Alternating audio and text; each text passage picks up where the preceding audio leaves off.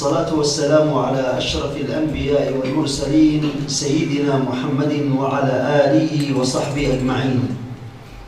وبعد، علم الحديث علم شريف، ويا حبذا لو بدأنا قبل أن نتكلم عن المنظومة البيقونية نعطي لمحة عن مبادئ علم الحديث رواية ودراية. Kemudian beliau mengatakan ilmu hadis adalah ilmu yang sangat mulia dan lebih baiknya dan lebih sepantasnya sebelum kita mempelajari tentang mustalah hadis, beliau akan memberikan tentang mabadi permulaan ilmu riwayah dan dirayah. المبادئ يقول الإمام الصبان إن مبادئ كل فن 10. Imam As-Sabban mengatakan innal mabadi kulla fannin 10, semua permulaan fan-fan itu ada 10 permulaannya. الحد والموضوع ثم الثمرة. Al-hadd wal mawdu' thumma thamarah. Yang pertama ta'rif, thumma al-mawdu' tema, kemudian thamarah hasilnya. ما هو الفرق بين علم الحديث رواية وعلم الحديث دراية؟ Di mana perbedaan antara hadis dirayah dengan hadis riwayah? علم الحديث رواية هو قراءة أحاديث النبي صلى الله عليه وآله وسلم كصحيح البخاري، صحيح مسلم، سنن النسائي، الترمذي، أبي داود. هذه يسمى علم الحديث رواية، أنك تروي حديث النبي صلى الله عليه وآله وسلم كما ورد إليك. Yaitu yang pertama sekali hadis riwayah, sebagaimana kita membaca kitab hadis-hadis seperti Sahih Bukhari, Sahih Muslim, Sunan Abu Dawud dan At-Tirmidzi dan seterusnya adalah dengan cuma meriwayatkannya, membaca dan meriwayatkan. أما علم الحديث دراية فهو أصول وقواعد وقوانين هذا الفن. Sedangkan ilmu dirayah adalah usul, dasar dan kaidah-kaidah tentang fan ini. أنتم عندما تدرسون أصول الفقه والفقه Ketika kita mempelajari ilmu usul fiqh dan fiqh, تجدون أن أصول الفقه عبارة عن قواعد ومناهج. kita mendapati bahwa ilmu usul fiqh itu adalah berbentuk kaidah dan manahij, metode-metode. ويأتي الفقيه يمشي على ضوء القواعد التي وضعها الأصولي. Kemudian ulama-ulama fiqh mereka mencari dan melihat kepada kaidah-kaidah ini sehingga menghasilkan hukum. كذلك علماء المصطلح الحديث يضعون قواعد قبول الحديث ورد الحديث. Begitu juga tentang ulama-ulama mustalah hadis meletakkan metode ataupun kaidah-kaidah biar mereka tahu mana hadis sahih dan mana hadis dhaif. وعلى ضوء هذا التأصيل لعلم مصطلح الحديث نقبل رواية الحديث أو نردها. Dengan ilmu inilah kita bisa mengetahui mana hadis yang bisa diterima dan mana hadis yang harus ditolak. فمبادئ علم الحديث رواية. Maka permulaan hadis riwayah الحد. الحد yaitu definisi, الذي هو المانع الجامع، والتعريف إما أن يكون تعريف بالذاتيات وهو المعروف كما قال معرف إلى 3 قسم. yaitu tentang harus adanya mani' wa jami' di dalam ta'rif tersebut sebagaimana yang telah masyhur, yaitu terbagi kepada 3 tentang haddu yaitu ta'rif. وهو التعريف بالجنس القريب مع الفصل. yaitu ta'rif dengan jenis dekat dan fasal. إن كان كاملا وإن كان ناقصا فبالجنس البعيد مع الفصل أو بالفصل دون الجنس. Adakala dari jenis dekat ataupun jauh ma'al jinsi beserta jenis الجنس البعيد مع الفصل jenis ba'id beserta fasal, أو في الفصل فقط. ataupun pada fasal saja. فهذا التعريف الناقص الحدي. Ini adalah disebutkan dengan tarif al-naqis. فقال الحد في علم في علم الحديث رواية. الحديث في اللغة ضد القديم. Kemudian beliau menjelaskan tentang ta'rif definisi hadis dalam ilmu mustalah. Menurut lugah adalah lawan yang baru. Arti hadis adalah lawan yang terdahulu, diddul qadim. وليس المقصود بالقديم هي الضد لكلمة الحديث. Bukan maksud daripada qadim ini adalah lawan daripada kalimat hadis. بل المقصود مع الضد أنه يقصد القرآن الكريم الذي يقابل السنة النبوية. Tetapi maksud daripada dhid, المقصود الضد ليس مجرد فقط الضد، إنما المقصود مع كونه ضد كونه يتكلم عن المقابل للحديث. Di sini maksudnya dhid ini adalah lawan, bukan maksud cuma semata-mata lawan saja, tetapi di sini akan membahas tentang lawan daripada permasalahan ini, yaitu tentang ilmu Al-Quran dan hadis. فالحديث النبوي كلام النبي صلى الله عليه وآله وسلم مخلوق. Ilmu ini adalah nabawi, adalah ilmu tentang perkataan Nabi sallallahu alaihi wasallam adalah makhluk. ويقابله العلم القديم القرآن الكريم. Dan lawannya adalah ilmu qadim, yaitu Al-Quranul Karim. فالحديث في اللغة ضد القديم واصطلاحا رواية كل ما أضيف إلى النبي صلى الله عليه وآله وسلم من قول أو فعل أو تقرير أو صفة. Kemudian sebagaimana telah dijelaskan bahawa hadis pada lugah adalah diddul qadim, kemudian beliau menjelaskan tentang al-hadis fi istilah, yaitu semua apa saja yang dinisbahkan kepada Rasulullah sallallahu alaihi wasallam, baik itu perkataan, perbuatan, pengakuan ataupun sifat. وهذا الترتيب في التعريف هو ترتيب أصولي. Ketertiban yang ada pada ta'rif ini adalah ketertiban yang usuli, بحيث أنه قدم القول على الفعل وقدم الفعل على التقرير وقدم التقرير على الصفة.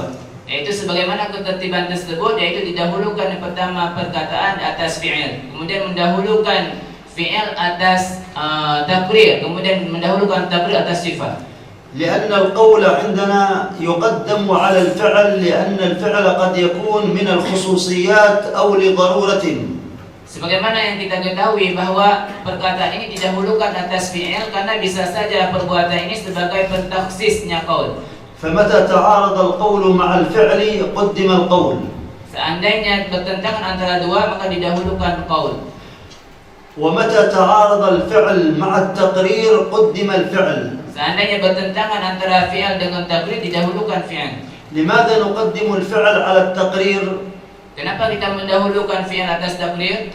لأنه لا شك أن الشيء الذي فعله النبي صلى الله عليه وآله وسلم أشرف من الذي فعله غيره وأقره النبي صلى الله عليه وسلم عليه.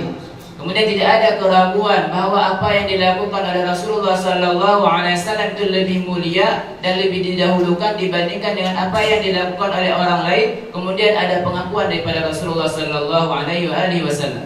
وقدم التقرير على الصفة. Kemudian didahulukan taqrir atas sifat.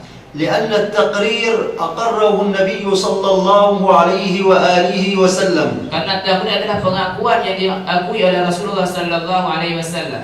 وأما الصفة فهي تحدث بها من رأى النبي صلى الله عليه وسلم وعبر هو عن هذا المشهد الذي رآه. Sedangkan sifat adalah cuma yang ada sifat yang semuanya tidak apapun yang dilihat oleh orang, dan dialah yang mentakbir apa yang dilihatnya. ولذلك تجدهم في باب الصفات أي صفات النبي صلى الله عليه وسلم يختلفون اختلافا واسعا.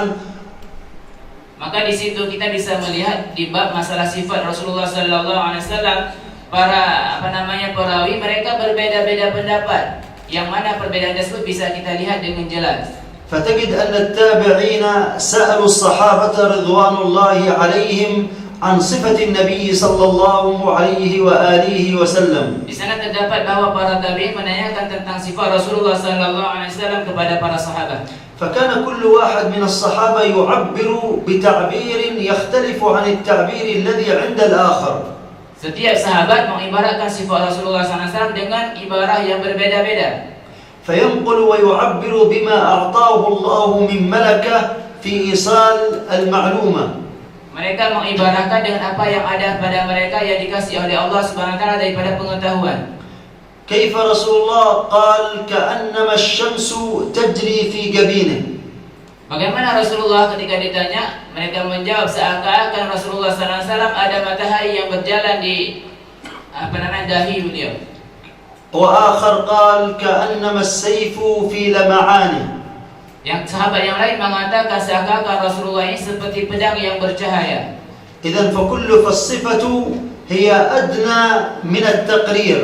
Jadi bisa diketahui bahawa sifat ini lebih rendah dibandingkan dengan pengakuan Rasulullah. إذن عندنا علم الحديث رواية كل قول قاله النبي أو فعل فعله النبي أو شيئا أقره النبي صلى الله عليه وسلم أو صفة نقلت عن النبي صلى الله عليه وسلم فهذا يدخل ضمن الحديث رواية.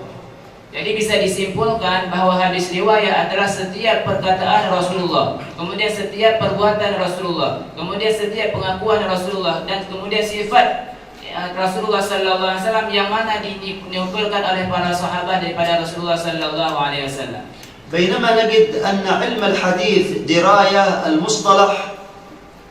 Di sana terdapat bahawa di antara hadis riwayat dan dirayah في الاصطلاح تعريفه kita dapatkan pada masalah istilah tentang ta'rifnya علم بقوانين, yaitu ilmu dengan qawanin, kaidah-kaidah يعرف بها yang mana diketahui dengan kaidah ini أحوال السند والمتن عن فلان السند والمتن. قال النبي صلى الله عليه وآله وسلم مثلا إنما الأعمال بالنيات. Yaitu yang mana bisa kita ketahui dengan hal ahwal matan ataupun sanad. Sanad adalah tentang perawi-perawi, sedangkan matan yaitu seperti innamal a'malu binniyat. كما سنشاهد هذه القوانين وهذه الضوابط والقواعد عند الكلام عن المنظومة البيقونية. Nanti masalah kaidah-kaidah ini akan kita ketahui manakala ketika kita pelajari Manzumah Al-Baiquniyah. والأول الحد والموضوع. ما هو موضوع علم الحديث رواية؟ Kita sudah menjelaskan tentang ta'rif, sekarang kita lanjutkan kepada maudhu', tema daripada ilmu riwayah. علم الحديث رواية موضوعه ذات النبي. Ilmu riwayah maudhu'nya adalah diri Rasulullah sallallahu alaihi wasallam.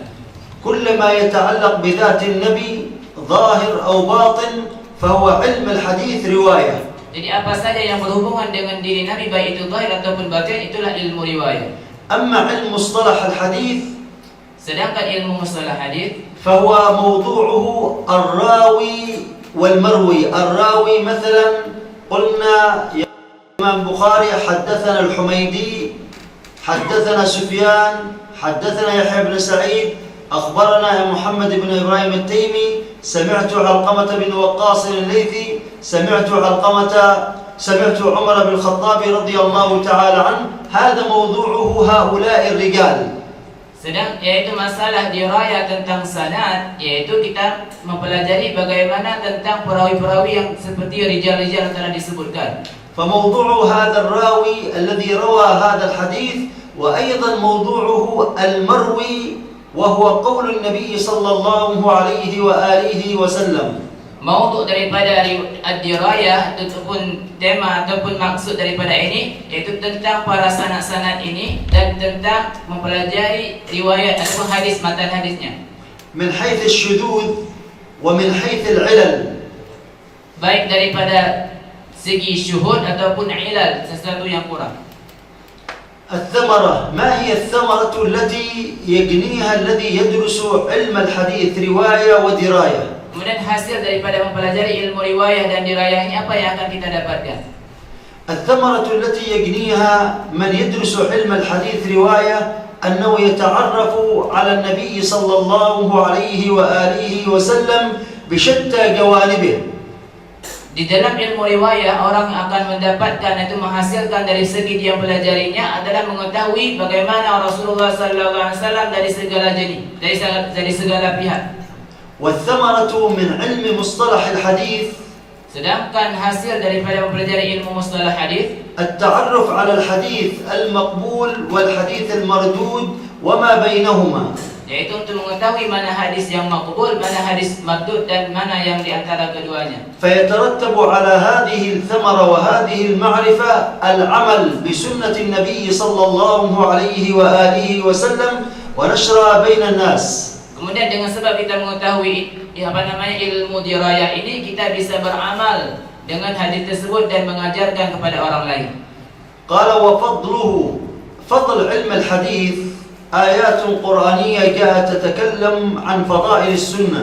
Yaitu ilmu hadis, fadluhu, kelebihan ilmu hadis ini telah dijelaskan oleh Allah Subhanahu wa taala dalam Al-Qur'an. وأنزل الله عليك الكتاب والحكمة. قالوا الكتاب القرآن والحكمة هي السنة. Allah Subhanahu wa taala mengatakan telah kami turunkan kepada kalian yaitu Al-Qur'an, kitab dan sunnah. Kitab artinya Al-Qur'an, sedangkan wal hikmah, hikmah artinya hadis. وجاء النبي صلى الله عليه وآله وسلم وقال أوتيت القرآن ومثليه. Rasulullah mengatakan bahwa saya dikasih kepada saya dua perkara, yang pertama Al-Quran dan seumpama, dua mithlai. فجاءت أحاديث تتحدث عن فضائل السنة وأنها تأتي في التشريع في المرتبة الثانية بعد القرآن الكريم. Kemudian hadis inilah yang menjelaskan tentang fadilah-fadilah al-amal. Kemudian juga di sini hadis ini menjadi tingkatan yang kedua tentang adillah syar'iyyah. ثم قال ونسبة. Kemudian dikatakan oleh Imam As-Sabban yaitu wanisbah. ما هي النسبة التي بين علم الحديث رواية ودراية؟ Apa nisbah di antara ilmu dua yaitu riwayah dan dirayah? النسبة بينهما أن أحدهما أصل والآخر فرع. Yaitu nisbah di antara keduanya, salah satunya asal, yang kedua adalah cabang. فعلم مصطلح حديث أصل لأنه يوضع قوانين وقواعد. Ilmu mustalah hadis inilah sebagai asal karena dialah yang meletakkan kaidah-kaidah. وعلم الحديث رواية فرع لهذا الأصل. Sedangkan ilmu riwayah fara' daripada asal ini. كما أن علم أصول الفقه يعتبر أصول للفقه والفقه يعتبر فرع عن أصول الفقه. Sebagaimana usul fiqh sebagai asal dalam ilmu fikih adalah fikihnya disebutkan sebagai fara' untuk usul fiqh. فهذا يتكلم عن الأدلة الكلية وهذا يتحدث عن الأدلة الجزئية. Ini yang satu dijelaskan tentang hadis kulliyah, sedangkan yang satu lagi menjelaskan hadis juz'i. ثم قال الإمام الصبان والواضع. Kemudian Imam As-Sabban mengatakan wal wadi', siapa peletaknya? أي من أول من وضع علم الحديث رواية ودراية. Siapa yang pertama sekali meletak dan mengasaskan ilmu dirayah dan riwayah. والمقصود بالواضع أي الذي قام بالتدوين. Yaitu maksud dengan wadi adalah orang yang pertama sekali mengarang. فأول من وضع علم الحديث رواية واشتهر ذلك هو الإمام الزهري في خلافة سيدنا عمر بن عبد العزيز عندما رأوا أن مجموعة من التابعين والصحابة قد قتلوا وتفرقوا وخافوا على حديث النبي أن يندرس. الإمام الزهري Itu orang yang pertama sekali mengarang tentang ilmu riwayah, tentang ilmu riwayah adalah pada masa Sayyidina Umar, yaitu Imam Az-Zuhri, manakala ketika itu melihat orang-orang berselisih faham tentang hadis Nabi. فقاموا بجمع أحاديث النبي صلى الله عليه وآله وسلم ممن اشتهر أنه تلقى هذا العلم. Kemudian dikumpulkan hadis ini sebagaimana yang telah masyhur sehingga orang-orang bisa mempelajarinya. وأما علم الحديث دراية. Sedangkan ilmu hadis dirayah فهو جاء متأخر عن علم الحديث رواية. Itu dia datangnya agak terlambat dibandingkan dengan ilmu riwayah. فأول من ألف فيه على الإطلاق. Orang yang pertama sekali mengarang ilmu ini فهو الإمام الشافعي في كتاب الرسالة. yaitu Imam Syafi'i dalam kitab Ar-Risalah.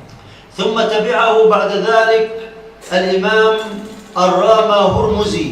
Kemudian dilanjutkan setelah itu oleh Imam Ar-Rama Al-Hurmuzi. لكن العلماء نظروا إلى كتاب الرسالة للإمام الشافعي إلى أنه كتاب أصول الفقه. Tapi kebanyakan ulama melihat dan memandang bahwa kitab risalah punya Imam Asy-Syafi'i adalah kitab usul fiqh. ولم يتنبهوا أن الإمام الشافعي ألف هذه الرسالة وهو من أجل أن يدافع عن السنة النبوية. Yaitu tujuan Imam Asy-Syafi'i mengarang kitab ini adalah tujuannya untuk membela hadis Nabi Muhammad sallallahu alaihi wasallam. فأول من أقام الأدلة على الاحتجاج بالسنة هو الإمام الشافعي. Maka orang yang pertama sekali mengambil hujjah hadis ini sebagai dalil adalah Imam Asy-Syafi'i. ولذلك سمي ناصر السنة. Makanya Imam Asy-Syafi'i disebutkan Nasirus Sunnah, pembantu hadis. فتكلم في كتاب الرسالة عن الحديث المسند والمتصل والمعنعن والمؤنن والمرسل وغيرهما من الأنواع. Kemudian di sini Imam Asy-Syafi'i menjelaskan semua tentang hadis-hadis musarsal, mu'an'an dan segalanya di dalam kitab ini. فلما نظروا إلى كتاب الرسالة أنه كتاب أصول الفقه جعلوا الرامة هرمزي هو أول من ألف في علم مصطلح الحديث. Maka setelah beliau melihat istilah-istilah ini adalah datang Imam Al-Hurmuzi mengarang kitab Mustalah Hadis. ولما حقق المحدث محمد شاكر كتاب الرسالة، manakala mentahqiq oleh Muhammad bin Syakir tentang kitab risalah ini, قال ومن نظر في كتاب الرسالة beliau mengatakan siapa saja yang melihat kepada kitab ini, علم يقينا maka dia akan mengetahui secara yakin أن أول من دون علم الحديث دراية adalah orang yang pertama sekali mengarang ilmu dirayah, هو الإمام الشافعي. yaitu Imam Asy-Syafi'i. نعم. الحد والموضوع ثم الثمرة وفضله ونسبة الواضع الاسم يسمى علم الحديث رواية. Ilmu ini, ilmu hadis ini dinamakan wal ilmu sekarang, yaitu tentang ilmu.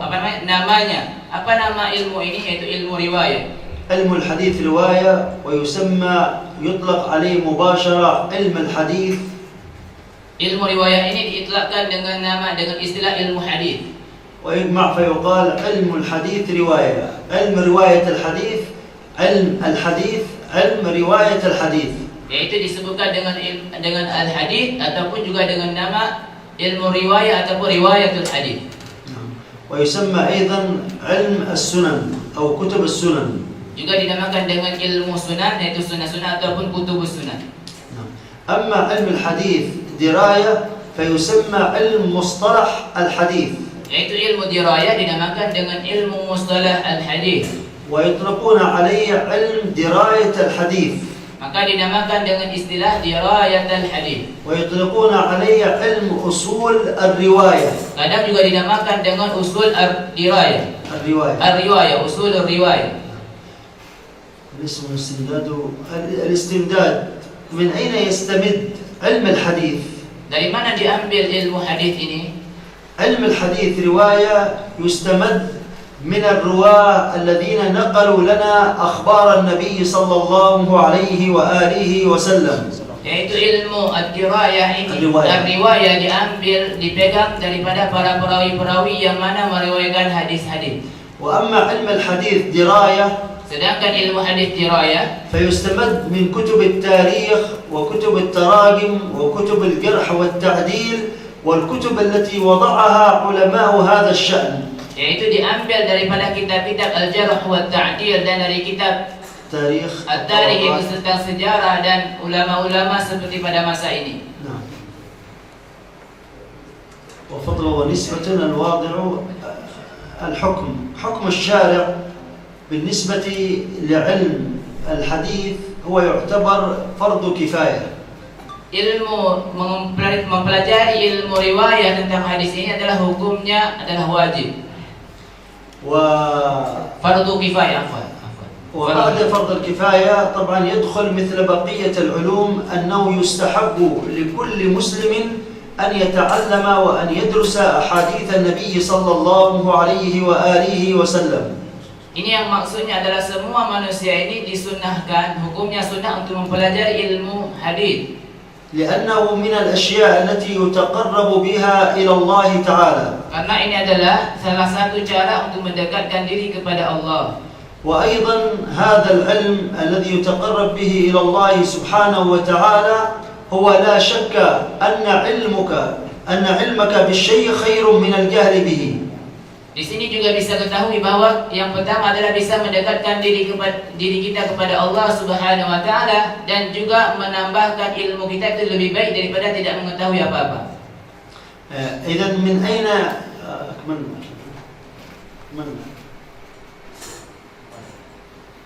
الآن نبدأ في المنظومة البيقونية وندخل في الموضوع. علم الحديث كمصطلح الآن، علم الحديث كمصطلح من حيث الوصول إلينا ينقسم إلى قسمين. Yaitu ilmu hadis tentang ilmu mustalah contohnya adalah kita bisa membagikannya kepada dua pembagian. ينقسم إلى خبر آحاد وخبر متواتر من حيث الورود. Yaitu kadang ada khabar ahad, khabar tawatur dari segi datang hadis ini. بالنسبة للمتواتر لا دخل لعلم الحديث المصطلح به. Yaitu ilmu mutawatir ini tidak ada masuk masalah hadis karena semuanya sudah sepakat. وهو مبحثه مبحث علم أصولي. Yaitu pembahasan tentang ilmu usuli. لأن الحديث المتواتر مقطوع بصحته. Karena hadis mutawatir sudah pasti dan maqtu' tentang kesahihannya. فالبحث فيه ضياع للوقت. Maka membahas masalah ini adalah membuang-buang waktu. لكن من حيث أنه ورد إلينا يذكر. Tetapi karena sudah datang kepada kita disebutkan ilmu hadis mutawatir. وأن الحديث المتواتر ينقسم إلى قسمين لفظي ومعنوي. Hadis mutawatir terbagi kepada dua, ada lafzi dan ada ma'nawi. اللفظي هو ما ورد في واقعة واحدة وتكلم عن جزئية معينة. Yaitu lafzi artinya yang terjadi pada sesuatu tempat ataupun satu hal kemudian membicarakan tentang hal tersebut. فمن ضمن الأحاديث المتواترة حديث قول النبي صلى الله عليه وآله وسلم من كذب علي متعمدا فليتبوأ مقعده من النار. Termasuk bagian daripada hadis mutawatir adalah hadis yang sering kita dengar, man kadzaba alayya muta'ammidan falyatabawa maq'adahu minan nar. Siapa saja yang membohongi ataupun berdusta tentang hadis, tentang bicarakan tentang diriku, maka seakan-akan dia telah menempatkan diri, menyiapkan tempat di dalam neraka. Kadzalika hadis aninil qidr. Begitu juga tentang nangisnya kurma, pohon kurma. Rawahu ma yazid ala 17 sahabi. Itu diriwayatkan lebih daripada 17 para sahabat. فهذا الحديث المتواتر اللفظي. Inilah hadis mutawatir al-lafzi. وأما المتواتر المعنوي Sedangkan hadis mutawatir ma'nawi, فهو ما ورد في وقائع متعددة. Yaitu terjadi pada beberapa tempat yang berbeda-beda. إلا أنه تجمع هذه الوقائع المتعددة جزئية معينة. Kecuali di situ hanya saja karena berbeda tempat dikumpulkan pada satu juzuk yang tertentu. فمثلا Contohnya, ورد في صحيح البخاري yaitu terdapat dalam kitab Sahih Al-Bukhari, أن النبي صلى الله عليه وآله وسلم كان يخطب الجمعة. yaitu Rasulullah sallallahu alaihi wasallam sedang khutbah Jumat. فدخل رجل وقال يا رسول الله هلك المال وجاع العيال فادعوا الله لنا. Kemudian datang seorang laki-laki menanyakan kepada Rasulullah, adakah sama kamu harta, keluargaku dalam keadaan lapar, mintalah kepada Allah. فرفع النبي صلى الله عليه وآله وسلم يديه ودعا. Kemudian Rasulullah mengangkat dua tangan beliau dan berdoa kepada Allah. وورد في غزوة بدر Dan terjadi pada Ghazwah Badar, peperangan Badar, أن النبي صلى الله عليه وسلم ظل الليل كله رافع يديه يدعو الله تعالى. Yaitu pada malam itu Rasulullah sallallahu alaihi wasallam sepanjang malamnya mengangkat dua tangan dan berdoa kepada Allah. وجاء رواية حديث عن النبي صلى الله عليه وآله وسلم أنه قال إذا رفع أحدكم يديه في الدعاء فإن الله جاعل فيهما بركة ورحمة فلا يردهما حتى يمسح بهما وجهه. Di sini menjadi dalil bahwa dikatakan oleh para sahabat mengambil dalil manakala seseorang mengangkat dua tangan ketika berdoa pasti akan diterima oleh Allah Subhanahu wa taala dan tidak akan ditolak selama setelah dia menyapu mukanya sampai dia menyapu muka. فقضية صلاة الجمعة وغزوة بدر وهذا الدعاء اشتركت في جزئية وهي رفع اليدين عند الدعاء. Yaitu padahal permasalahan yang berbeda-beda di Ghazwah Badar dan ada terjadi di salat Jumat menandakan bahwa sunnah mengangkat tangan ketika berdoa. فهي جزئيات خبر آحاد لكن باجتماع هذه الأحاديث لاتفاقها في هذه الجزئية سمي متواترا تواترا معنويا. Padahal kalau kita lihat hadis ini kadang hadis ahad, tapi karena banyak yang meriwayatkan dikumpulkan dalam satu juzuk disebutkan dengan hadis mutawatir al-ma'nawi. ومنه ما ثبت أن النبي في شجاعة النبي في عدة غزوات وقف النبي وكنا نتترس بالنبي، أيضا كرم النبي، جود النبي، كل هذه الأشياء ثبتت في أحاديث آحاد، لكن باجتماعها تصل إلى درجة المتواتر المعنوي. Di sini juga ada hadis yang mengatakan dan menjelaskan tentang keberanian Rasulullah sallallahu alaihi wasallam dan tentang kemuliaan Rasulullah sallallahu alaihi wasallam dan kedermawan Rasulullah sallallahu alaihi wasallam kita dapatkan dari hadis-hadis yang berbeda-beda. Ada hadis ahad, tapi karena mereka dikumpulkan dalam satu juzuk kemudian menjadi hadis mutawatir. كذلك حياة الأنبياء في قبورهم جاءت أحاديث متعددة جمعها الإمام البيهقي في كتابه إنباء الأذكياء في حياة الأنبياء. Begitu juga tentang hadis mengatakan tentang kehidupan hidupnya para anbiya di dalam kuburnya yang telah disebutkan oleh Imam Baihaqi dalam satu kitab beliau.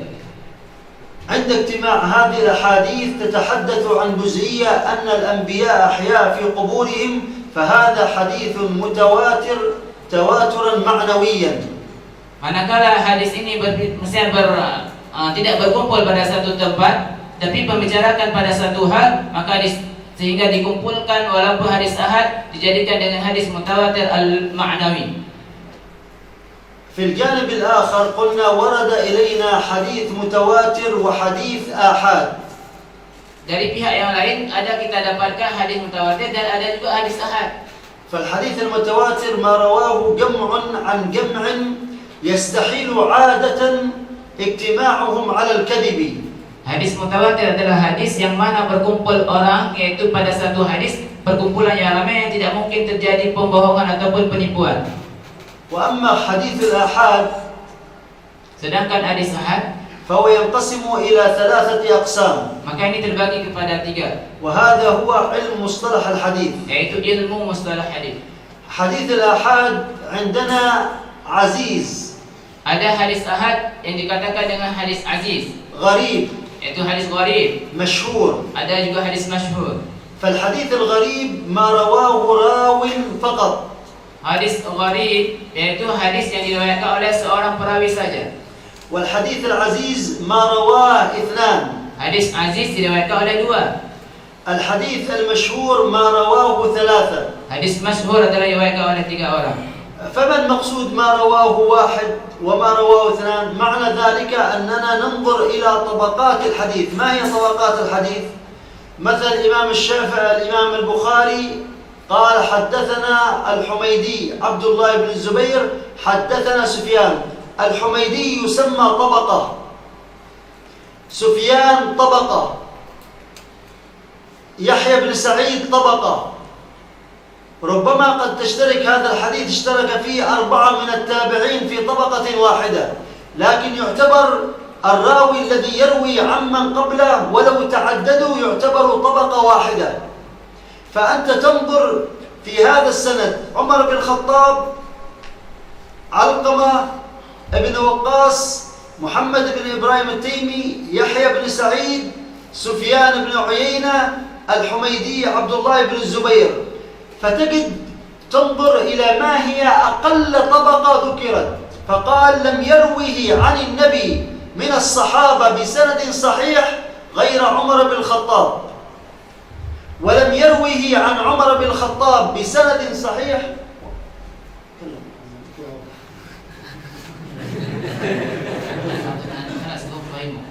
واضح. Jelas.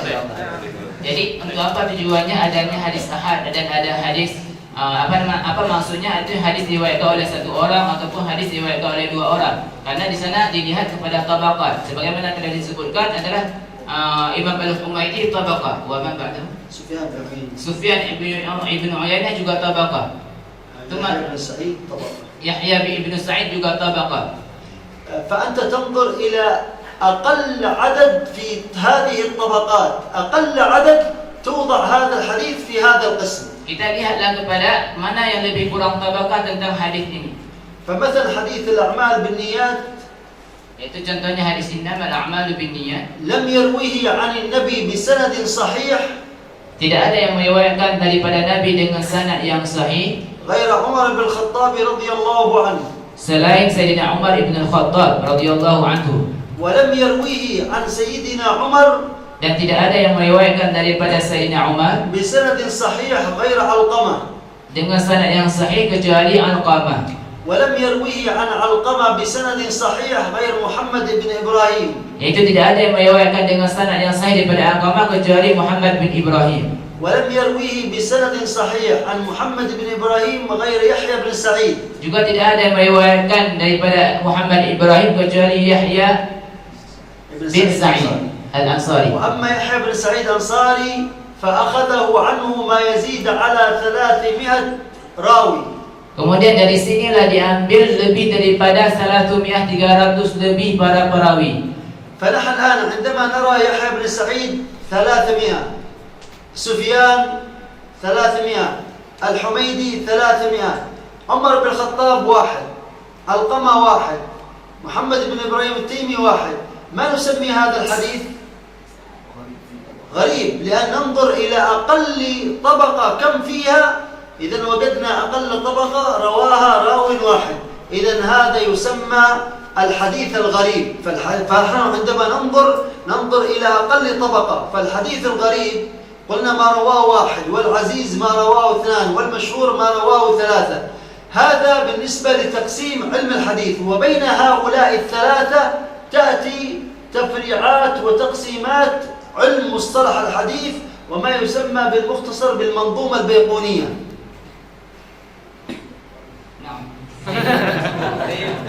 InsyaAllah faham?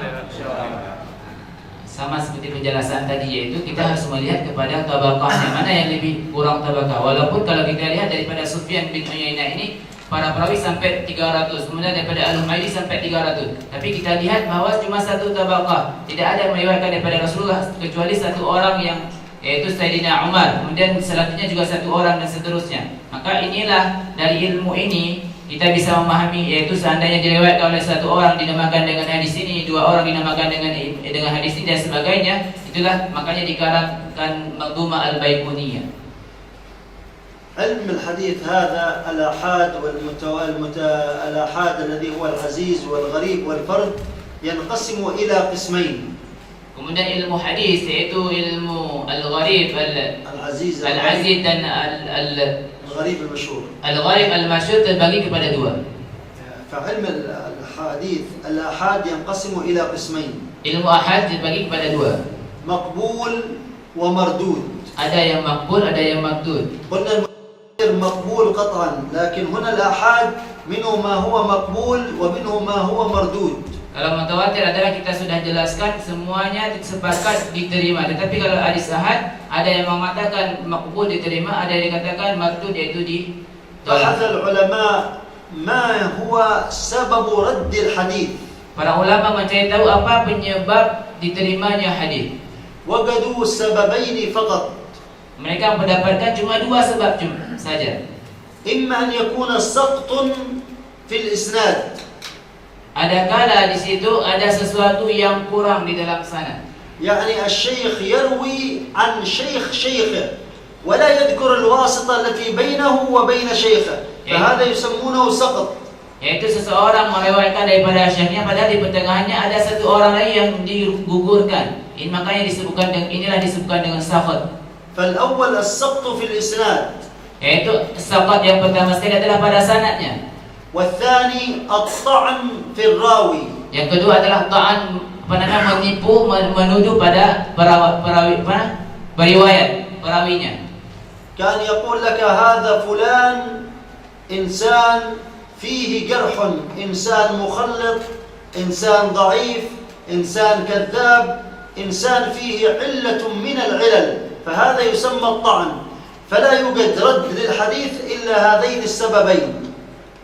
Seakan-akan orang yang meriwayatkan hadis dengan menggugurkan satu ini mengatakan bahawa yang digugurkan ini orangnya tidak benar, tidak jujur, kemudian ada sesuatu yang kurang daripadanya. Di sinilah mereka disebutkan dengan ta'an, at-ta'anu. Kemudian tidak ada diketahui hadis yang mardud kecuali dengan dua sebab. مقبول ومردود. وأما المقبول فينقسم إلى قسمين: Hadis makbul juga terbagi kepada dua, معمول به وغير معمول به. yaitu yang ma'mun dengannya, dipercaya dengannya, dan ma'mun dan ghairu ma'mun bihi. المعمول به هو ما يسمى بالناسخ والمحكم. المعمول به. Ada yang hadis yang beramal dengannya, yaitu, dan ada hadis yang tidak beramal dengannya. Yang tidak beramal adalah hadis yang ma'mun, artinya hadis yang nasikh. Sedangkan ma'mun ghairu ma'mul bihi adalah hadis yang mansukh. الحديث المعمول به هو الناسخ والمحكم، وغير المعمول به هو المنسوخ والمختلف فيه. Hadis yang beramal dengan hadis tersebut adalah hadis yang al-ma'mul bihi, الناسخ والمنسوخ. diistilahkan dengan hadis muhkam ataupun hadis nasikh. Sedangkan hadis yang tidak diamalkan dengannya disebutkan dengan hadis المعمول به الناسخ ghairu ma'mul bihi. المنسوخ والمختلف. Itu diistilahkan dengan mansukh dan mukhtalaf. فالمختلف فيه والمنسوخ لا يعمل به. Itu hadis mukhtalaf dan hadis mansukh tidak diamalkan dengan hadis tersebut. وإن كان صحيحا. Walaupun dalam keadaan posisi sahih. وكم عندنا من الآيات القرآنية منسوخة لا نعمل بها. Di sana terdapat bahkan ayat Al-Quran ada yang mansukh, kita tidak bisa beramal dengannya. يا أيها الذين آمنوا لا تأكلوا الربا أضعافا مضاعفة. Yaitu hadis tentang riba, janganlah kalian makan riba dalam keadaan adhafa. فهذه منسوخة لأنها جاءت تدرجا وتبين أن قليل الربا يجوز ولا يجوز الكثير. Ini namanya hadisnya telah mansukh. Kenapa? Yang sedikit saja tidak boleh. Bagaimana dengan yang banyak?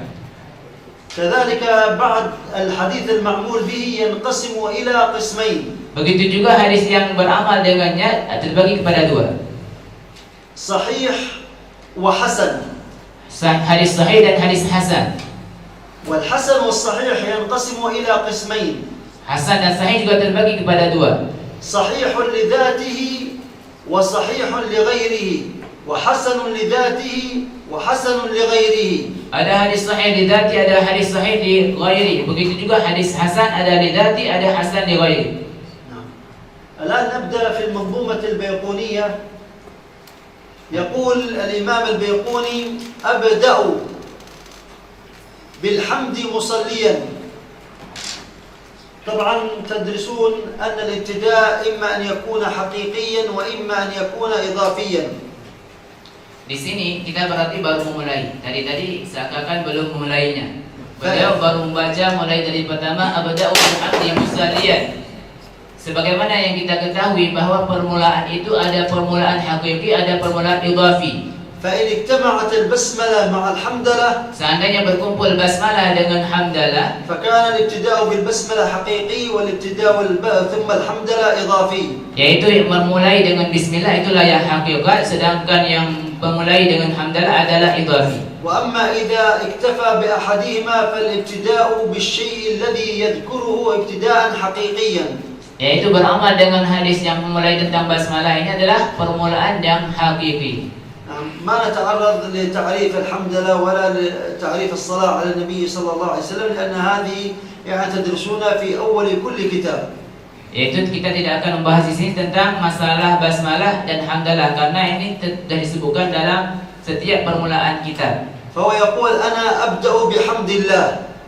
Imam Al-Baiquni mengatakan abda'u bilhamdillah, saya mulai dengan memuji Allah. كوني أنا أحمد الله وكياني كله متعلق بالنبي مصليا على النبي.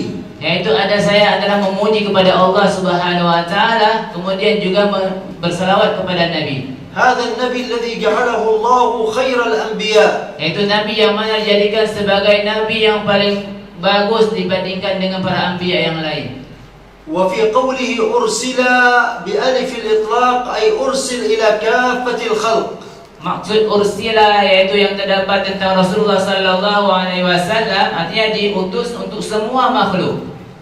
ثم شرع في بيان المقصود مباشرة. Kemudian Imam Baiquni langsung masuk dalam penjelasannya. ودي هذا اسم إشارة. Kalimat dia adalah isim isyarah. اسم الإشارة هذا إما أن يكون قد ألف المنظومة قبل المقدمة فيكون أشار إلى شيء موجود حسيا. Ini kalimat isyarah ini menandakan dan seakan-akan beliau mengatakan manzumah ini sudah ada sebelum beliau menyebutkannya ini. وإما ألا يكون قد كتبها لكنها موجودة عنده في ذهنه. Kadang juga belum ditulis tetapi sudah ada dalam pemikiran beliau. فيكون يشير إلى شيء في ذهنه وذي أي إشارة إلى شيء معنوي في ذهنه. Itu diisyarahkan dengan kalimat zi pada sesuatu yang ada di dalam zihin beliau. Ini mengisyarahkan apa yang masih di dalam pemikiran beliau. وذي من أقسام الحديث. Yaitu masalah di aqsamil hadis. أي أنواع علم الحديث. Artinya pembagian ilmu hadis. Diraya. وأنا يقول وذي من أقسام الحديث عدة وكل واحد أتى وحده. Yaitu beliau mengatakan wadi min aqsamil hadits idda wa kullu wahidin ata wa hadda. أي أن كل واحد من هذه الأقسام سأذكره مع حده أي مع تعريفه. Yaitu semua pembagian-pembagian ini beliau jelaskan nanti beserta ta'rif-ta'rifnya. وبدأ بأولها وهو الحديث خبر الآحاد قلنا العزيز والغريب والمشهور ما هو منه ما هو مقبول ومنه ما هو مردود فهو قد يكون صحيحا قد يكون حسنا قد يكون ضعيفا قد يكون موضوعا. Itu sebagaimana yang telah kita jelaskan, yaitu pembagian hadis ahad tadi, yaitu hadis gharib, ada hadis gharib, ada hadis aziz, ada hadis al-ahad, semuanya ini adalah kadang-kadang maqbul, kadang-kadang mardud. فهو بدأ الآن يتكلم معك متى يكون هذا الحديث الآحاد العزيز الغريب المشهور صحيحا. Kapan beliau seakan-akan sekarang menjelaskan, bahkan mengatakan kepada kita tentang kapan hadis-hadis ini dikatakan hadis maqbul, yaitu diterima. فقال لك الحديث الصحيح هو الذي اجتمعت فيه 5 شرائط. Hadis sahih beliau menjelaskan ada 5 syaratnya. الشرط الأول في الحديث الصحيح. Hadis syarat yang pertama dalam hadis sahih. أولها الصحيح وهو ما اتصل إسناده. Yaitu yang pertama mattasal isnadu. ما معنى ما اتصل إسناده؟ Apa maksud mattasal isnadu? أن يكون كل راو أخذه عن شيخه مباشرة. Yaitu setiap perawi mengambilnya langsung daripada syekhnya, gurunya. البخاري أخذ عن شيخه الحميدي، الحميدي أخذ عن شيخه سفيان أخذ عن شيخه يحيى بن سعيد، يحيى بن سعيد أخذ عن شيخه محمد بن إبراهيم، محمد بن إبراهيم أخذ عن شيخه علقمة أخذ عن شيخه سيدنا عمر بن الخطاب، عمر بن الخطاب أخذ عن النبي مباشرة. هذا اتصل إسناده بحيث كل راو روى عمن فوقه من أول السند إلى آخره، فهذا يسمونه المتصل أي لم ينقطع.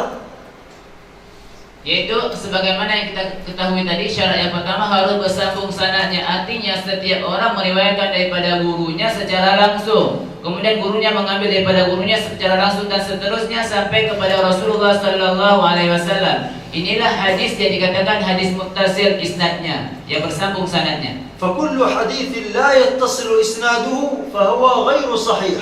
Maka bisa difahami bahwa semua hadis yang tidak bersambung sanadnya bukan hadis sahih. قال ولم يشد. Kemudian walam yushadda. ما هو الشذوذ؟ Apa itu syudzud? Walam yashudda wala yushadda. ولم يشد. Walam yashudda. ما معنى الشذوذ؟ Apa makna syudzud? الشذوذ عندما يخرج الإنسان عن سلوك إخوانه يقال فلان شد عن الطريق. Yaitu manakala seseorang keluar daripada akhlak ataupun suluknya kawan-kawannya, dia mengasingkan diri, ini dikatakan dia itu syadz. معروف علم علماء الحديث النبي هكذا يقول نضر الله امرأ سمع مقالتي فوعاها وحفظها كما سمعها وبلغها. فهذا هو منهج علماء الحديث.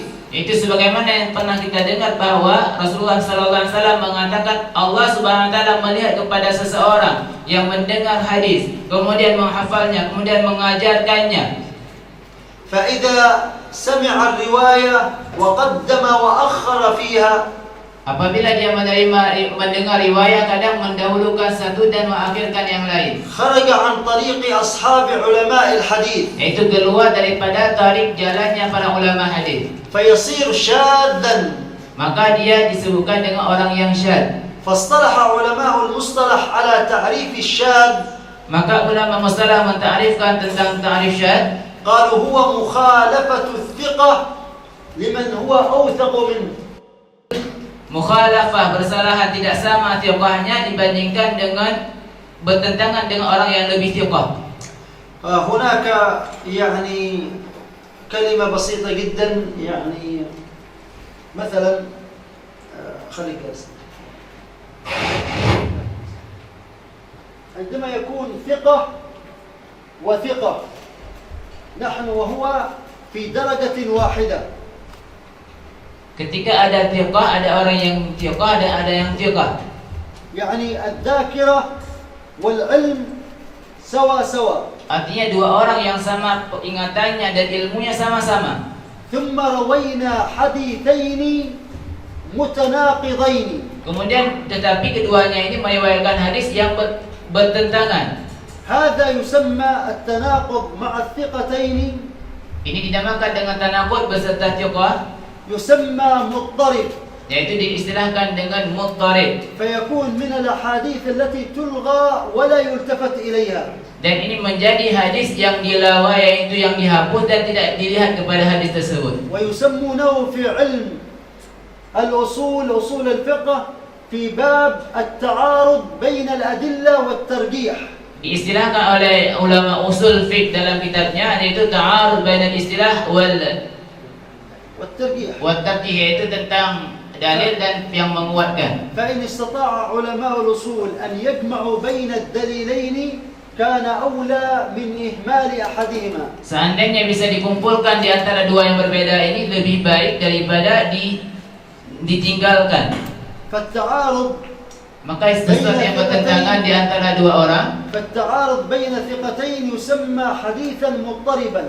hadis yang ini diistilahkan dengan hadis muttarib. وسيأتي معنا تعريف المضطرب. Nanti akan dijelaskan tentang terjemahan ataupun definisi muttarib. فإن كان الراويان أحدهما ثقة والآخر أوثق منه.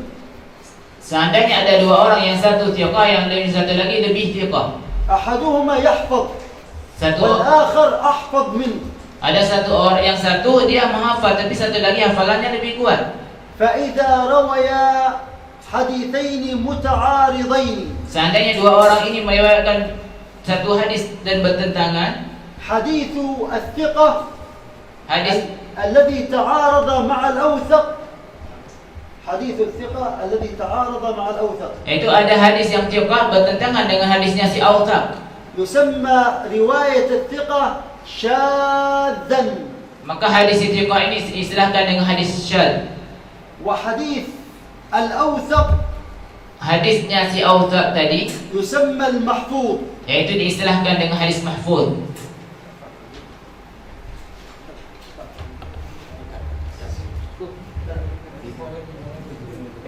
Semuanya. Oh, ada.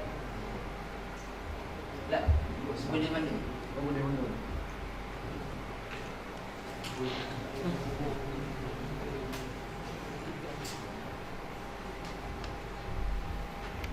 Itu di bait 21. وما يخالف ثقة به الملأ فالشاذ. فالشاذ هو مخالفة الثقة لمن هو أوثق منه.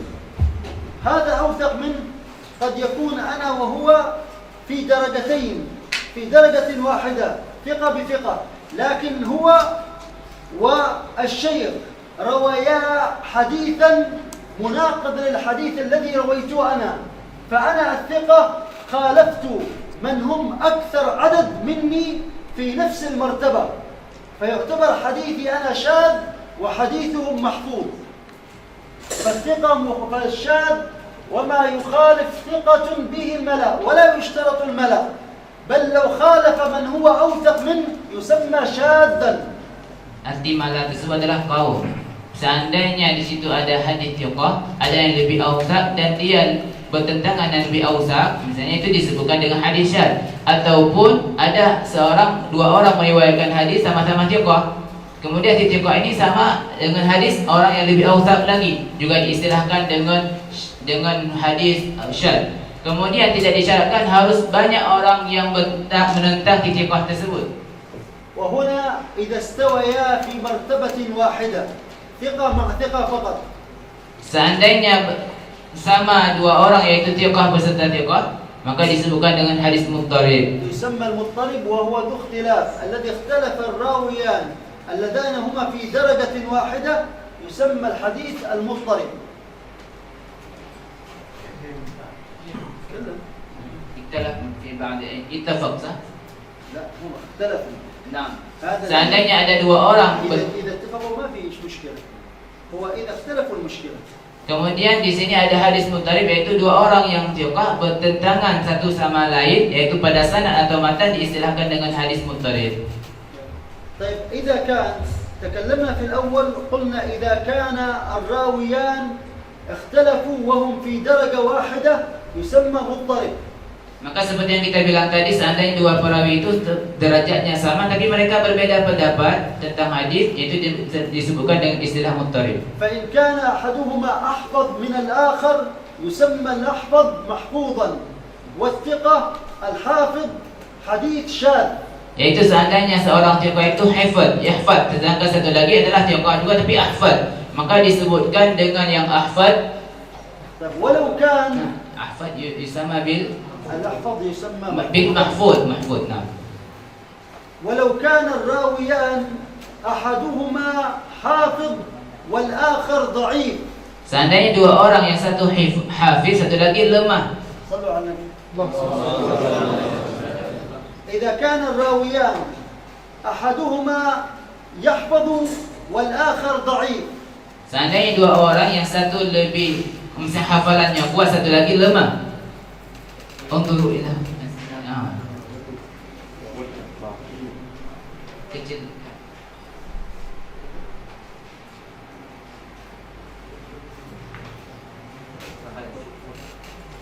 إذا كان أحدهما ضعيف والآخر ثقة.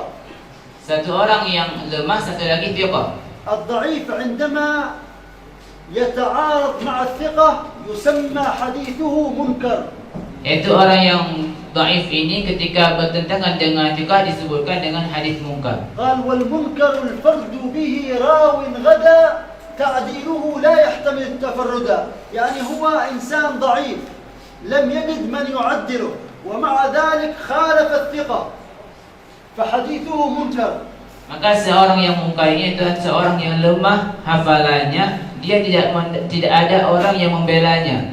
Kemudian dia juga bertentangan dengan orang yang thiqah, yaitu yang lebih kuat hafalannya. يعني ذاكرة ضعيفة ذاكرة قوية، ذاكرة ضعيفة منكر، ذاكرة قوية معروف،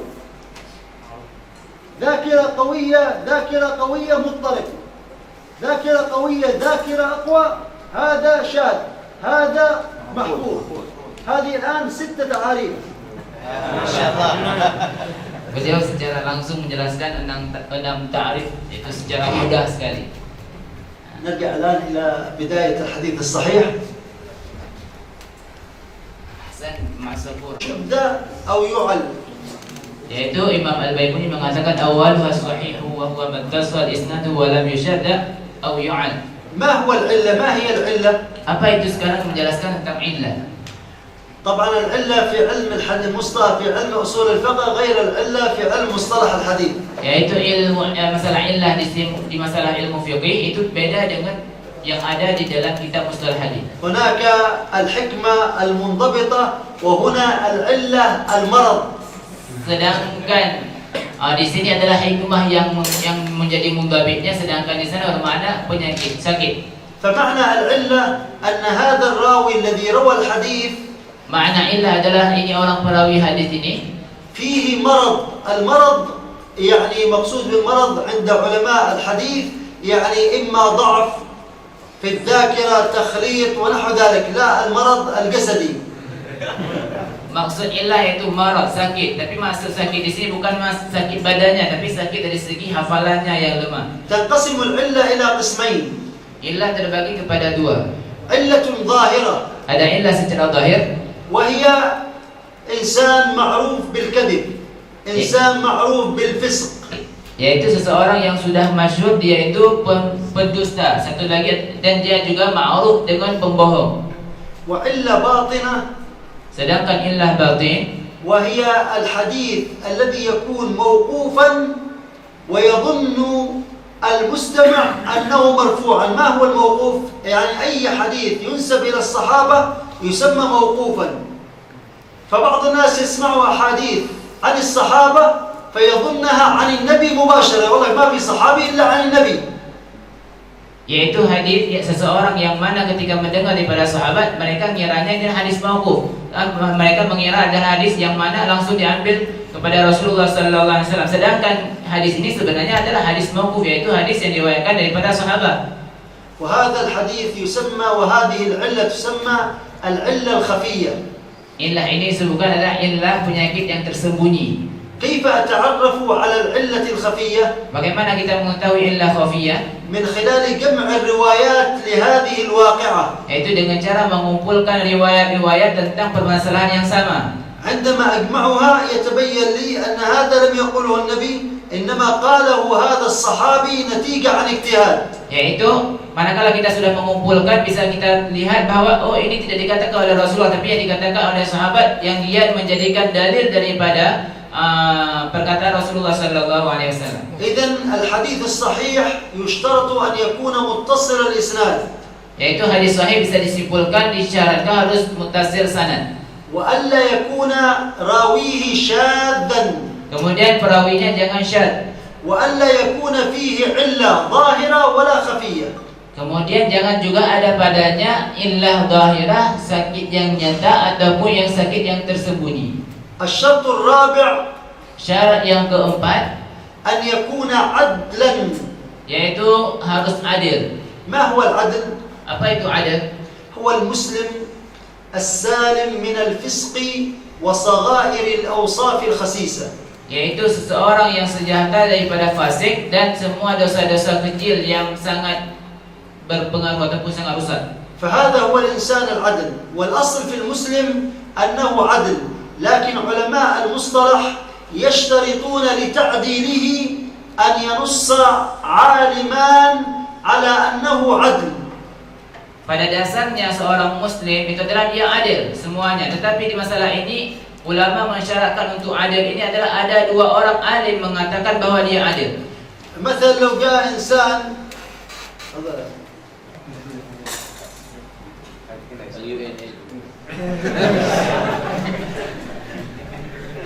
يعني لو جاء إنسان قالوا هذا فلان ابن فلان ابن فلان من مدينة كذا. Seandainya seorang datang mengatakan ini adalah fulan bin fulan bin fulan anak si fulan, فهذا يسمى مستور، maka ini diistilahkan dengan mastur, ولا يسمى عدلا. tidak dinamakan dengan adil. العدل لا بد أن ينص عالمان على أن هذا الرجل ذو أخلاق ذو قيم ذو علم ذو حافظة، لا بد أن يعدله بالتعديل. أما المسلم الذي بقي ولم نتعرف على حقيقته هل هو إنسان مستقيم أم غير مستقيم يسمونه المستور أو المجهول. Di sini beliau menjelaskan bahwa arti adil adalah harus ada nas yang mengatakan bahwa si fulan ini adalah orang yang alim, orang yang kuat hafalan dan sebagainya. Tidak boleh cuma disebutkan namanya saja. Seandainya cuma disebutkan tidak ada nas tentang keadilannya, ini disebutkan dengan mastur ataupun majhul. والشرط الخامس في قبول الحديث الصحيح، Syarat yang kelima diterimanya hadis sahih, قال يرويه عدل yaitu diriwayatkan oleh orang yang adil, ضابط. yaitu dhabit, lagi harus kuat. ما هو الضابط؟ Apa itu makna dhabit? هو الذي يضبط ما سمعه. Yaitu orang yang apa yang didengarnya benar-benar dijaga. إما أن يضبطه بالكتابة كما سمعه كتبه كما هو. Adakala karena didengar ditulis sebagaimana apa yang didengarnya. فيسمون هذا ضبط كتاب. Maka dinamakan orang ini adalah dhabtu kitab. وإما أن يعطيه الله ذاكرة فيحفظ ما سمعه كما هو. Ada juga orang yang Allah berikan kelebihan kepadanya, kekuatan hafalan, kemudian dia menghafal sebagaimana apa yang dia dengar. ويسمى هذا ضبط صدر. Maka ini diistilahkan dengan dhabt sadar. ويشترط في ضبط الكتابة Disyaratkan pada dhabt al-kitabah أنه إذا أراد أن يحدث الناس yaitu bagusnya ketika dia mau menyampaikan hadis ini kepada orang lain, لا بد أن يرجع إلى كتابه ويتحقق من نقل ما كتبه في كتابه. yaitu harus kembali melihat kepada kitabnya apa yang dia tulis sebelum dia menyampaikan kepada orang lain. فإن لم يرجع إلى كتابه Seandainya dia tidak melihat kembali ke kitabnya, يقال له مخلط. itu dikatakan dengan istilah mukhallid, bercampur. لماذا؟ لأنه لا يحفظ، إنما يحفظ من الكتاب. Kenapa dikatakan mukhallid? Karena dia tidak menghafal, cuma dia menulis saja di dalam bukunya. وكلاهما يعتبر نقلهما نقلا صحيحا. Dan kedua-duanya diistilahkan dan diiktibarkan dengan naqal sahih, ضبط الصدر وضبط الكتاب. yaitu dhabt sadar dan dhabt kitab. إذن هذه الشروط الخمسة متى توفرت؟ اتصال السند، عدم الشذوذ، عدم العلة، أن يكون عدلا، وأن يكون ضابطا، أن يضبط الألفاظ كما سمعها، يحفظها يثبتها، ثم يؤديها إذا أراد أن يؤديها من كتاب أن يؤديها كما سمعها. Kemudian hadis sahih adalah harus ada 5 syarat yang ini. Kemudian di terakhir beliau menjelaskan tentang dhabit, yaitu ketika dia meriwayatkan, seandainya dia dhabit kitab, harus dia sampaikan sebagaimana yang dia dengar dan dia tulis. كثير من العلماء Kebanyakan para ulama اشتهروا بطلب الحديث رواية، yaitu masyhur dengan mencari hadis riwayat. وجمعوا الأحاديث ودونوها في الكتب. Mereka mengumpulkan dan mengarangnya di dalam kitab. وحفظوها في صدورهم. Kemudian mereka menghafal di dalam dada-dadanya. فلما طعنوا في السن Kemudian manakala sampai misal sudah tua, ضعفت الذاكرة، hafalannya mulai melemah. فصار إذا حدث مباشرة يدخل هذا السند في هذا السند. Manakala sudah tua karena lemah hafalannya, bisa saja dia mencampurkan sanad kepada sanad.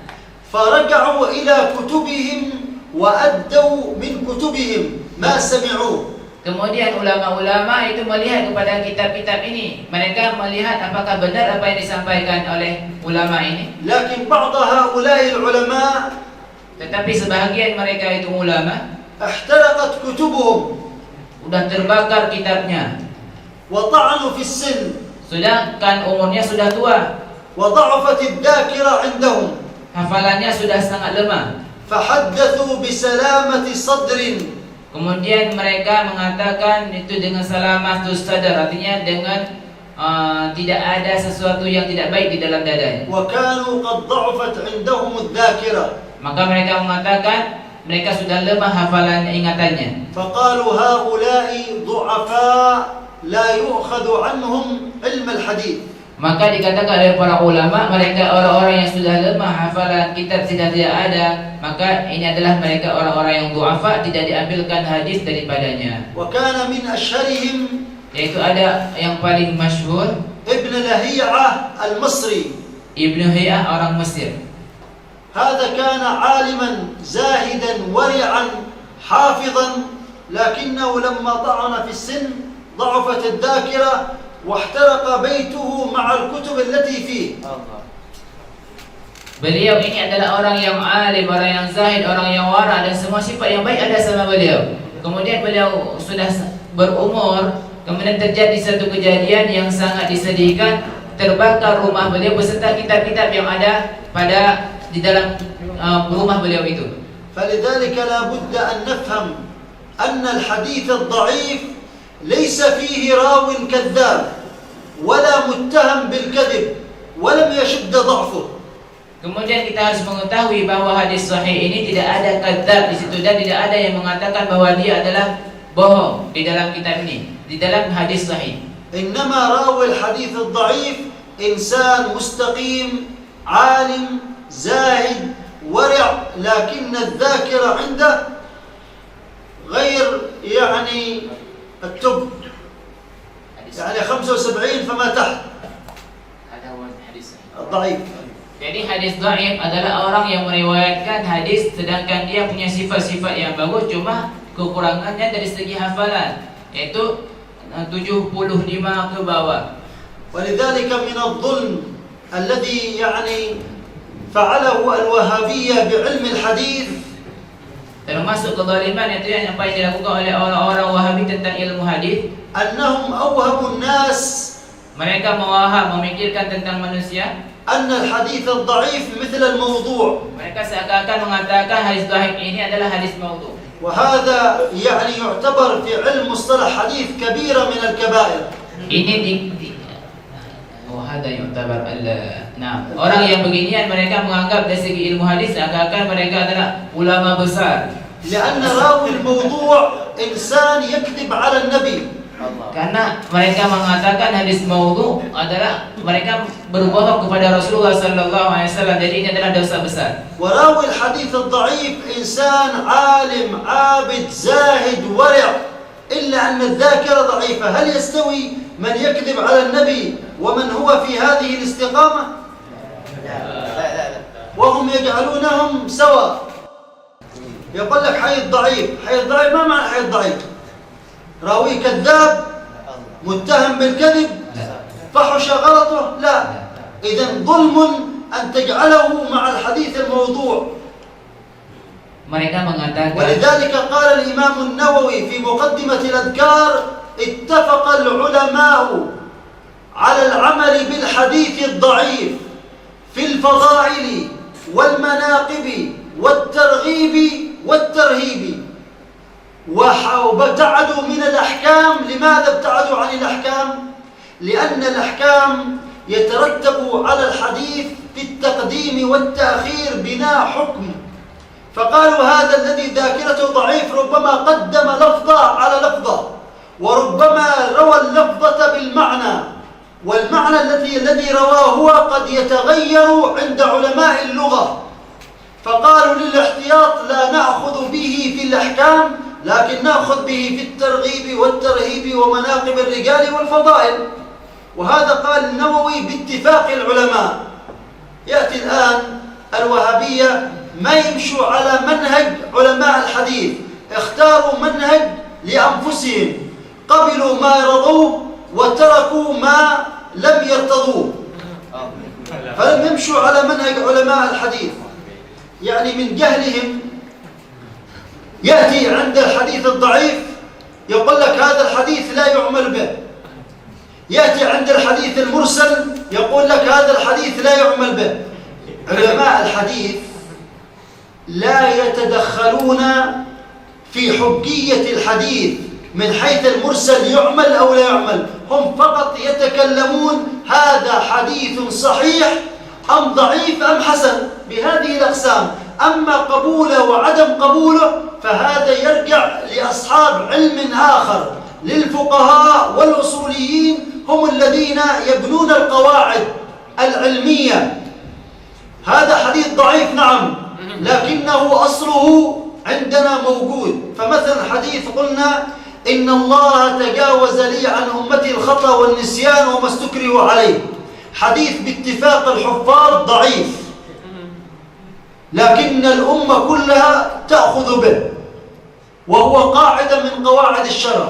فعلماء الحديث لا يتدخلون بالعمل بالحديث، إنما فقط هم يبينون هذا مقبول أو مردود، هذا صحيح حسن ضعيف. هذا هو علماء الحديث. وأما العمل بهذا الحديث فهذا يرجع إلى علماء الأصول وعلماء الفقه، فهم الذين يقررون من خلال القواعد التي عندهم قواعد الشرع العامة والخاصة. ولذلك جاء هؤلاء خلطوا بين العلمين، فصار الواحد منهم هذا حديث ضعيف لا يعمل به، أو لا يعمل به. أنت تخصصك فقط، قل لي هذا صحيح أم ضعيف وبين لي العلة، وأنا أراجع هذه العلة وأنظر هل هذه العلة تتفق مع قواعد الأصول والفقه أم لا تتفق. قلنا نحن حديث المضطرب ضعيف وهو ما اضطربت روايته، لكن يذهب إلى علماء الأصول يقول لك حديث مضطرب ندخل باب الترجيح وباب التعديل، ننظر هل هناك عموم وخصوص، هل هناك تقدم وتأخر، هل هناك مطلق ومقيد، فينظرون إلى هذه الأمور ثم يقولون أن إعمال الدليلين أولى من إهمال أحدهما. طيب ترجم. مفهوم كله إن شاء الله. Kita ada terjemah. Ini yang disayangkan adalah apa yang dilakukan oleh orang-orang Wahabi. Mereka mengatakan sesuatu yang tidak pantas mereka katakan tentang hadis dhaif. Padahal sebagaimana telah dijelaskan oleh Syekh, hadis dhaif ini sebenarnya diriwayatkan oleh orang-orang yang hebat. Cuma kekurangannya dari segi hafalan. Makanya seandainya kita mengatakan hadis dhaif ini ada hadis yang tidak beramal, mereka menggabungkan hadis dhaif kepada hadis maudhu. Ini sesuatu yang sangat bertentangan. Ini salah sekali. Kenapa? Karena diriwayatkan oleh orang-orang yang hebat, cuma lemah daripada hafalan. Kemudian dari segi ini juga beliau menjelaskan tugasnya daripada ilmu mustalah hadis. Apa tugasnya? Yaitu cuma menjelaskan bahwa hadis dhaif begini, hadis ini begini, hadis ini begini. Kemudian yang mengambil hukum bukan mereka. Apakah beramal ataupun tidak, mengambil hukum adalah ulama-ulama fiqah ataupun ulama usul. Karena tugas mereka, bukan tugas kita. Sehingga Imam Nawawi menyebutkan di dalam kitab beliau di permulaan kitab Arba'in Nawawiyah adalah sepakat. Al-Adhkar. Di dalam kitab Al-Adhkar Imam Nawawi menyebutkan bahawa sepakat semuanya beramal dengan hadis dhaif pada permasalahan fadilah pada targhib wa tarhib, kemudian pada masalah manaqib tentang sejarah-sejarah. Sedangkan masalah hukum tidak beramal. Kenapa? Di situ kalau masalah hadis dhaif kan kadang kemungkinan saja perawinya mereka meriwayatkan sudah lemah hafalannya, bisa saja mendahulukan yang satu di atas yang lain. Sedangkan di sana ada yang nasikh, ada yang mansukh. Takutnya yang sudah mansukh ini dikatakan sehingga takutnya diberamal dengan masalah itu. Ini yang ditakutkan. Maka masalah hukum tidak boleh beramal tentang hadis dhaif. Sedangkan masalah lain boleh beramal dengan hadis dhaif. Sebagaimana disebutkan oleh Syekh satu hadis, yaitu Rasulullah SAW mengatakan tajawaz, innallaha tajawaz an ummati, tajawazali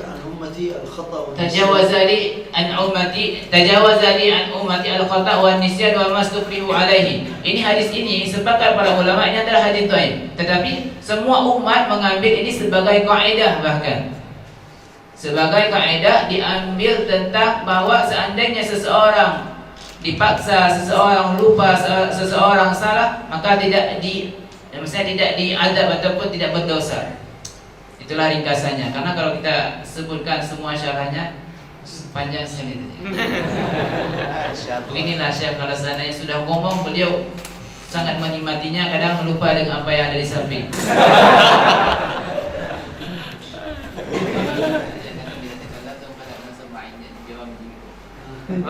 فقلنا الحديث المعمول به ينقسم إلى قسمين: الصحيح والحسن. هذا الصحيح شروطه، والحسن هو نفسه الحديث الصحيح. الخلاف بين الحسن والصحيح في الشرط الخامس، أنه إذا كان الذاكرة يعني 100 يسمى حديث صحيح. Kemudian beliau menjelaskan sekarang tentang hadis hasan. Hadis hasan adalah sama seperti ta'arif hadis sahih, cuma di situ ada satu kekurangannya. Seandainya sahih semuanya sampai 100% itu disebutkan dengan hadis sahih. فالحديث الحسن رجاله بالنسبة للحفظ والإتقان أقل من في الاستحضار من رجال الصحيح. الصحيح تسأله مباشرة يجاوب، الحسن تسأله ثم يجاوب، فهو يحتاج إلى أنه يراجع ذاكرته، لكن يروي الحديث كما يرويه صاحب الصحيح، إلا أن الذاكرة عنده ليست بنفس القوة التي عند رجل الصحيح. hadis hasan ini sama juga seperti yang tadi, cuma seorang perawinya itu adalah lemah dari segi hafalannya, tidak terlalu kuat sebagaimana rijal yang ada pada hadis sahih. Misalnya seandainya kita tanyakan kepada orang yang meriwayatkan hadis sahih, maka dia langsung menjawab. Tetapi kalau seandainya kita tanya kepada orang yang meriwayatkan hadis hasan, yang dikatakan hadis hasan ini, dia mungkin akan terdiam sebentar, kemudian baru menjawab, walaupun yang dijawabnya sesuai seperti apa yang dia dengar. ولذلك قال والحسن المعروف طرقا وغدت رجاله لا كالصحيح اشتهرت. رجال الصحيح شهيرة لأنها حفظ متقن. Itu makanya dikatakan oleh Imam Al-Baiquni wal hasan al-ma'ruf turqan wa ghadat rijaluhu la kas-sahih ishtaharat. Karena hadis sahih rijalnya masyhur, tetapi hadis hasan tidak sampai kepada masyhur. إذن يعني من 90 إلى 100 صحيح ومن 90 إلى 75 حسن. تحت ال 75 هذه أقسام ضعف. Itu beliau mengatakan kalau tingkatannya dari 90 sampai 100 itu sahih. Dari 90 sampai 75 itu hasan. Kemudian yang bawah 75 sampai ke bawah itu disebutkan dengan hadis. ولذلك يقول وكل ما عن رتبة الحسن قصر. يعني رتبة الحسن الذي هو خفيف الضبط هذا الذي ينزل عن رتبته بحيث أن يكون غير ضابط، هذا يسمى حديثا ضعيف. فالضابط صحيح وخفيف الضبط حسن، وعدم الضبط هو الحديث الضعيف. وأقسام الحديث الضعيف كثيرة ستأتي معنا في هذه المنظومة. قال وكل ما عن رتبة أي منزلة الحسن قصر فهو الضعيف. Jadi Imam Al-Baiquni melanjutkan wa kullu ma an rutbatil husni qasr fa huwa dha'if wa aqsaman qathur. Di sini menjelaskan bahwa rijalnya yang ada pada hadis dhaif ini adalah lebih lemah dibandingkan dengan apa yang ada di hadis hasan, tidak dhabit, kemudian tidak mutqin dan sebagainya. Inilah yang membuatnya menjadi dhaif. Sedangkan dan pembagian hadis dhaif ini adalah banyak dan akan dijelaskan nanti di bait-bait yang akan ada di bawah. والآن شرع يتكلم يبين لك عن تعريف بعض المصطلحات في علم المصطلح. فقال لك عندما تسمع أن هناك حديثا مرفوعا، ما معنى مرفوعا؟ أي شيء تنسبه إلى النبي يسمى مرفوع. لماذا؟ لأن رتبة النبي عالية فوق الكل، فسمي الذي يقول قال النبي هذا حديث مرفوع. ذكر سند حديث إلى النبي مرفوع، بدون سند مرفوع. فكل شيء قلت قال النبي، فعل النبي، رأيت النبي، أقر النبي، فهذا يسمى حديثا مرفوعا بسند أو بغير سند. هم علم مصطلح حديث. هذا نحن نتكلم الآن عن علماء مصطلح الحديث. Ulama mustalah hadis mengatakan bahwa ada hadis marfu, yaitu semua yang diriwayatkan langsung kepada Rasulullah SAW. Kemudian bahkan mereka mengatakan semua hadis itu marfu, baik itu ada sanad ataupun tidak. Yang manakala dikatakan qala Nabi sallallahu alaihi wasallam ataupun beserta sanad itu dikatakan dengan hadis marfu. Qala wa ma udhifa lin-nabi, ay shay adafta lin-nabi bisanad aw biduni sanad yusamma marfu'an. Yaitu semua apa saja yang kita idhafahkan, kita sandarkan kepada Nabi, baik itu ada sanad ataupun tanpa sanad, disebutkan dengan hadis marfu. طيب هل هو صحيح أم ضعيف أم حسن؟ Apakah hadis ini sahih ataupun hasan ataupun dhaif? انظر إلى الشروط الخمسة التي مرت. إن توفرت فهو صحيح، وإن اختلف شرط منها وهو الضبط كمال الضبط إلى ضابط فهو الحسن، وإن اختلف أحد الشروط التي في الحسن والصحيح فهو ضعيف. Jadi kalau mau kita ketahui apakah ini hadis sahih, hadis hasan ataupun hadis dhaif, kita lihat kepada syarat yang 5 tadi. Seandainya ada syarat-syarat semuanya, itu adalah hadis sahih. Tetapi kalau seandainya agak berkurang, maka itu hadis hasan. Bahkan kalau seandainya tidak lebih lemah dibandingkan itu ataupun berlawanan, maka itu diistilahkan dengan hadis dhaif. Alana al-40 an-nawawiyah. Itu kitab Arba'in An-Nawawiyah. يقول في أولها عن عمر بن الخطاب رضي الله تعالى عنه عن النبي صلى الله عليه وسلم سمعت النبي صلى الله عليه وسلم قال النبي صلى الله عليه وسلم هذا ما يسمى حديثا مرفوعا. وإذا ذكر سندا قال حدثنا فلان فلان عن فلان عن فلان عن فلان عن عمر بن الخطاب سمعت النبي صلى الله عليه وسلم يقول كذا، يسمى أيضا حديثا مرفوعا. فالمرفوع ما أضيف إلى النبي، فكل الأحاديث التي تضاف إلى النبي تسمى مرفوعة. Itu sebagaimana yang telah kita dapatkan di permulaan kitab Arba'in Nawawiyah. Kalau seandainya diriwayatkan daripada Ibnu Umar, kemudian beliau mendengar daripada Rasulullah SAW, dan Rasulullah SAW mengatakan hadis yang telah disebutkan itu diistilahkan dengan hadis marfu. Begitu juga kalau seandainya kita sebut sanad-sanadnya sampai ke Sayyidina Umar, kemudian sampai kepada Rasulullah, juga dikatakan marfu. Karena marfu ini adalah hadis yang dinisbahkan kepada Nabi, baik ada sanad ataupun tidak. العلماء لما قال النبي صلى الله عليه وسلم خيركم قرني ثم الذين يلونهم ثم الذين يلونهم، para ulama mengatakan manakala mendengar Rasulullah SAW mengatakan sebaik-baik kalian adalah orang yang ada pada masaku, kemudian setelah itu dan setelahnya, جعلوا الصحابة والتابعين وتابع التابعين لهم مكانة في القلوب خاصة يتميزون عن غيرهم من الطبقات وعن غيرهم من الأئمة الذين جاءوا من بعدهم. Di sini para ulama mengambil dalil bahwa dan mereka menjadikan para sahabat kemudian tabi'in dan tabi'in adalah pada satu tempat yang khusus, istimewa, berbeda dengan siapa saja yang datang setelah mereka. فجعلوا ما يروونه التابعون له مكانة عندهم. Itu mereka menjadikan apa yang diriwayatkan oleh tabi'un adalah satu orang tabi'in ada satu tempat di sisi mereka. فأدخلوه في علم المصطلح. Maka mereka pun memasukkannya ke dalam ilmu mustalah. فقالوا الشيء الذي يتكلم به التابعي، maka mereka mengatakan apa yang dikatakan oleh orang tabi'i مما يتعلق بالشريعة، sesuatu yang berkaitan dengan syariat, يستأنس به، يستأنس به من الاستئناس في الأحكام الشرعية في العادات في هذا الشرع، yaitu diambil sebagai dalil baik pada syariat dan pada hal-hal yang lain. وجعلوا له تعريفا خاصا. Kemudian mereka pun menjadikan satu ta'rif yang khusus. فقالوا وما لتابع هو المقطوع. أي تابع يتكلم، الحسن البصري سئل فقيل له عندما قال للمعتزلة اعتزلوا مجلسنا، قالوا له أن نصلي خلفهم، قال صل خلف كل مبتدع وعليه بدعته. فهذا حديث ما نسمي هذا الحديث، نسميه الحديث المقطوع لأنه رواه واجتهد فيه التابعين.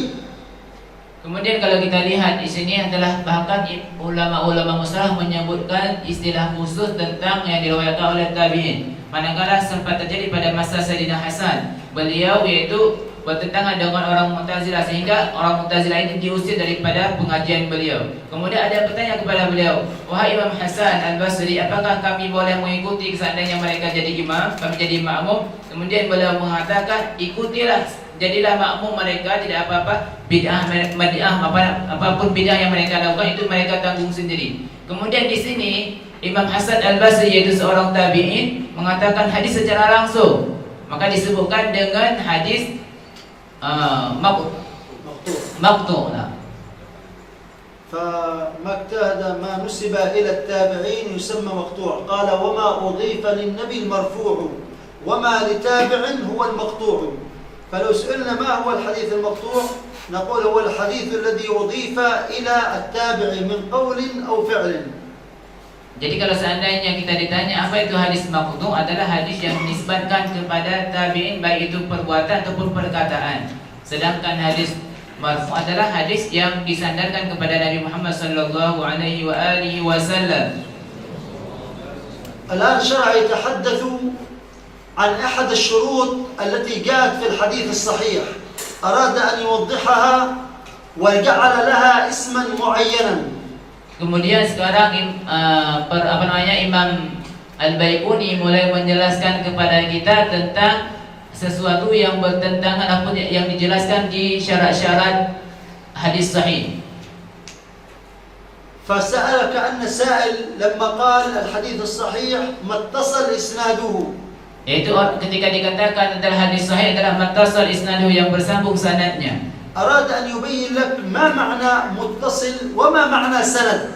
Kemudian di sini seakan-akan kepingin dijelaskan kepada kita apa makna muttasil dan apa makna sanad. وما معنى المسند؟ Dan apa makna musnad? المسند يأتي بفتح النون ويأتي بكسر النون. Musnad bisa dibaca dengan fathah nun ataupun dengan kasrah nun. Musnad ataupun musnid. بفتح النون Dengan fathah nun ما يسمى باسم المفعول، maka dinamakan dengan isim maf'ul. ويطلق اصطلاحا Dan diistilahkan kepada على الذي جمع سنة النبي لكن جعل له ترتيبا معينا. yaitu orang-orang yang diistilahkan kepada siapa saja yang mengumpulkan hadis-hadis Nabi dan menjadikannya di bab-bab. فمثلا يبدأ على الأسماء ولا يلتفت إلى الأحاديث. Misalnya di sini mereka mulai dengan nama, kemudian tidak dilihat kepada hadis-hadisnya. فهو لا يعول على الأحاديث، Mereka tidak berpaling ataupun melihat kepada hadis-hadis. إنما ينظر إلى الصحابة إلى الأشخاص، Yaitu hanya saja dilihat kepada sahabat dan kepada orang-orangnya saja. ثم يرتبهم الترتيب الذي يراه، إما بحرف الأبجدية يبدأ بالألف ويختم بالياء. Kemudian mereka mentertib dan mengaturnya tergantung bagaimana yang diinginkan. Ada kala diatur dengan nama-namanya dimulai dari alif dan seterusnya. مثل أبو بكر الصديق، أبو هريرة، وهكذا يبدأ بالأسماء. Yaitu hadis-hadis misalnya diriwayatkan oleh Abu Hurairah, Abu Bakar dikumpulkan dalam satu bab tersebut. فيذكر كل الأحاديث الذي يرويها هذا الراوي. أبو بكر كل الأحاديث التي يحفظها سواء صحيحة ضعيفة متصلة غير ذلك يذكرها في هذا، فيسمى هذا مسند. Maka mereka mengumpulkan ini, ulama ini adalah mengumpulkan semua hadis-hadis diriwayatkan seperti Abu Bakar dan semuanya, tidak dilihat apakah hadis ini sahih, dhaif ataupun hasan, tetapi tugas mereka cuma mengumpulkannya dan ini diistilahkan dengan musnad. ومنهم من يرتبها على الأقدمية، يقول لك من أسلم قبل دار الأرقم بن أبي الأرقم. Kemudian ada juga yang mengatakan dikumpulkannya tergantung daripada siapa yang lebih duluan Islam. Contohnya Abu Darda, kemudian didahulukan daripada yang lain. في الدعوة السرية Yaitu pada يقدم Abu Darda. يقدم ولا يقدم أحد. يتكلم الآن الأول قلنا ينتقي حروف أبجدية. الطريقة أخرى أنه لا ينظر إلى الأسماء، ينظر إلى المراحل، من أول من أسلم.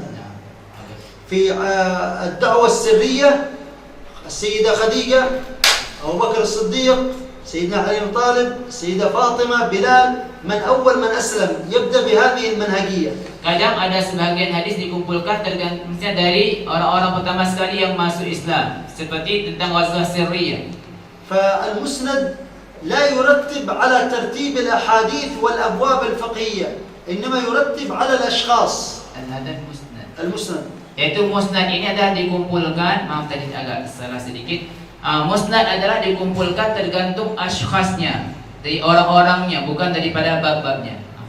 وأما السنن فهي معروفة ترتب على الأبواب الفقهية مثل صحيح البخاري، مسلم، أبو داود، الترمذي. يبدأ لك يقول لك النية، الترغيب في العلم والإيمان، ثم يدخل الطهارة، ثم الصلاة، ثم الصوم، ثم الحج، ثم الصوم قبل الزكاة أو بعدها الزكاة، ثم الحج، ثم البيوع، وهكذا يمشي على الترتيب الفقهي. فهذه تسمى السنن.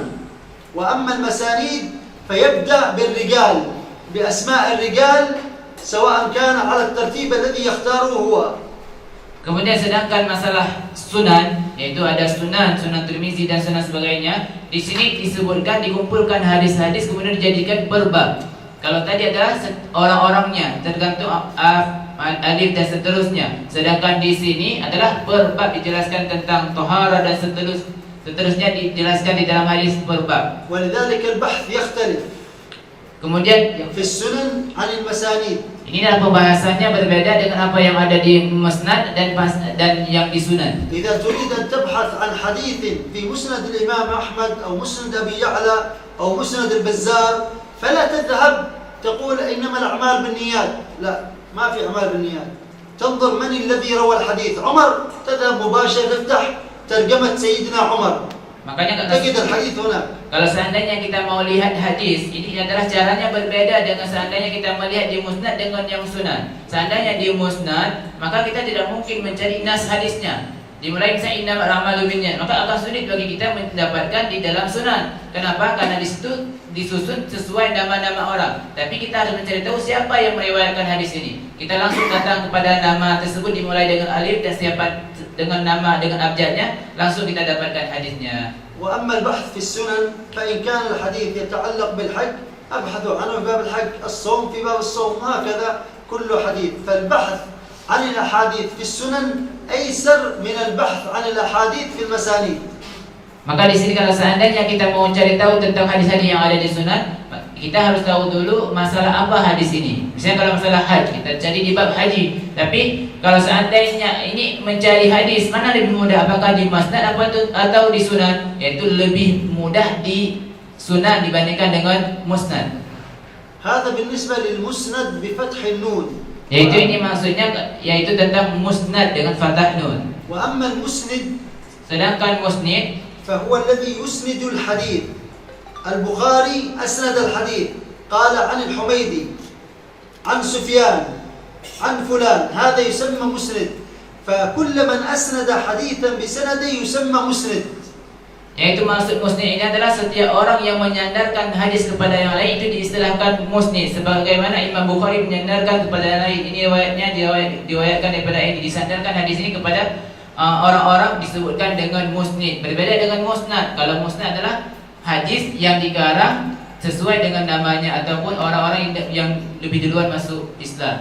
فقال في تعريف المسند، maka dikatakan dalam ta'rif musnid, والمسند المتصل الإسناد من راوية حتى المصطفى ولم يبن. هنا المسند قلنا الرجل بالكسر الذي يسند الحديث، وبالفتح قلنا كتاب المسند مع هذه الكتب التي ألفها الإمام أحمد. كذلك يطلق المسند على المعنى الذي كان في الحديث الصحيح، وهو أن يكون كل راو سمعه عمن فوقه. المسند بالفتح يطلق على معنيين. على المعنى الأول كتاب المسانيد مثل كتاب الإمام أحمد وتكلمنا عنه، ويطلق أيضا المسند على كل من أسند حديثا بحيث كل راو سمعه عمن فوقه من أوله إلى آخره يقال له مسند. فلما أنت يقول لك واحد عرف لي المسند، تقول له المسند تقصد المسانيد أم تقصد المسند الذي ذكره صاحب البيقونية بقوله والمسند المتصل الإسناد من راوية حتى المصطفى ولم يبن أي لم ينقطع. البخاري أسند، قلنا قال الحميدي سفيان يحيى بن سعيد محمد بن إبراهيم التيمي علقمة عمر بن الخطاب، هذا بذكره هؤلاء الرجال دون أن يسقط أحد يسمى مسند، أي أسند الحديث. وأيضا يطلق كلمة المسند قلنا على اصطلاح معين كمسند الإمام أحمد وما شابه. وأما المسند بالكسر فهو الشخص الذي يسند. الآن من المسند؟ البخاري. من المسند؟ النسائي. من المسند؟ الإمام مسلم. كل هؤلاء مسندين أي أسندوا الأحاديث. فالحديث الذي أسندوه بالرجال يسمى مسند، والذي قام بهذا العمل يسمى مسند. فالمسند اسم مفعول الذي وقع عليه الإسناد، والمسند اسم الفاعل الذي أسند هذا الحديث. فشرط المسند أن يكون متصلا، فلو انقطع لا يسمى مسندا. Kemudian beliau menjelaskan tentang kalimat musnad. Musnad, kalau seandainya ditanyakan kepada kita apa itu musnad, kita bisa tanyakan kembali kepada dia, musnad yang mana yang kamu inginkan? Apakah musnad yang disebutkan dalam kitab mustalah hadis atau yang mana? Makanya dia harus menjelaskan dulu, karena kemungkinan dua makna. Yang pertama adalah musnad diistilahkan kepada musnad itu kitab-kitab, musnad Imam Abu Dawud dan sebagainya. Kemudian ada juga yaitu musnad Sebagaimana telah disebutkan di dalam kitab Mustalah Hadis, orang yang meriwayatkan hadis secara bersambung itu disebutkan dengan musnad. Sedangkan musnid itu adalah maknanya orang yang menyandarkan hadis, seperti Imam Bukhari misalnya. Beliaulah yang menyandarkan hadis kepada yang itu diistilahkan dengan musnid. Li musnid makna wahid wala maknain? Musnid berkasr. La makna wahid. Kalau musnid itu maknanya cuma satu, yaitu orang yang menyandarkan hadis.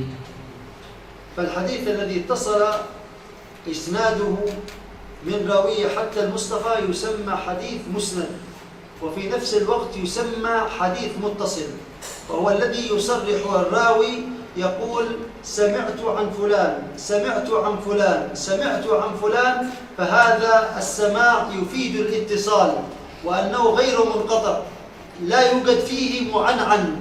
فالحديث الذي لا يوجد فيه عنعنة هذا الحديث يسمى متصل، والحديث الذي فيه عن يسمى الحديث المعنعن. ما الفرق بين المعنعن وبين غير المعنعن؟ المعنعن كلمة غير صريحة بالسماع. أنا بقول لك أروي أو أتحدث عن فلان، أنا ما قلت فلان قال لي، أنا قلت عنه، قد يكون آخر قال لي وأنا حولت عليه. فلذلك قالوا العنعنة للأشخاص المدلسين لا تقبل ويعتبر حديثهم ضعيف إلا إذا صرح بالسماع فقال سمعت. فالحديث المعنعن سيأتي معنا، معنعن كعن سعيد عن كرم، ومبهم ما فيه راوي لم يسم سيأتي معنا. فالحديث المتصل قلنا ما اتصل إسناده، والمسند. والحديث المتصل ما صرح كل راو بأنه سمعه عمن فوقه من أوله إلى آخره. إذن كل حديث متصل مسند، وليس كل حديث مسند متصل. كيف؟ لأن كل حديث متصل يشترط فيه أن يكون سمعه عمن فوقه إلى النبي. إذن هذا حديث مسند إلى النبي. لكن حيث المسند لا يشترط أن يكون بسمع كل راوي، بل قد يكون حدثني فلان أن فلان قال كذا، أن فلان قال كذا، عن فلان قال كذا، أنبأنا فلان. كل هذه الألفاظ تفيد أن هذا الحديث مسند، لكن لا تفيد أنه متصل. فالمتصل لا بد أن يصرح بالسماع، لا بد أن يصرح بنقل الخبر المباشر، أخبرنا، حدثنا، سمعت. أما أنبأنا، عن، أن، فهذه لا تفيد السماع. Kemudian beliau menjelaskan bahawa هل hadis يجوز أن نروي الحديث بالعنعنة؟ يجوز أن نروي الحديث بالعنعنة. والممنوع في حق المدلس الذي عرف أن إنسان يتلاعب بالألفاظ، هذا ممنوع في حقه. Kemudian beliau menjelaskan tentang hadis musnad, yaitu hadis musnad sebenarnya adalah ini memang hadis muttasil. Setiap muttasil adalah musnad, tapi setiap musnad adalah muttasil, tapi setiap muttasil lam yakun musnadan. Kullu muttasil, كل متصل مسند وليس كل مسند متصل. Setiap yang bersambung yang muttasil adalah musnad, tapi tidak semua yang musnad. انظر إلى الضابط، جعل ضابط المسند مجرد الاتصال إلى النبي. المسند المتصل من الإسناد من راوية حتى المصطفى. وأما الحديث المتصل قال وما بالسمع كل راو يتصل، يعني لابد أن يكون كل راوي سمعه بأي صيغة من صيغ السماع. أخبرنا، أنبأنا، حدثنا، سمعت. وما بسمع كل راو يتصل إسناده للمصطفى فالمتصل. Jadi di sini jelas bahawa setiap yang muttasil pasti musnad, tapi setiap musnad belum tentu muttasil. Di sini selama yang muttasil tersebut tidak ada diserahkan dengan an. Semua hadis mu'an. Seandainya masalah hadis mu'an ini adalah kenapa? Karena hadis mu'an adalah hadis yang mana kalimatnya pakai an, terdapat dari kalimat tersebut bisa difahami seseorang tidak menjelaskannya secara jelas bahawa hadis ini didengar daripada orang lain, bisa saja didengar daripada orang lain, kemudian orang lain ini yang mendengar hadis tersebut. ثم شرع يتكلم عن قسم آخر من أقسام علم مصطلح الحديث وهو الحديث المسلسل. الحديث المسلسل هو مأخوذ من تسلسل الماء. Sekarang Imam Baikuni menjelaskan tentang permasalahan hadis yang baru, yaitu hadis musalsal. Arti musalsal adalah hadis, yaitu dasar katanya diambil dari kata من تسلسل الماء أو من السلسلة، yaitu airnya bersambung. السلسلة كل واحد حلقة مربوطة بالأخرى، Silsilah adalah seseorang dari satu sama lain ويكون bersambung. الحجم يعني الحجم متقارب، يعني واحدة بنفس الطريقة، هذه سلسلة مع هذه نفس الحجم، سلسلة Seperti يسمى مسلسل. ومنه سميت الحلقات المسلسلة في التلفزيون، يقول لك حلقة لمدة ربع ساعة ربع ساعة ربع ساعة ربع ساعة، حلقة 20 30 3 حلقات مسلسلة، أي على نمط معين. فالحديث المسلسل هو ما روي على نمط معين من راويه حتى منتهى. Kemudian hadis musalsal adalah hadis yang mana bersambung-sambung seperti ibaratnya rantai. Kalau diistilahkan dalam filem adalah berepisod-episod. Ini maksud daripada hadis musalsal. Jadi أحيانا قد يكون التسلسل في السند، kadang bisa saja musalsalnya di sanadnya.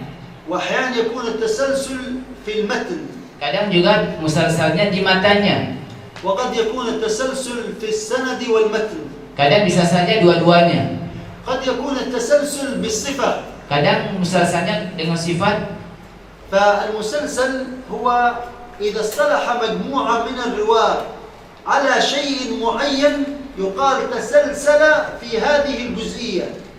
Yaitu para perawi seandainya mensifatkan kepada sesuatu tertentu, yaitu satu hal, semuanya sama kepada sifatnya, dia adalah disebutkan dengan musalsal bil muayyan, yaitu dengan hal yang tertentu. يقول لك ماء زمزم، Yaitu seperti dikatakan air Zam-Zam شربه النبي ورد في الحديث الصحيح أنه شرب قائما، yaitu Rasulullah SAW ketika minum air Zam-Zam dalam keadaan berdiri. وورد أنه نهى عن الشرب قائما. Dan Rasulullah SAW dalam hadis yang lain ada hadis mengatakan melarang minum dalam keadaan berdiri. قالوا الشرب قائم خاص مسلسل بماء زمزم. Kemudian mereka mengatakan bahwa minum air Zam-Zam dalam keadaan berdiri adalah hadis musalsal dengan air Zam-Zam, yaitu al-ghaib bima'i Zam-Zam, bisyurb bima'i Zam-Zam. قد يكون قلنا التسلسل قولا وفعلا. Kadang sebagaimana yang telah kita bilangin tadi, yaitu tasalsul itu ada qaulan, perkataan, ada juga perbuatan. مثاله قال النبي صلى الله عليه وسلم لا يجد أحدكم حلاوة الإيمان حتى يؤمن بالقدر خيره وشره حلوه ومره. Yaitu tidak akan, sebagaimana contohnya seperti hadis, tidak akan sempurna iman seseorang sehingga dia beriman dengan kadarnya, baik itu buruk baik ataupun buruk, manis ataupun pahit. ثم قبض النبي على لحيته. Kemudian Rasulullah SAW memegang kepada jenggot. وهذا فعل. Ini adalah perbuatan. ثم قال قولا. Kemudian Rasulullah mengatakan satu perkataan. قبض على لحيته وقال آمنت بالقدر خيره وشره حلوه ومره. Itu Rasulullah ketika mengatakan kalimat tersebut dalam keadaan memegang jenggot. فهذا مسلسل بالقول والفعل. Ini adalah disebutkan dengan hadis ini disebutkan dengan musalsal bil qauli wal fi'li, dengan perkataan dan perbuatan. وهناك مسلسل بالصفة. Ada juga musalsal dengan sifat. وهناك قلنا يعني مسلسل بالأقوال، وهذه الأحاديث المسلسلة قلنا جمعها الإمام اللكنوي الأنصاري في 251 حديثا. Yaitu sebagaimana yang telah kita sebutkan tadi, adalah musalsal terbagi dengan beberapa bagian telah sebutkan. Itu adalah satu kitab yang menyebutkan semua hadis musalsal, yaitu tentang hadis musalsal Imam Al-Aqnawi. هناك مسلسل من خلال السند. كيف السند؟ يقول لك كل هؤلاء السند شافعية، يسموه مسلسل بالشافعية.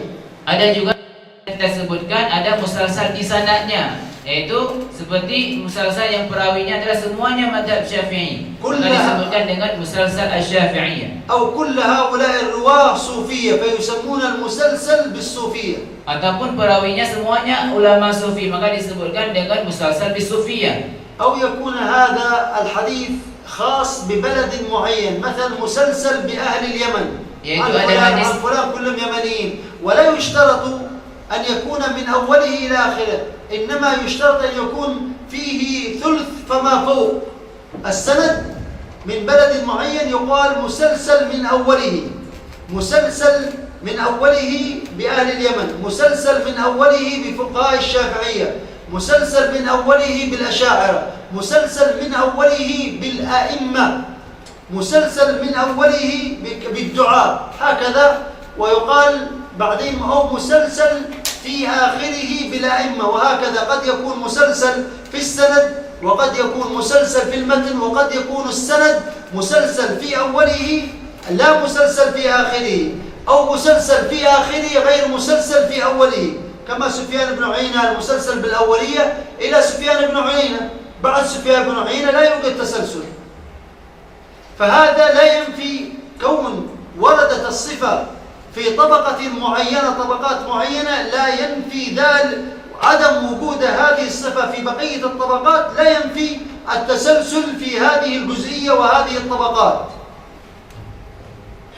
Kemudian sebagaimana disebutkan, ada juga yang musalsal dengan satu negeri, seperti yang negeri Yaman misalnya. Kemudian beliau menyebutkan syarat hadis musalsal ini tidak harus semuanya bersambung-bersambung, tapi cukup sepertiga daripada perawinya. Sebagaimana telah disebutkan bahawa musalsal itu ada musalsal di sanad, ada musalsal di matan, ada musalsal di awalihi, ada yang musalsal di akhiri. Nanti akan dijelaskan apakah hadis ini musalsalnya cuma di awalnya saja ataupun hadis ini musalsalnya di akhir saja. قال مسلسل قل ما على وصف أتى، فأي حديث يأتي على أي وصف قولي أو فعلي أو قولي وفعلي فهو يسمى الحديث المسلسل. مسلسل قل ما على وصف أتى مثل أما والله أنبأني الفتى. هناك من الأحاديث المسلسلة المسلسل بقول سمعت، وهو حديث الأعمال بالنيات، قال سمعت شيخي يقول كذا، سمعت شيخي يقول كذا، سمعت، فيسمون الحديث المسلسل بالسماع. كذلك المسلسل بلفظ أنبأني، كل واحد يقول أنبأني أنبأني أنبأني أنبأني إلى آخر الحديث. مسلسل قل مسلسل قل ما على وصف أتى مثل أما والله أنبأني الفتى. كذلك من المسلسلات المسلسل بقوله احلف بالله. سيدنا علي بن طالب قال ما حدثني أحد عن النبي صلى الله عليه وسلم إلا قلت له احلف بالله أنك سمعت النبي يقول ذلك. قال إلا أبا بكر، والله ما كذب أبو بكر، ولقد قال لي أن النبي صلى الله عليه وسلم قال ما من عبد يذنب ذنبا ثم يستغفر الله فيتوضأ ويصلي ركعتين إلا غفر له. فهذا الحديث يسمون الحديث بأستحلفك بالله، يعني كل واحد يقول أي إنسان، أنا عندما أسمع حديث النبي صلى الله عليه وآله وسلم سمعته أن الراوي الحديث يقول ما من أحد يحدثني إلا قلت له احلف بالله، إلا ما روي عن أبي بكر عن النبي صلى الله عليه وسلم ويتلون هذا الحديث فيقول أحلف بالله لقد حدثني شيخي عن فلان، قال أحلف بالله أن فلان حدثني، أحلف بالله. إلى سيدنا علي قال أحلف بالله أن أبا بكر حدثني، وأني ما سمعت أحدا يحدث إلا قلت له احلف بالله. فيسمون هذا الحديث الحلف بالله. فهو يقول مثل أما والله، يعني صيغة الحلف، فقد يكون الحديث معلق بالحلف، وهو قلنا كالحديث الذي رواه سيدنا علي بن أبي طالب عن سيدنا أبي بكر الصديق أنبأني الفتى. هناك أحاديث مسلسلة بالنساء، هناك أحاديث قلنا مسلسلة بالفقهاء، أحاديث مسلسلة بالأئمة، أحاديث مسلسلة بالشباب، يعني كلهم الرواة الذين يعني الغالبية أحاديث مسلسلة بالنحاة علماء النحو، أحاديث مسلسلة بالسؤال عن الاسم. أول ما جئنا إلى شيخنا الشيخ الزيلعي قال لي: ما اسمك؟ ما اسم أبيك؟ ما اسم لقبك؟ من أي بلد أنت؟ وقال يسألني هذه الأسئلة. قال: سألني إياها شيخنا السيد محمد ياسين الفاداني، وهذا حيث يسمى المسلسل بالسؤال عن الاسم وتوابعه، حديث مسلسلة. فإذا جاء الحديث بصفة معينة صيغة معينة يقال له المسلسل بتلك الصفة. فالأحاديث المسلسلة متنوعة قلنا ومتعددة، وإن شاء الله تعالى من خلال قراءة يعني وسماع في هذه المجالس الحديث المسلسلة أظن أن الصورة وضحت يعني الحديث المسلسل. نعم إن شاء الله. خلاص أعتقد ترجمة يوميا الحديث المسلسل. Itu beliau mengatakan musalsal ini banyak sekali. Ada juga musalsal dengan sebagaimana yang pertama kita harus tahu dulu apa itu hadis musalsal. Hadis musalsal adalah hadis yang mana didatangkan kepada satu sifat tertentu. Kadang dengan apa yang didengar, simaah.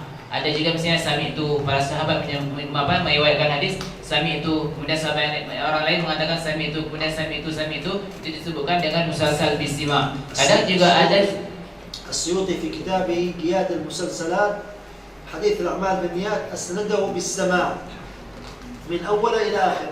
Imam Asyuti menyebutkan bahwa hadis من ضمن المسلسلات المسلسل بالرواة الذي آخرهم ألف ونون، مع حديث السيوطي كلهم الرجال عثمان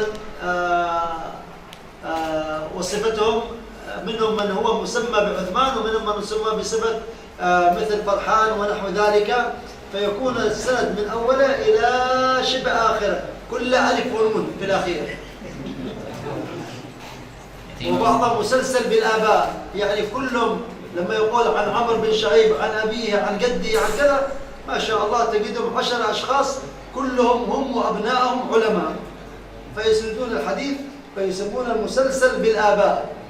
وهناك المسلسل بالصفة، تقول مثلا حديث البكاء، المسلسل بالبكاء. السيدة فاطمة رضي الله عنها لما دفنوا النبي صلى الله عليه وسلم فقالت: أهان لكم أن تدفنوا يعني أن تحثوا التراب على قبر النبي صلى الله عليه وسلم، ثم بكت وأبكت من كان حولها. فكل راو يأتي بهذا الحديث يبكي أو يتباكى، ويسمى هذا الحديث المسلسل بالبكاء. كذاك الأحاديث المسلسلة بالتبسم، أن النبي يعني تبسم عند بعض الأحاديث التي رواها النبي صلى الله عليه وسلم. وهناك أحاديث المسلسل بالديك الأبيض، أحاديث مسلسلة كثيرة إن شاء الله تأتون عليها.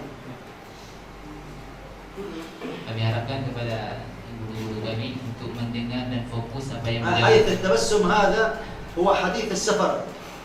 قال النبي صلى الله عليه وسلم: كنا في سفر، فقال النبي صلى الله عليه وسلم دعاء السفر: الله أكبر الله أكبر الله أكبر، سبحان الله سبحان الله سبحان الله، الحمد لله الحمد لله الحمد لله، سبحان الذي سخر لنا هذا وما كنا له مقرنين وإنا إلى ربنا لمنقلبون، اللهم إنا نسألك في سفرنا هذا البر والتقوى ومن عمل ما ترضى، ربنا وهون علينا سفرنا هذا واطوي عنا بعده، اللهم أنت الصاحب في السفر والخليفة في المال والأهل والولد.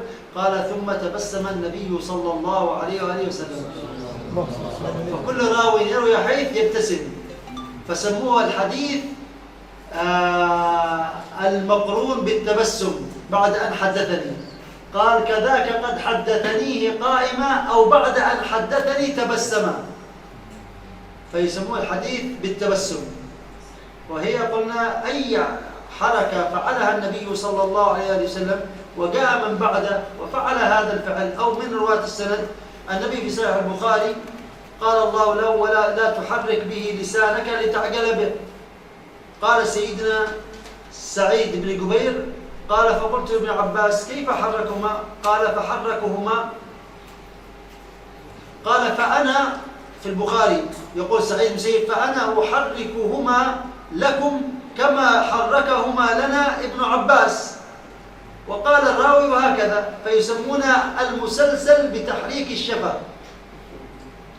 فهذا هو زيادة يدلك على زيادة الإتقان، إلى أنهم ما فقط اهتموا فقط بنقل الأحاديث، بل نقلوا الحديث مع الصورة التي رأوها وسمعوها، وهذا يدل على تمام الضبط. Jadi sedikit yang memberitahukan Nabi Muhammad. Kami harapkan ketika mendengar penjelasan Syekh mencoba langsung memahaminya, jangan menunggu terjemahan daripada kami. Semuanya kadang tidak mungkin kami syarah semuanya sebanyak apa yang beliau katakan tadi. Mungkin ada sebahagian terlalu menunggu kepada penerjemah sehingga meninggalkan sesuatu yang dijelaskan oleh Syekh. Kami cuma menerjemahkan seandainya sudah banyak, cuma mengumpulkan beberapa hal saja. Saya yakin insyaAllah mafhum insyaAllah, dan lahum ta'allamu lugha al-arabiyyah. Kemudian sedikit kami jelaskan bahawa hadis musalsal yang intinya adalah hadis yang mana didatangkan dengan satu sifat tertentu dan selalu perawinya mengatakan dengan sifat itu. Contohnya amba'ani al-fata. Jadi semua perawi mengatakan amba'ani al-fata, amba'ani al-fata. Kemudian kadang juga contoh yang lain disebutkan di sini adalah qa'imah. Rasulullah SAW ketika menyampaikan hadis kadang berdiri. Kemudian begitu juga seterusnya dikatakan oleh orang lain begitu. Kemudian ada juga seterusnya tabassama. Rasulullah SAW menyampaikan hadis, kemudian setelah menyampaikan hadis beliau tersenyum. Begitulah kesimpulannya.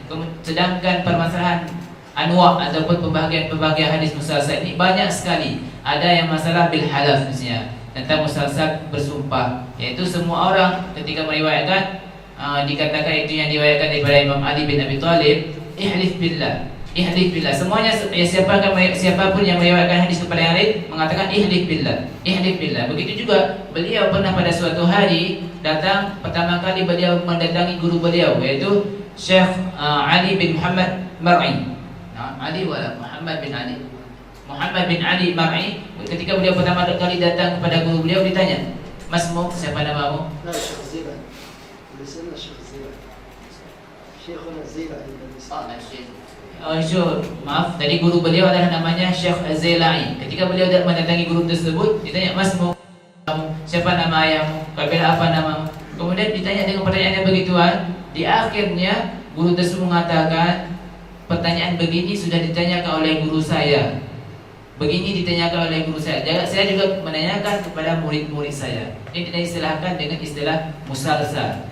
Banyak sekali hadis musalsal yang mungkin nanti kita bisa melihat dalam kitab, yaitu limat al-kitab al-musalsal al-Laknawi.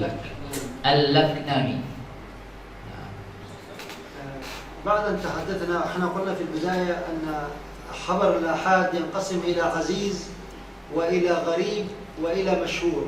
Sebagaimana dalam kita sebutkan, وأن الغريب ما رواه راو واحد. Yaitu hadis ahad ini terbagi kepada tiga, yaitu gharib, kemudian aziz, kemudian hadis masyhur. Al-gharib artinya orang hadis yang diriwayatkan oleh satu perawi saja. والحديث العزيز ما رواه راويان في أقل طبقة من طبقاته، وهذا لم يوجد غير حديث واحد فقط رواه الحاكم وأخرجه الحاكم. قال عنه الإمام البيقوني عزيز مروي اثنين، أي ما رواه اثنان فقط في أقل طبقة من طبقاته. Yaitu sebagaimana dijelaskan, yang kedua adalah ada hadis aziz, yaitu yang diriwayatkan oleh dua orang perawi. وهو لا يؤمن أحدكم حتى أكون أحب إليه من والده وولده والناس أجمعين. هذا الحديث طبقة من طبقاته اثنان عن اثنان عن اثنان. هذا الحديث الوحيد فقط الذي وجد بهذه الصفة، وهو الحديث العزيز. ولما سمي عزيز؟ لأنه نادر. العزيز هو الشيء الذي يعني عز وجوده، وكذلك العزيز من التعزيز، فعززنا بثالث، فهو روى راو وجاء راو آخر معه، فكان هذا الراوي الآخر عضد وانتقل وأنقل صاحبا من الحديث الغريب إلى الحديث العزيز. العزيز ما رواه راويان. التعزيز عندما تكون أنت من نفسك، تقاوم شخص فيأتي أحد آخر يعززك يدعمك. قال الله عز وجل فعززنا بثالث أي قويناهم، فالتعزيز بمعنى القوة التقوية. فهو حديث رواه راو واحد ثم جاء راو آخر وروى عن نفس الحديث هذا الذي يرويه، فصار كل واحد منهما عزز الآخر وقواه. أو أن العزيز مأخوذ من العزة وهو الشيء النادر، فكلا القولين يصلح لهذا الحديث. Kemudian beliau menjelaskan itu tentang hadis aziz, yaitu hadis yang diriwayatkan oleh dua orang. Hadis ini cuma didapatkan cuma satu hadis saja, yaitu hadis yang tidak akan sempurna iman seseorang sehingga saya lebih dicintai daripada Rasulullah saya lebih dicintai daripada orang tuanya, keluarganya, bahkan dirinya sendiri. Cuma hadis itu saja, yaitu yang didapatkan daripada hadis aziz. Kemudian kalimat aziz, kenapa dikatakan hadis ini aziz? Karena ada beberapa pendapat. Yang pertama mengatakan arti aziz adalah nadir, artinya tidak ada yang lain. Kemudian aziz juga bermakna ta'ziz. Arti ta'ziz adalah menguatkan. Seandainya seseorang dan menghadap kepada orang lain, ada orang lain yang mendukungnya. Ini dinamakan dengan ta'ziz. الحديث هنا هذه أو منهم من يجعلها عاطفة. Ada sebagian orang mengatakan ini adalah ataf. ومنهم من يجعلها للتنويع. Ada sebagian mengatakan pembagian. فالذي يجعلها للتنويع يقول العزيز هو الذي رواه اثنان أو ثلاثة. Yaitu yang menjadikan sebagai pembagian dikatakan aziz adalah yang diriwayatkan oleh dua orang atau tiga. وهذا القول خطأ. Ini perkataan yang salah. Al-aziz huwa al-hadits alladhi rawahu ithnan faqat. Jadi hadis cuma diriwayatkan oleh dua orang saja. Atau ثلاثة مشهور. فالحديث الذي رواه ثلاثة فما فوق هو المشهور. أو عزيز مروي اثنين. أو للعطف أو ثلاثة مشهور. مروي فوق ما ثلاثة، من ثلاثة فما فوق فهو المشهور. إلى لم يبلغ مبلغ التواتر. فكل ما بين الحديث العزيز وما بين المتواتر يسمى المشهور ويسمى المستفيض. وما رواه اثنان يسمى العزيز، وما رواه واحد يسمى الغريب. Kemudian ada sebagian mengatakan itu adalah ataf. Ada sebagian mengatakan jadi aziz ini adalah hadis yang diriwayatkan oleh dua orang ataupun tiga. Jadikan no-nya itu adalah perkataan yang salah. Sedangkan yang benar adalah orang yang tiga perawinya sampai ke atas diistilahkan dengan hadis masyhur. Jadi bisa disimpulkan di antara hadis aziz kemudian dengan hadis hadis sahih ataupun hadis masyhur, bukan masyhur. Al-awwal. Anda gharib. Masyhur laisa masyhur fawqa mutawatir. Yaitu di antara hadis aziz dan di antara hadis mutawatir terdapat satu hadis dimakan dengan hadis masyhur. Sehingga masyhur ini diriwayatkan oleh tiga orang sampai ke atas, kecuali di situ syaratnya tidak sampai kepada adat tawatur. Seandainya sudah ada tawatur maka disebutkan dengan hadis mutawatir. ما هو الحديث ثم شرع يتحدث عن الحديث المعنعن، يعني الحديث الذي يرويه الراوي بلفظ العنعنة. Kemudian kita akan belajar tentang hadis mu'an'an, yaitu apa diriwayatkan dengan kalimat an.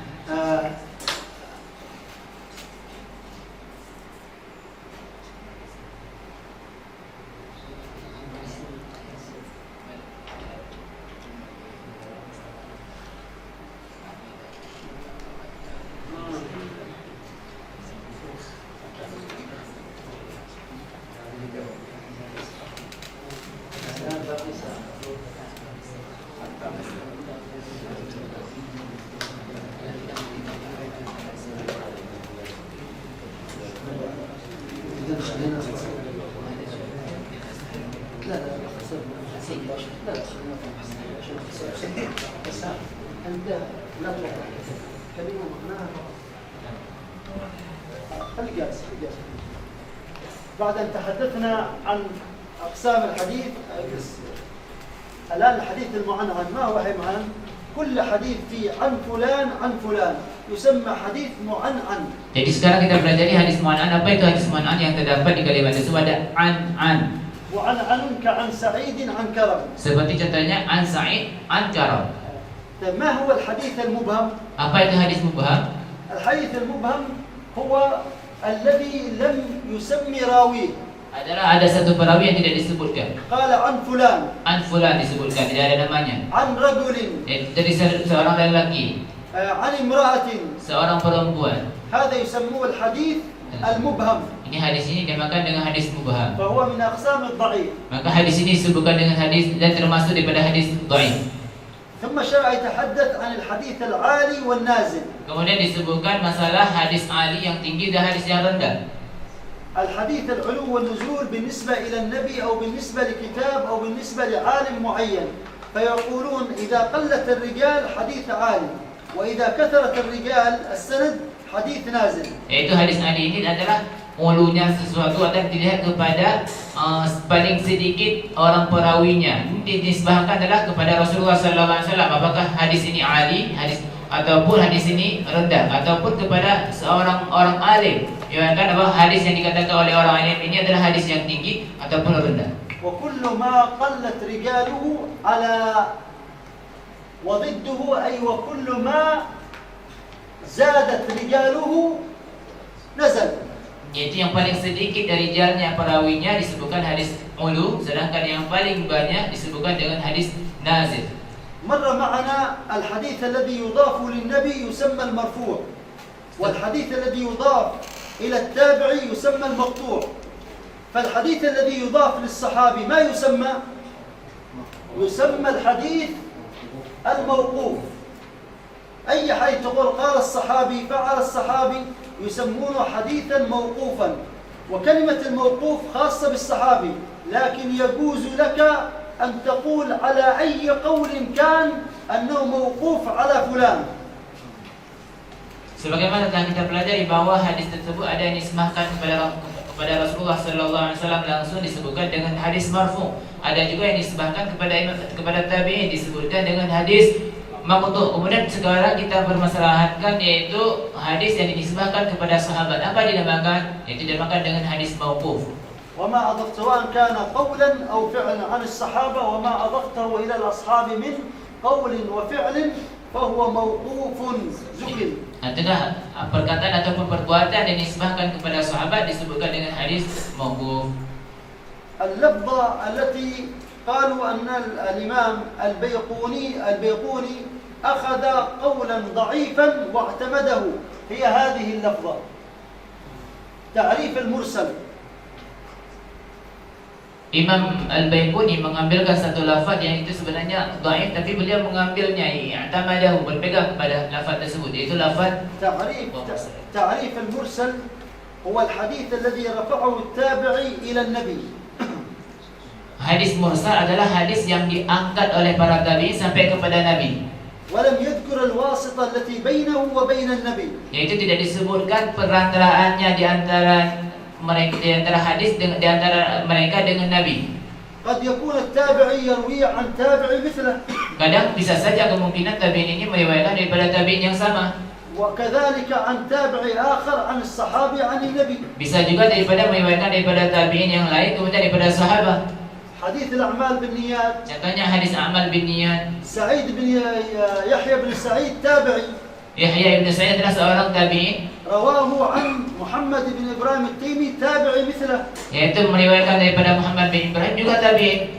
رواه عن علقمة بن وقاص تابعي مثله. Kemudian Alqamah bin Waqqas adalah juga tabi'in sama seperti mereka. ثلاثة كلهم تابعين. Semuanya tiga ini adalah tabi'in. إذن فليس كل حديث رواه التابعي يشترط أن يكون رواه عن صحابي. Jadi bisa disimpulkan bahawa semua yang diriwayatkan oleh tabi'in tidak disyaratkan harus diriwayatkan langsung kepada sahabat. لأن إذا علمنا أن الساقط صحابي فلا يضر الجهل بالصحابي لأن الصحابة كلهم عدول. Maka kalau seandainya kita dapatkan di situ ada sahabat yang digugurkan, maka tidak dilihat kepada hadis tersebut. Karena kenapa? Sahabat ini adalah semuanya adil. والأصح أن المرسل هو الذي رواه التابعي وأضافه إلى النبي صلى الله عليه وآله وسلم ولم يبين الواسطة التي بينه وبين النبي.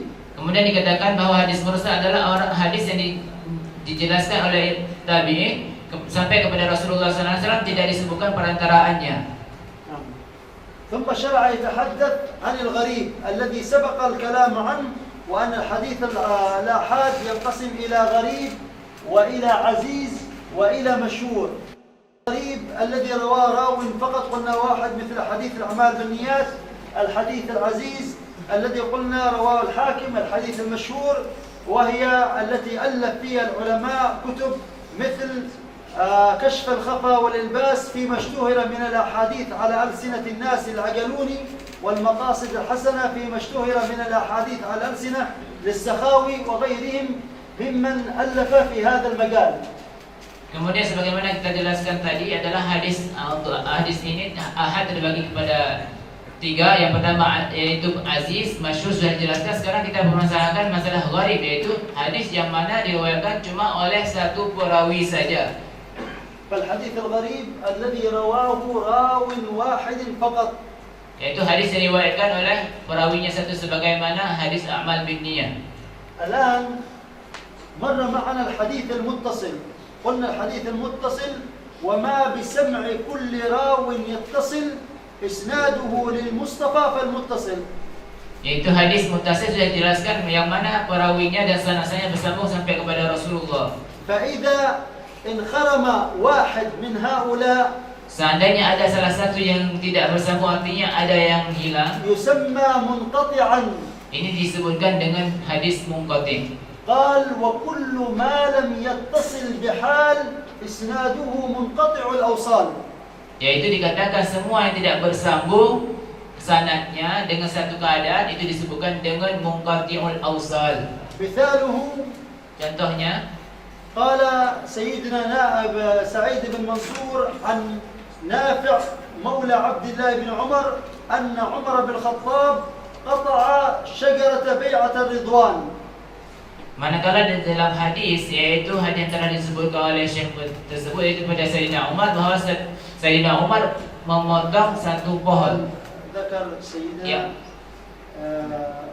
صاحب الطبقات ابن سعد عن نافع. Yaitu beliau hadis ini tentang memotong satu pohon, yaitu di Bai'ah Ridwan, disebutkan daripada Sa'ad An-Nafi', daripada Nafi'. قال نافع أن شجرة بيعة الرضوان. Nafi' mengatakan bahawa pohon yaitu pada Bai'ah Ridwan قطعها عمر بن الخطاب. Sayyidina Umar memotong pohon tersebut. نافع مولى بن عمر Ibu Nafi' Maula Ibn Umar, جاء من أذربيجان. dia datang jadi أذربيجان jadi majal. بلدة. Beliau datang kepada satu negeri, جاء بعد وفاة سيدنا عمر بن الخطاب ب20 سنة. yaitu datang setelah wafatnya Sayyidina Umar 20 tahun. فهنا يروي عن سيدنا عمر وهو لم يلتقي به. Beliau di sini meriwayatkan hadis daripada Sayyidina Umar, padahal beliau sendiri belum pernah berjumpa dengan Sayyidina Umar. فهناك راو Di situ ada perawinya لم يذكر في هذا الحديث. yang tidak disebutkan dalam hadis ini. فكان هذا الحديث منقطع. Maka yang disebutkan hadis ini adalah hadis munqati'. وكل ما لم يتصل بحال إسناده منقطع الأوصال. Yaitu semua hadis yang tidak ada sesuatu yang tidak bersambung disebutkan dengan munqati'. طيب هذا الذي انقطع من سنده واحد لابد إذا انقطع واحد يسمى منقطع. Yaitu hadis yang terpotong ataupun yang tidak bersambung satu pun disebutkan dengan munqati'. أما إذا كان واحد واتصل واحد أيضا يسمى منقطع. إذا كان الساقط واحد فهو منقطع ولو تعدد. لكن إذا كان مع بعض اثنان مع بعض سقطوا فهذا يسمونه المعضل. Seandainya yang terpotong ini adalah satu, seandainya juga terjadi satu, kemudian bersambung, kemudian terpotong lagi, kemudian bersambung lagi di tempat yang berbeda-beda, tapi satu cuma yang terpotong, disebutkan dengan munqati'. Tetapi kalau seandainya ada dua dalam satu tempat, dalam satu itu langsung dikatakan dengan hadis mu'dal. والمعضل الساقط منه اثنان. Mu'dal adalah yang tergugur, yang gugur di situ dua. إن سقط واحد فهو منقطع وإن سقط اثنان فهو المعضل. Seandainya yang gugur itu satu, maka disebutkan dengan mungqati'. Seandainya yang dua, maka disebutkan dengan mu'dal. كذلك هناك نوع من أنواع المصطلح حديث يسمى الحديث المدلس. Ada juga anak daripada mustalah hadis disebutkan dengan hadis mudallas. الحديث المدلس ينقسم إلى قسمين أو نوعين. Hadis mudallas terbagi kepada dua. قال الأول الإسقاط للشيخ وأن ينقل عمن فوقه بعنوان. Yaitu hadis yang pertama yang mana digugurkan isqatul lisyekh, menggugurkan bagi syekh ataupun yang qut mimman fawqahu bi an, yaitu diambil daripada orang di atasnya dengan kalimat an. سيدنا حميد الطويل, Yaitu seorang namanya Sayyidina Humaid At-Tawil. تتلمذ على يد ثابت البناني وعلى يد سيدنا أنس بن مالك الصحابي. Beliau belajar di sisi inaman عند ثابت البناني Sabit Al-Bunani وسيدنا أنس الصحابي. dan juga daripada Sayyidina Anas As-Sahabi, sahabat. نعم. وهو وثابت البناني تلاميذ سيدنا أنس، إلا هذا تلميذ كبير وهذا تلميذ صغير. Ini dua-duanya adalah sama-sama murid daripada Sayyidina Anas, kecuali di sini ada dia adalah murid yang sagir dan satu lagi adalah murid yang kabir.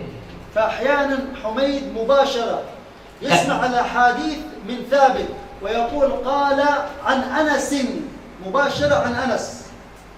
Kadang kita dapati bahawa Humaid bin Tawil beliau meriwayatkan langsung daripada Thabit. Ya, beliau tidak mengatakan daripada Thabit tapi an Anas langsung. فهذا يسمى حديث مدلس، دلس فيه، أسقط شيخه، أسقط ثابت البناني ونقله عمن فوقه وهو سيدنا أنس. قال أول من أنواع التدليس الأول الإسقاط للشيخ وأن ينقل عمن فوقه ويأتي بلفظة محتملة عن أنس. لو سألوه سمعت من أنس؟ قال لا أنا ما سمعت من أنس. وليش تقول عن أنس؟ قال قلت عن أنس ولم أقل حدثني أنس. فهذه لفظة محتملة. هذه الأحاديث يقول ابن أخته حماد بن سلمة هو ابن أخت حميد الطويل، قال خالي لم يسمع من أنس غير 5 أحاديث. Kemudian beliau menyebutkan contohnya seperti adalah Humaid At-Tawil. Beliau belajar sama-sama dengan Thabit Al-Bunani daripada Sayyidina Anas. Kadang beliau meriwayatkan langsung daripada Sayyidina Anas, padahal beliau ambil hadis tersebut daripada Thabit, tetapi beliau menggugurkan ketika meriwayatkan hadis ini menggugurkan Thabit, yaitu orang yang didapatkan hadis tersebut dinaqalkan dengan orang di atasnya, memakai kalimat an, yaitu langsung daripada an Anas. Digugurkan yaitu orang tempat diambilkan hadis tersebut, gurunya apa? Jadi ini disebutkan dengan hadis mudallas. فهو لم يروي غير 5 أحاديث عن أنس. Yaitu padahal beliau sendiri ini cuma meriwayatkan hadis daripada Anas cuma 5. Bahkan yang mengatakan sendiri yaitu saudara Ukhti, Ibn Ukhti, Hammad ibn Salamah. Yaitu Hammad ibn Salamah adalah anak laki-laki saudara perempuannya yang mengatakan bahawa Humaid At-Tawil cuma meriwayatkan hadis daripada Sayyidina Anas cuma 5 hadis. لكن في صحيح البخاري 12 حديثا. Tetapi di dalam kitab Sahih Bukhari terdapat 12 hadis. فقالوا كيف البخاري يروي بالعنعنة وهو يذم العنعنة. Maka dikatakan bagaimana Imam Bukhari meriwayatkan dengan memakai an, dengan mu'an-an, tetapi beliau di waktu yang lain beliau mencela tentang hadis mu'an-an. قال الإمام العلائي قال العلة في الحديث المدلس أننا نجهل هذا الساقط،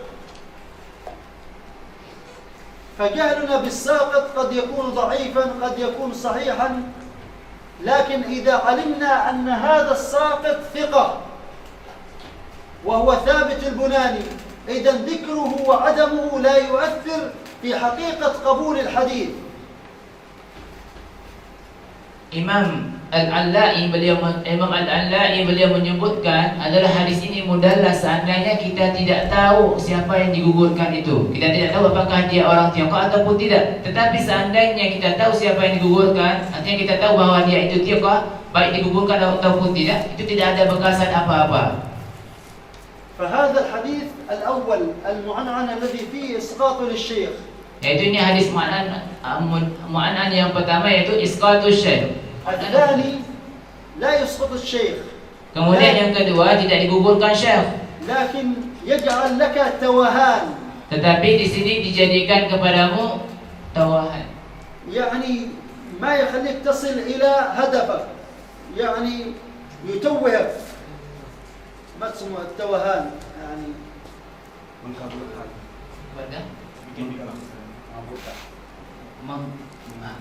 artinya tidak membuat tidak jadi kita sampai kepada apa yang kita maksudkan. التائه الإنسان الذي يتوه يريد أن يصل إلى مقصده خرج طريق هنا وطريق هنا طريق هنا أين الطريق؟ أنا تائه. Mafhum insya-Allah ya. Kebingungan nanti membuat seseorang jadi bingung, tidak sampai kepada tujuannya. فهو يأتي لشيخه بأوصاف غريبة.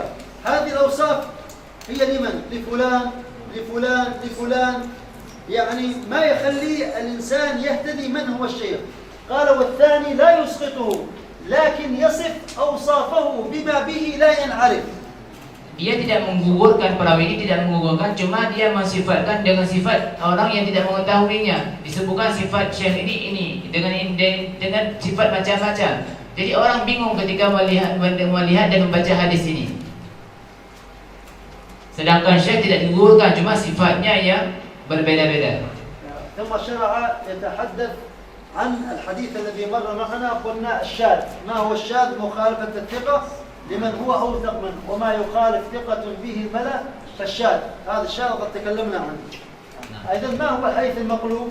Sekarang kita berpindah kepada maqlub, karena hadis syadz sudah kita jelaskan di yang tadi di belakang. المقلوب قد يكون قلب في السند وقد يكون قلب في المتن.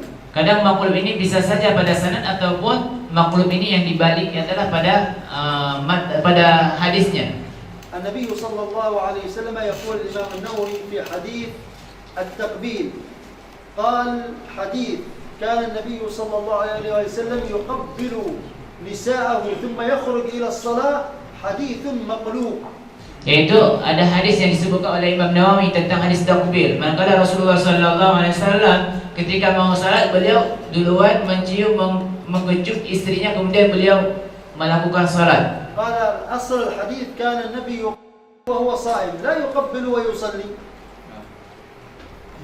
Jadi hadis ini dikatakan oleh Imam Nawawi adalah hadis maqlub. Karena kenapa? Dasarnya Rasulullah sallallahu alaihi wasallam mengkecup adalah beliau puasa, bukan beliau untuk salat. كذلك المقلوب قال حتى لا تعلم يمينه ما تنفق شماله. قالوا هذا حديث مقلوب. الأصل حتى لا تعلم شماله ما تنفق يمينه. Yaitu hadis maqlub contohnya lagi adalah sehingga ketika kita melakukan sedekah, melakukan dengan tangan kanan dan jangan sampai ketahuan dengan tangan kiri. ومنه ما هو مقلوب السند كما حصل للإمام البخاري لما دخل بغداد قام مجموعة من العلماء وقلبوا له الأسانيد. Kemudian ada juga hadis maqlub al-matan. Al-matan, as-sanad, yaitu sebagaimana ketika Imam Al-Bukhari masuk ke Baghdad, di situ beliau dapatkan ada orang-orang yang membalak-balik sanad. قال والمقلوب قسمان تلا إبدال راو ما براو قسمه. يعني هذا قسم أنه يبدل راوي بدل راوي ثاني. وقلب إسناد لمتن قسمه. كذلك إذا قلبوا الأسانيد كما حصل للبخاري أو حصل القلب في المتن نفسه. قلنا كما قال حتى لا تعلم يمينه ما تنفق شماله. Di sini adalah hadis maqlub terbagi kepada dua, ada yang maqlub rawinya, ada yang maqlub sanad atau yaitu matanya. Jadi di sini jelas bahwa kadang yang dibolak-balik adalah perawinya, kadang yang dibolak-balik adalah matanya, sebagaimana hadis yang telah disebutkan oleh Syekh tadi. Al-hadits al-fard, ma huwa al-fard? Sekarang kita masuk kepada hadis fardu. Al-fard wal gharib bima'na wahid. Arti farid artinya gharib, maksudnya adalah satu. Wa huwa ma rawahu rawin wahid. yaitu hadis yang diriwayatkan oleh seorang saja. إلا أن الفرد يسمونه الفرد النسبي. Kecuali di sini adalah farad ini adalah disebutkan dengan farad nisbi. إذا كان حديث غريب يعني حديث لم يرويه إلا راو واحد مطلق يسمون الحديث المطلق أو يسمون الفرد المطلق أو يسمون الغريب. أيوة. الفرد الآن أنا عندما أقول لم يرويه هذا الحديث عن يعني فلان إلا فلان البصري إلا فلان الشامي إلا فلان، أنا أقيد بصفة معينة فهذا يسمونه المقيد فرد. وأما إذا أطلقت قد رواه علقمة عن عمر ورواه عن علقمة محمد بن إبراهيم هذا يسمونه غريب. لكن لو قلت علقمة الشامي علقمة الكوفي هذا يسمونه فرد. قال والفرد ما قيدته بثقة، يعني قيدته قلت فلان الثقة أو فلان الشامي، يعني تقيد بصفة معينة فيقولون له الغريب المقيد أو الغريب النسبي أو الفرد يسمون الفرد وذلك يسمون الغريب. فكلمة الغريب يطلق على المطلق وكلمة الفرد يطلق على المقيد وكلاهما راويه راو واحد. Jadi bisa difahami bahawa ada perbedaan antara farad dengan gharib. Kalau gharib berarti mutlak bahawa diriwayatkan oleh seorang rawi saja, sedangkan farad ada kaidnya, yaitu ketika perawinya satu dikaitkan dengan sifat-sifat tertentu seperti orang Syam, kemudian dia orang saleh, orang alim dan sebagainya, disebutkan satu sifat tertentu buat dia, sedangkan perawinya sama-sama satu orang. ثم شرع يتكلم عن العلة التي سبقت معنا الكلام عنها عند قوله ولم يعل، أن العلة إما أن تكون علة خفية وإما أن تكون علة ظاهرة. قال وما بعلة غموض أو خفاء معلل عنده قد عرف. فالحديث المعلل هو الذي فيه علة، إما أن تكون هذه العلة ظاهرة قلنا كالسقط في الإسناد، يعني فلان يذكر ويحذف فلان بسرعة يعترف من خلال التواريخ تعرف أن هذا ولد بعد وفاة هذا حديث منقطع. لكن هناك علة قد لا تظهر وهي قلنا مثل الوقف في الحديث المرفوع وكذلك الحديث الرفع في الحديث الموقوف. فقال وما بعلة غموض أو خفى معلل عندهم قد عرف. Kemudian di sini disebutkan ada hadis muallal. Hadis muallal adalah hadis yang ada yang itu dijelaskan tentang yang keluar daripada syarat sahih tadi. Ada sesuatu yang salah. Di sini kesalahan ilahnya itu ada dua. Kadang-kadang ada ilah yang tersembunyi, ada ilah yang zahir. Jadi di sini kadang ada yang bisa kita ketahui manakala seperti seseorang meriwayatkan hadis daripada si fulan. Padahal kalau kita ketahui secara nyata dia sendiri yang perawi dari fulan ini, dari syekh ini, dia lahir setelah wafatnya syekh ini. Ini kan secara jelas. Kemudian ada hadis yang tidak jelas tentang ilahnya. ثم شرع يتحدث عن الحديث المضطرب، وقلنا أن الحديث المضطرب أن يكون راويان كلاهما في درجة واحدة، هذا ثقة وهذا ثقة، لكن كلاهما روى حديث يتناقض مع الآخر، فهذا الذي رواه الثقتان يسمى حديث مضطرب. قال وذو اختلاف سند أو متن مضطرب عند أهيل الفن. Seandainya ada dua orang yang meriwayatkan hadis sama-sama thiqah, tapi hadis mereka adalah bertentangan, derajatnya sama-sama thiqah, ini adalah baik pertentangan tersebut pada sanad ataupun matan disebutkan dengan hadis muttarib. الحديث أيضا الذي بعده الحديث المدرج. الحديث المدرج يأتي كلام النبي أحيانا يريد أن يفسر الكلام. Kemudian hadis mudrad adalah hadis yang mana datang perkataan Rasulullah SAW untuk menjelaskan perkataan sebelumnya. عندما يفسر قول النبي يشير إلى أنه يفسر فهذا لا يضر. Ini ketika mereka mentafsirkan hadis, yaitu perkataan Rasulullah SAW mengisyaratkan bahwa ini adalah sebagai pensyarahnya. كما في حديث البخاري باب الوحي قال وكان النبي صلى الله عليه وسلم يتحنث. قال الزهري يتحنث أي هكذا أي يتعبد. Yaitu sebagaimana disebutkan dalam kitab hadis Sahih Bukhari. الليالي ذواتي العدد. كلمة أي توضح أنه يفسر. إشارة إلى التفسير. لكن لو قال كان النبي يتحنث ليتعبد ما أقدر أنا أميز أن هذه اللفظة من التابعي أو من السيدة عائشة.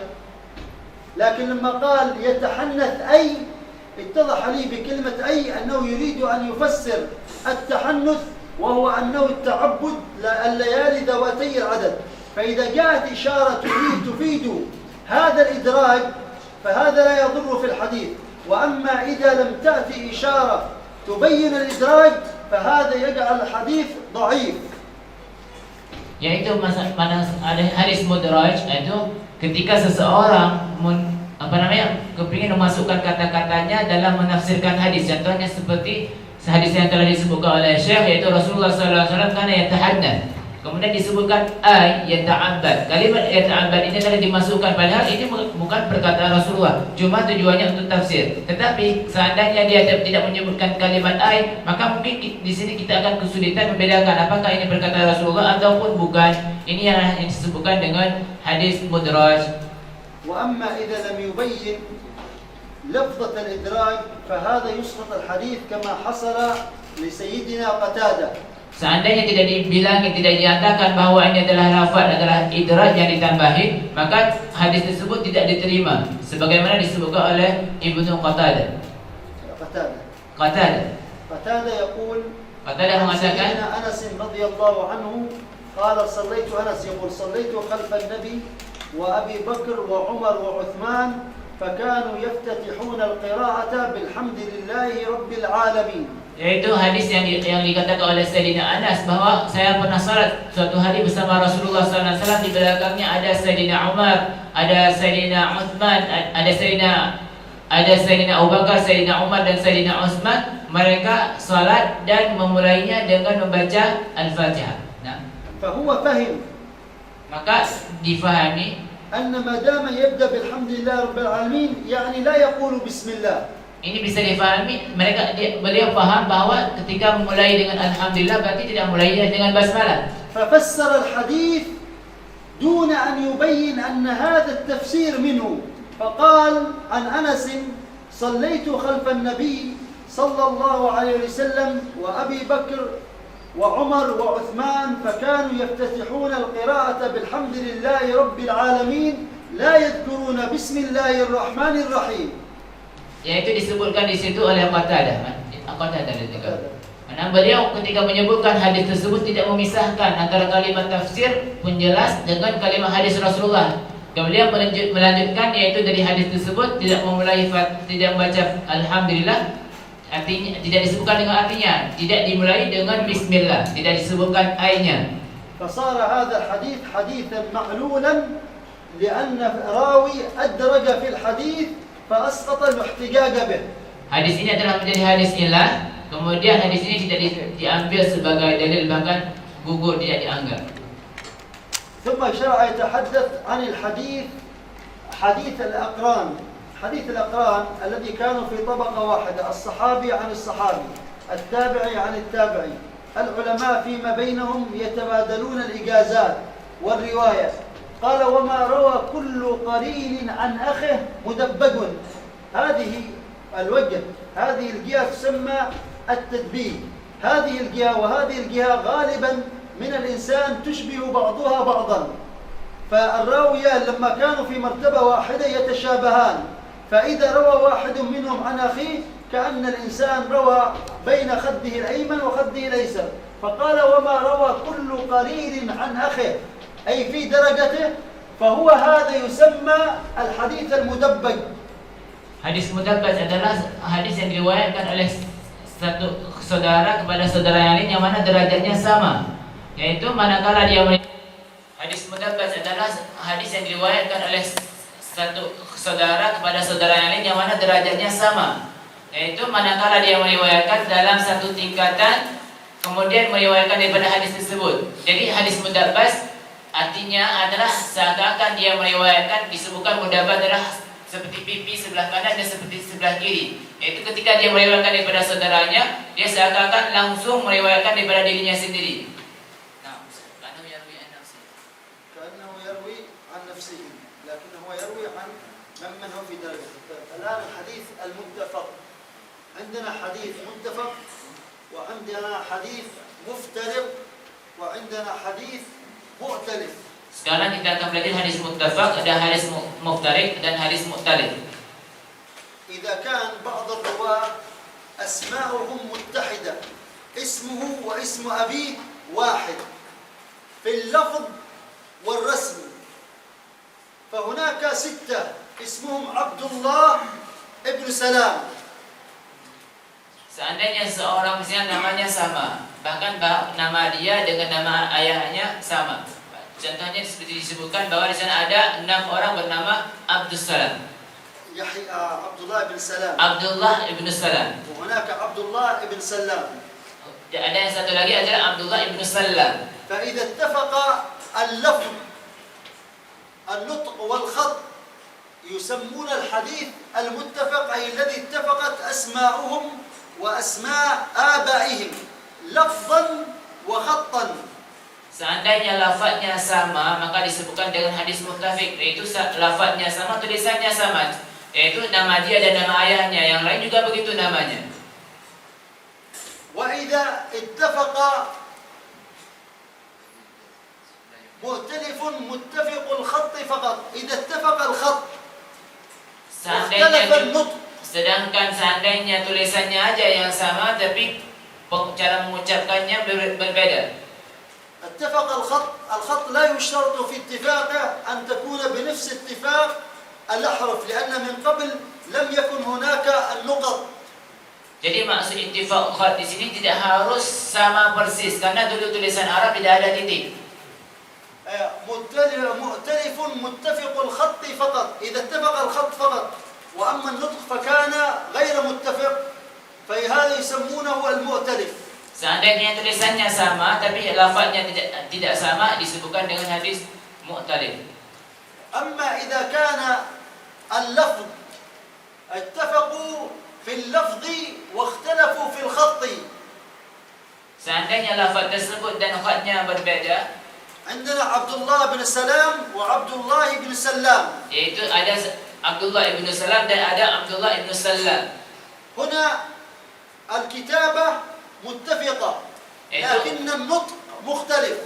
قال إذا اتفق الخط واللفظ يسمى المتفق، وإذا اختلف ضده أي اتفقوا في الخط واختلفوا في اللفظ يسمى الحديث أي أن بينهما فرق بين هذا وهذا. Yaitu kalau seandainya berbeda pada tulisan tapi berbeda pada tulisannya sama, al-khat muttafiq, wal lafz mukhtalif.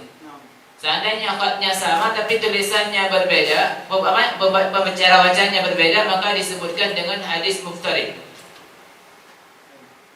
طيب هنا هذا ألف فيه الإمام أبو بكر البغدادي ألف كتابا سماه المتفق والمفترق. Yaitu Imam Abu Bakar Al-Baghdadi, beliau mengarangkan satu kitab yaitu Al-Muttafiq wal Muftariq. بين العلماء الذين ينقلون الحديث ويقع اللبس في أسمائهم. Yaitu beliau menyebutkan di situ ada ulama-ulama yang menyebutkan hadis, di situ ada persamaan bahkan mencampur namanya. وأن هؤلاء الأشخاص ليسوا واحد إنما هم عدد، ففلان هو فلان ابن فلان ويذكر اسمه ونسبه ومن مشايخه ومن تلاميذه، ثم ينتقل إلى الآخر فيبين الفرق الذي بين هذا وبين هذا. فإذا كان اجتمعت الأسماء لفظا ونطقا بينها وقال هذا الذي يسمى بالحديث المتفق. Yaitu pengarang kitab tersebut menyebutkan di dalam kitab tersebut ada orang-orang yang sebenarnya berbeda walaupun namanya sama. Kemudian seandainya didatangkan satu hadis dengan nama tertentu yang sama dengan nama di tempat lain, beliau jelaskan namanya, siapa ayahnya, siapa gurunya dan siapa muridnya dan seterusnya. فهذا الذي اتفقت أسماءهم وأسماء آبائهم. Inilah mereka ini yang sama namanya dan nama ayahnya. قلنا مثل عبد الله ابن سلام وابن سلام. Yaitu nama Abdullah ibn Salam dan Abdullah ibn Salam. ابن سلام وابن سلام بالتشديد والتخفيف. Ada satu dengan tasdid dan ada satu yang tidak ada tasdidnya. وهنا الحديث نوع آخر غير المتفق وغير المفترق. هنا نوع يسمى مؤتلف، أي بين هذا الاسم وبين هذا الاسم تقارب كبير. Yaitu ada lain, yaitu pembagian lain, ada mu'talif, di antara keduanya ini ada perbedaan yang sangat besar. واحد اسمه بسر وواحد اسمه يسر. Ada namanya satu busur, ada satu yusr. أيوة، هي هذا يسر وبسر، هذا اتفق الخط واختلف النطق. Tulisannya sama, tapi cara bacanya berbeda. Busur, yusur, walaupun titiknya. فهذا يقول لك انتبه أن تخلط فيه. لماذا؟ الإمام البخاري قال حدثنا عبد الله بن بسر الصحابي. لماذا قال الصحابي؟ لأن يوجد تابع اسمه عبد الله بن بسر، فأراد أن لا تختلف. قال حدثنا عبد الله بن بسر، قال رأيت النبي صلى الله عليه وسلم، قال نعم، قال أكان شيخا، قال كان في لحيته شعرات بيض. فهذا أراد أن يبين لك الفرق بين هذا الرجل وبين هذا الرجل، وأن هذا الرجل الذي في هذا الحديث صحابي. ليش يبين لي كذا؟ لأن لو كان تابعي لكان حديثا مرسل، ولو كان صحابي لكان حديثا متصل. فمن أجل أن يبين لك أنك لا تطعن في هذا الحديث، أراد أن يبين لك الفرق بين الاسمين، وأن هذا الاسم ليس المقصود على ذلك التابع الشهير، إنما هناك أيضا صحابي يسمى عبد الله بن بسر. Di sini seperti Imam Bukhari menyebutkan bahwa ada satu namanya Busr. Beliau meriwayatkan daripada Al-Busr, kemudian disebutkan As-Sahabi, dijelaskan dengan As-Sahabi. Kenapa dijelaskan dengan kalimat As-Sahabi? Beliau membedakan antara karena di sana ada tabi'in yang bernama Al-Busr. Seandainya tidak dijelaskan As-Sahabi, takutnya hadisnya menjadi mursal. Sedangkan kalau seandainya ada As-Sahabi, hadisnya adalah muttasil. المنكر قلنا من قبل أن إذا اختلف اثنان أحدهما في درجة واحدة كلهم ثقة يسمى مضطرب. إذا كان أحدهما ثقة والثاني ضعيف، الضعيف يسمى منكر. فما هو المنكر؟ المنكر هو الحديث الذي رواه الضعيف وخالف الثقات، فيسمونه منكر. Yaitu sebagaimana yang sudah dijelaskan, seandainya perselisih paham antara dua hadis, yaitu thiqah dengan thiqah, disebutkan muttalib. Tetapi kalau seandainya perselisihan hadis itu terjadi di antara yang dhaif dengan yang thiqah, disebutkan dengan hadis munkar. Wal munkarul fardu bihi rawin ghada ta'diluhu la yahtamil. ما فيش وجه أن أنا أعدله لأن خالف ثقة وأئمة أعلام وهو إنسان ضعيف، أنا ما أفعل له هذا، فهذا حديثه منكر. Yaitu hadis munkar yang telah diriwayatkan oleh seorang perawi yang mana menyalahi dengan hadis orang yang thiqah yang tidak mungkin bisa ditakdil. الحديث المتروك، ما هو الحديث المتروك؟ Apa ini sini hadis matruk? الحديث المتروك هو الإنسان الذي ثبت أنه يكذب على الناس. Adalah seseorang yang memang sudah masyhur yaitu berdusta. أو ثبت عنه يعني فعل فحشاء. Atau dia pernah melakukan satu perbuatan yang keji. فهذا يسمونه الحديث المتروك. Maka hadis ini disebutkan dengan hadis matruk. قال متروكه ما واحد به انفرد وأجمعوا لضعفه بالاتفاق. هذا إنسان لا يصلح لكون أخلاقه سيئة. Ini adalah hadis matruk, adalah riwayat oleh satu orang dan para ulama ataupun para ulama semuanya sepakat bahwa lemah dia. Kenapa? Karena dia sudah melakukan sesuatu yang tidak pantas. فراوي الحديث المتروك يكذب على الناس لا يكذب على النبي. فإن كذب على النبي فيسمون حديثه الموضوع. Yaitu orang yang meriwayatkan hadis matruk adalah seandainya dia meriwayatkan hadis matruk berarti dia berdusta kepada manusia, bukan berdusta kepada Nabi Muhammad sallallahu alaihi wasallam. Tetapi kalau seandainya dia berdusta kepada Nabi Muhammad sallallahu alaihi wasallam disebutkan dengan hadis al-mukhtalaq. ولذلك قال الحديث الموضوع قال والكذب المختلق المصنوع على النبي، قيد بالنبي ليبين الفرق بين الحديث الموضوع وبين الحديث المتروك. Yaitu hadis seseorang yang mana berdusta kepada Rasulullah sallallahu alaihi wasallam disebutkan dengan hadis maudhu dan harus disebutkan kepada Nabi Muhammad sallallahu alaihi wasallam untuk membedakan antara hadis maudhu dengan matruk. Kalau matruk berdustanya bukan kepada Nabi tetapi kepada orang lain. قال الناظم هذه المنظومة التي جعلتها كالعقد، قال وقد أتت كالجوهر المكنون. سميتها منظومة البيقوني. فوق 30 ب4 أتت، أي أبياتها 34 مع أقسامها تمت بخير وجه. نسأل الله عز وجل أن يغفر للإمام البيقوني وهؤلاء الرجال الذين خدموا شريعة النبي صلى الله عليه وسلم، ومشايخنا ووالدينا وأحبابنا ومحبينا، وللصحابة الكرام، ولأهل لا إله إلا الله، وأن الله عز وجل يعلي درجاتهم في الجنة ويمتعهم بغاية لذة النظر إلى وجهه الكريم، ويعيد علينا أنوارهم وأسرارهم وبركتهم وعلومهم الظاهرة والباطنة في لطف وعافية وسلامة، أن الله عز وجل يقبلنا على ما فينا وهو عنا راض. بسر الفاتحة. ورحمة الله وبركاته من الشيطان الرجيم. بسم الله الرحمن الرحيم. الحمد لله رب العالمين الرحمن الرحيم مالك يوم الدين إياك نعبد وإياك نستعين اهدنا الصراط المستقيم صراط الذين أنعمت عليهم غير المغضوب عليهم ولا الضالين.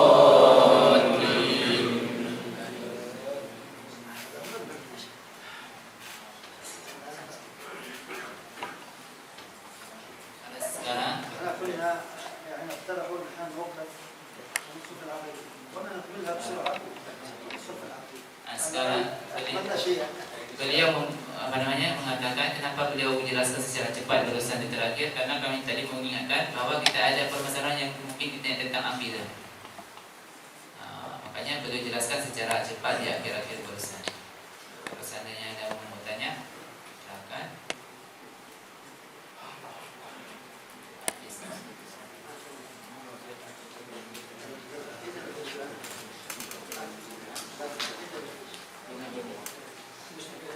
Ini panjang Bang.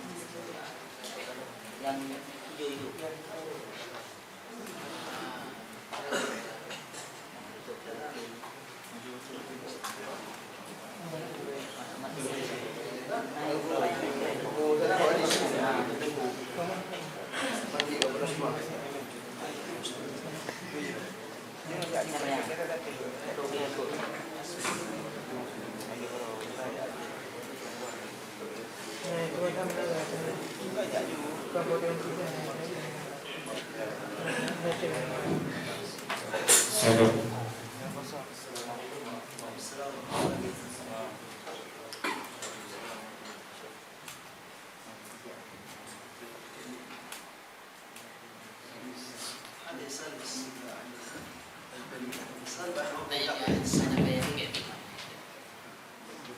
Ya Syekh, ini soal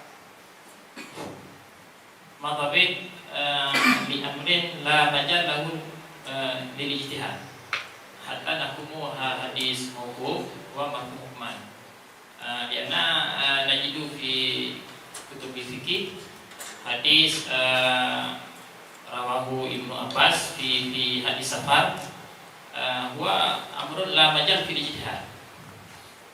Asani kaifa naruddu syubhat Syiah yang anuna fi adalati kulli sahabah. بالنسبة للحديث لعل يسأل عن الحديث ابن عباس جمع النبي صلى الله عليه وسلم بين السفر بين الظهر والعصر من غير عذر ولا مطر. تقصد هذا الحديث؟ في حديث سفر هذا هو جمع النبي بين الظهر في أربعة والعصر. برود جمع النبي في جمع النبي صلى الله عليه وسلم، قصر النبي صلى الله عليه وسلم، وجمع حديث عبد الله بن عمر وعبد الله بن عباس. كان النبي صلى الله عليه وسلم يفطر ويجمع في 4 برود. طبعا عندنا من أجل يكون هناك ضابط علماء الحديث قالوا كيف نميز بين الحديث الموقوف الذي ينشأ عن قول الصحابي وبين الحديث المرفوع، لأنه جاءت لنا أحاديث كثيرة عند التتبع وجدناها أحاديث مرفوعة إلى النبي، لكن الصحابي لم يصرح بقوله قال النبي. قالوا إذن لابد عندما نسمع إلى قول الصحابي أن ننظر في هذه المسألة. إن كانت هذه المسألة مسألة اجتهادية أي مما يجوز الاجتهاد فيها، فهذه لا بأس أن ننسبها إلى الصحابي.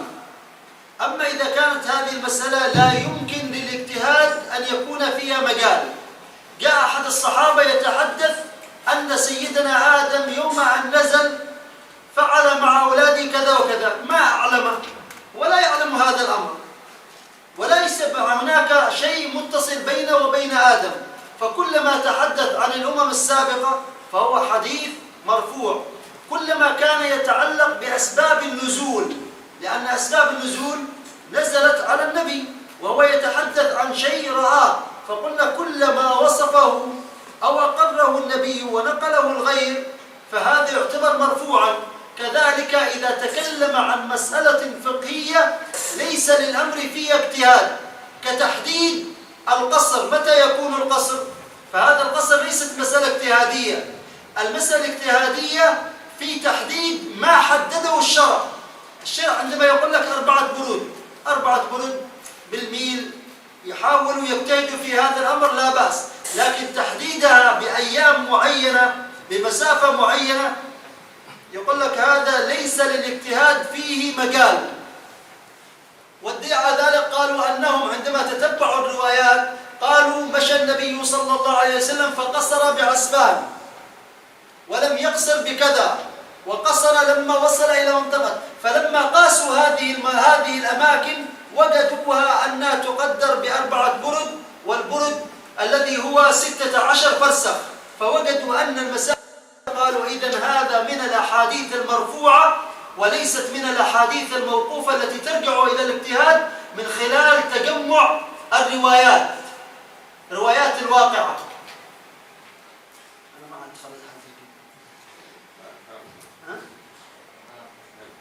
واضح؟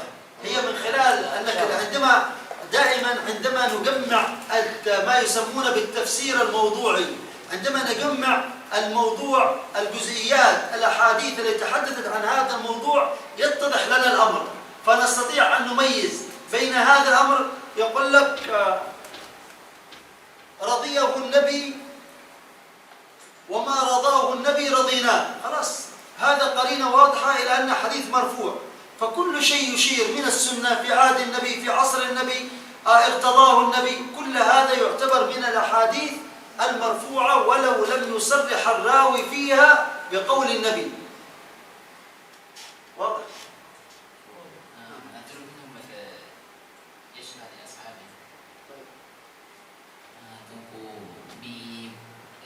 kesimpulan daripada jawaban Syekh kepada yang lain. Yang pertanyaannya bagaimana membedakan perkara yang tidak ada jalan majal untuk ijtihad, sehingga punya perkara yang mana majal untuk ijtihad pada hadis mauquf yang dihukumkan sebagai hadis marfu' hukman, sehingga bisa dijadikan sebagai sumber hukum. Sedangkan punya hadis mauquf yang berasal daripada perkataan sahabat tidak bisa dijadikan sumber hukum. Syekh menjelaskan yang pertama, yang perkara yang memang hanya bisa diijtihad, sebagai contoh perkara penciptaan alam, kapan diciptakan alam, ini adalah hadis yang pasti berasal daripada Nabi. Walau di sahabat saat meriwayatkan hadis tersebut hanya mengatakan qala Nabi. Kemudian menasib pada masalah fikih. Pada masalah fikih, beberapa hadis yang dibubur di sahabat ataupun bukan di sahabat hanya langsung daripada Nabi, kepada Nabi, tetapi setelah dipahami daripada buku Rasulullah, maksudnya sahabat dan perkataan Rasulullah, dari buku Rasulullah dipahaminya adalah atas daripada syarak. وهذا لم يرد فقط عن ابن عباس، أيضا عن ابن عمر وعن غيرهما، فدل اتفاقهم على أنه نص يرجع إلى النبي. Jadi hadis, sebagai contoh hadis berbatasan safarnya bukan hadis yang warid daripada sahabat, daripada dari sahabat, sehingga dia mujtahid dipahaminya adalah batasan yang datang daripada syarak, kan hasil daripada ijtihad sahabat, sehingga bisa dijadikan sumber hukum dalam berijtihad. Kaifa naruddu syubhat Syiah yaquluna anna sahabah laysa kulluhum hudud. أيوة، إذا المولى جل ذكره عدل إنسانا ثم أنا رأيت هذا الإنسان قال لي الله هذا إنسان أنا راض عنه، ثم أنا رأيت فيه سلوك ما أعجبني، هل أقدم رأيي أنا على قول الله؟ الله يقول والسابقون الأولون من المهاجرين والأنصار والذين اتبعوهم بإحسان رضي الله عنهم ورضوا عنه. والمقطوع به عند الشيعة وعندنا أن أبا بكر وعمر وعثمان وعلي من السابقين، نحن وهم متفقون، وما دام أننا متفقون أنهم من السابقين، والله يقول والسابقون الأولون من المهاجرين والأنصار والذين اتبعوهم بإحسان رضي الله عنهم. إذا قضية أن تأتي لي بأشياء تقول أنك ثبتت عندك أن هؤلاء غيروا وبدلوا، تغييرهم وتبديلهم لا يغير ما أثبته وعدلهم به المولى جل ذكره. فالله لا يرتضي من يكون خائن، والله عز وجل لا يزكي من هو خبيث، والله زكى هؤلاء ومدحهم وقال رضي الله عنهم، قال ورضوا عنه، وهذا قمة في التزكية لهؤلاء الرجال. إذا لا نعول على إنسان جاء ببعض الشبه ليرد القرآن الكريم الذي هو صريحا في تعديل الصحابة وخصوصا العشرة المبشرين بالجنة. Jadi yang menjadi pertanyaan bagaimana menolak syubhat kaum Syiah yang mencela kepada keadilan semua sahabat. Jawabannya pada saat Allah Subhanahu wa taala telah mentazkiyahkan seluruh sahabat, telah mengatakan para sahabat al-awwalun as-sabiqun adalah orang-orang yang diridai oleh Allah dan Allah juga ridha kepada mereka. Kemudian kita menemukan satu hal yang menurut kita mereka telah mengubah, ini apakah kita akan mendahulukan apa yang sebut di sisi kita ataupun akan mendahulukan tazkiyah daripada Allah Subhanahu wa taala. Tentunya kita akan mendahulukan apa yang telah disebutkan oleh Allah taala bahwasanya mereka adalah orang yang telah ridha kepada Allah dan Allah ridha kepada mereka. Tidak mungkin Allah Subhanahu wa taala ridha kepada orang-orang yang punya sifat khianat. Demikian.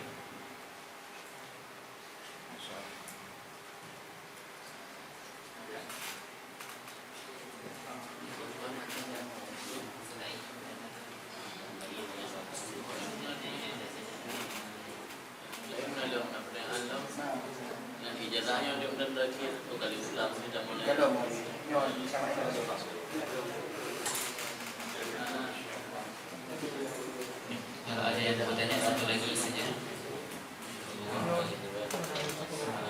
Syekh tadi kan ada Syekh dari ayat wasabiqun al-awwalun untuk mentakdirkan seluruh sahabat. Jadi bagaimana kalau kita mendengar kisah-kisah sejarah yang mana ada di antara sahabat yang terkesan berbuat maksiat, seperti kisah sahabat di perang Uhud. Kisah sahabat di perang Uhud kan terjadinya patah gigi Rasulullah gara-gara ada sahabat yang tidak mematuhi Rasulullah. Mereka turun dari gunung Uhud tidak mematuhi dari perintah Rasulullah dari sah peperangan Minal Kabari.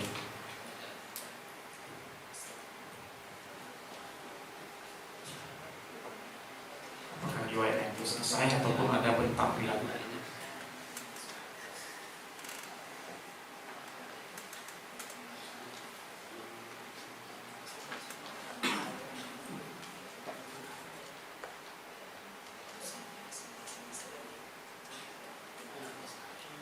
الصحابة رضوان الله عليهم هم ليسوا بمعصومين. Sahabat ini pertanyaannya kedengaran ke belakang insyaallah ya. Sahabat semuanya tidak ada yang maksum. لكنهم قدموا عملا هذا العمل رضيه الله فلم يعد فيما عملوا من مخالفات يؤثر في العمل العظيم الذي قدموه. Mereka adalah melakukan semua amalan yang mana Allah SWT beridha kepada mereka. Tetapi setelah itu mereka tidak melakukan sesuatu yang mana amalan yang mereka lakukan ini menghilangkan sesuatu keridhaan Allah itu. قال لأولئك الذين كانوا في غزوة بدر قال اعملوا ما شئتم فقد غفرت لكم. Yaitu ketika terjadi perang Badar, Rasulullah mengatakan i'malu ma syi'tum. وثبت أن أحد هؤلاء الرجال من غزوة بدر أنه سرب معلومات لأهل مكة من أن النبي صلى الله عليه وسلم يتوجه إليهم ليغزو مكة. أصحاب بدر اعملوا ما شئتم فقد غفرت لكم. لكن ثبت أن من أصحاب بدر من ارتكب خيانة عظمى. Yaitu ada sahabat Badar di perang Badar, dan dikatakan kerjakan apa yang kalian lakukan sudah diampuni. Padahal setelah itu ada sahabat-sahabat yang melakukan satu maksiat. لما أراد النبي أن يغزو Ketika ويفتح مكة المكرمة Rasulullah kepingin berperang dan membuka Fathu Makkah, yaitu terjadinya Fathu Makkah, قام أحد أهل بدر كتب كتابا yaitu ada satu ahli Badar menulis satu surat يقول لهم أن النبي صلى الله عليه وآله وسلم يتجهز لكم بجيش عظيم لا قبل لكم به وأنه سيغزو مكة المكرمة. yaitu membojori kabar ini kepada orang yang ada di Mekah dengan beritahu bahwa Rasulullah SAW sedang siap-siap dengan tentara yang paling banyak untuk menyerang kalian di kota Mekah. وهذا معروف في القوانين الوضعية والشرعية أن هذا الرجل يقتل. Ini adalah ma'ruf dalam syariat, adalah dibunuh. لأن هذه يدخل في الخيانة العظمى. Karena dia telah melakukan khianah yang sangat agung, yang sangat besar. ولذلك قال سيدنا عمر دعني يا رسول الله أضرب عنق هذا المنافق. Itu Sayyidina Umar bahkan mengatakan kepada Rasulullah, biarkan saya membunuh dia dan memotong lehernya. فقال النبي صلى الله عليه وآله وسلم يا عمر إنه من أهل بدر وقد قال الله لأهل بدر اعملوا ما شئتم فقد غفرت لكم. Kemudian Rasulullah SAW menjawab atas permintaan Sayyidina Umar adalah biarkan dia, karena dia ada termasuk ahli Badar. Allah SWT telah mengatakan di sana, kerjakan apa yang kamu inginkan, maka aku telah mengampuni buat kalian. فما يعملون من مخالفات لا يؤثر في الشيء الذي قدموه لله. Apapun yang mereka lakukan setelah itu tidak akan memberi bekasan apa-apa yang telah ditentukan oleh Allah Subhanahu wa taala kepada mereka. لأنهم ليسوا بمعصومين. Karena mereka sebenarnya bukanlah orang yang maksum, yang terpelihara daripada dosa. ولكن الشيء الذي قدموه قد قدموا شيئا جاوز عنهم كل ما يمكن أن يقوموا به من مخالفات. Tetapi apapun yang sudah mereka lakukan, ini adalah sesuatu yang bisa saja seandainya mereka melakukan kesalahan, maka itu tidak memberi bekas apa-apa, karena saking agungnya apa yang telah mereka lakukan. فما يفعل الصحابة رضوان الله عليهم من أمور هذه الأمور تجاوز الله عنهم لأنهم قدموا أرواحهم للنبي صلى الله عليه وسلم. فإذا ما فعلوا مخالفة الله عز وجل لا ينسى ذلك الجميل الذي قدموه ويؤاخذهم بهذا الأمر الذي ارتكبوه. Di sini menandakan bahwa apa yang mereka lakukan, seandainya mereka melakukan kesalahan setelahnya, tidak akan memberi bekasan. Karena kenapa? Karena Allah Subhanahu wa taala tidak akan lupa apa yang telah mereka lakukan daripada kebaikan, walaupun setelah itu mereka melakukan sesuatu kesalahan. Tapi karena saking agungnya apa yang telah mereka lakukan, tidak akan memberi bekas apa-apa.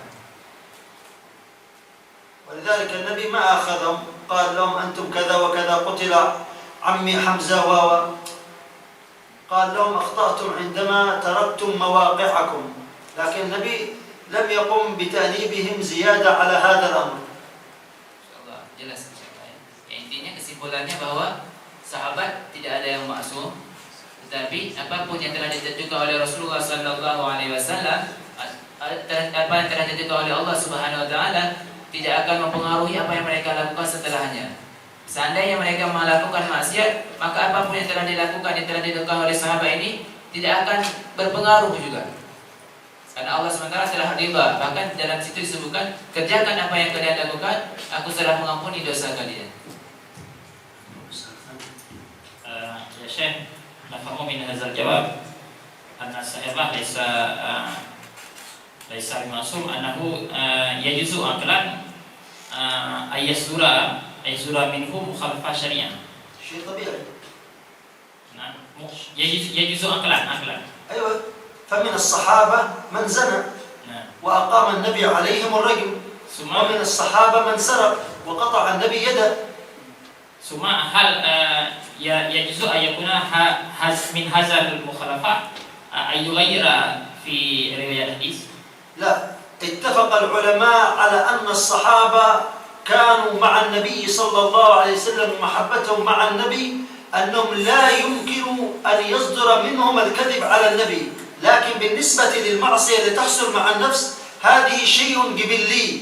أنت الآن ممكن ترتكب معصية لكن لا يمكن تكذب على النبي، فالكذب على النبي ليس من حظوظ النفس فقط، بل هناك أمور أخرى تدعيك إلى هذا الأمر. الصحابة رضوان الله عليهم المخالفات التي حصلت لهم مخالفة تكون بينهم بين أنفسهم مما يتعلق بشهوات النفس، لا بالأمر الذي يتعلق بالكذب على الشريعة، فقد كانوا يفدون الشريعة بأرواحهم. ولذلك قال حافظ ابن حجر: اتفق العلماء على أن الصحابة عدول رواية، من حيث الرواية فهم عدول لا يكذبون على النبي صلى الله عليه وسلم، وانعقد الإجماع على ذلك بين أهل السنة والجماعة.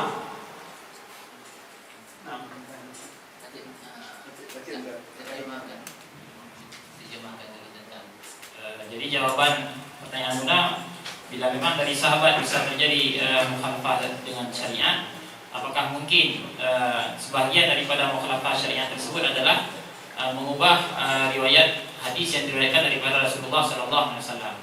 Beliau menjawab, para ulama sepakat bahwasanya tidak mungkin para sahabat berdusta dalam hal meriwayatkan hadis.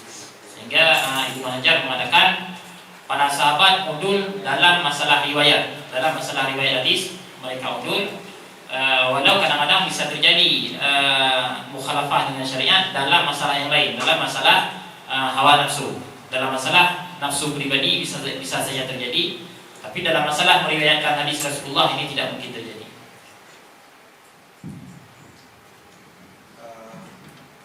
Saya ingin bertanya khusus tentang ittifaq al-ulama ala anna sahabah udul fi riwayat al-hadis.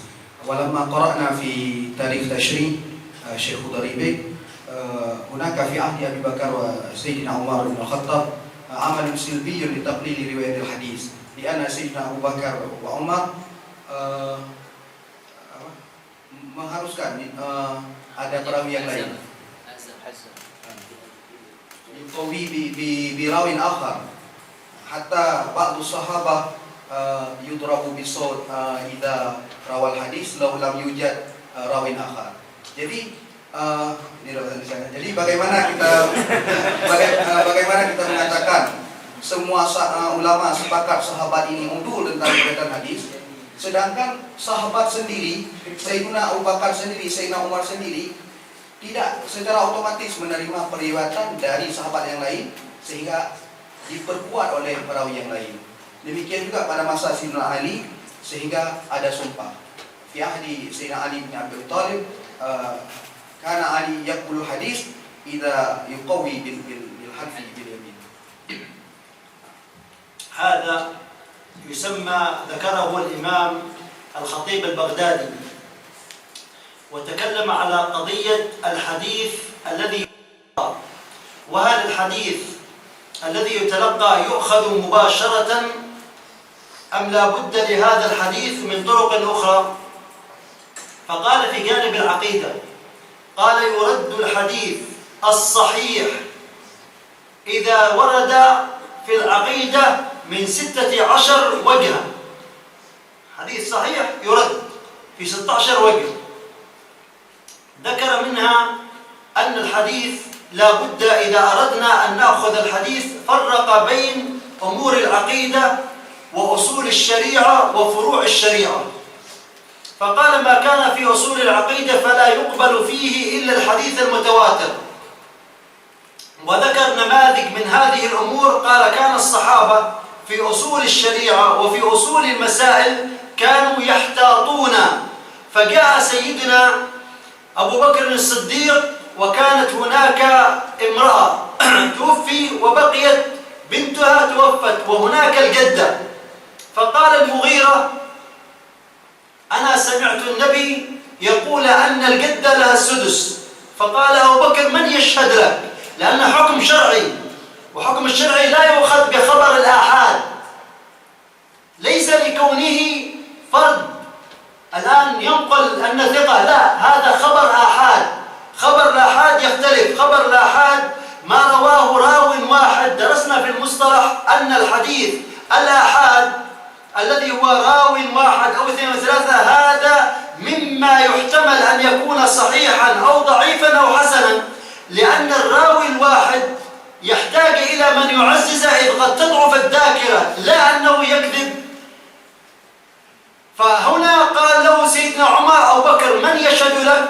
فقال محمد بن سلمة: أنا يا أمير المؤمنين، أنا يا خليفة رسول الله صلى الله عليه وسلم أشهد له. فقضى سيدنا أبي بكر بشهادة محمد بن مسلمة لسيدنا المغيرة. كذلك لما جاء سيدنا عمر كان في البيت، دق عليه أبو موسى الأشعري الباب، وكان سيدنا عمر مشغول مع البيت. دق المرة الأولى ما حد جاوبه، المرة الثانية ما فيش حد جاوبه، المرة الثالثة ما في حد جاوبه. انصرف. خرج سيدنا عمر ينظر من الطارق، وجد أبا موسى يمشي، ناداه: أنت طرقت الباب؟ قال: نعم.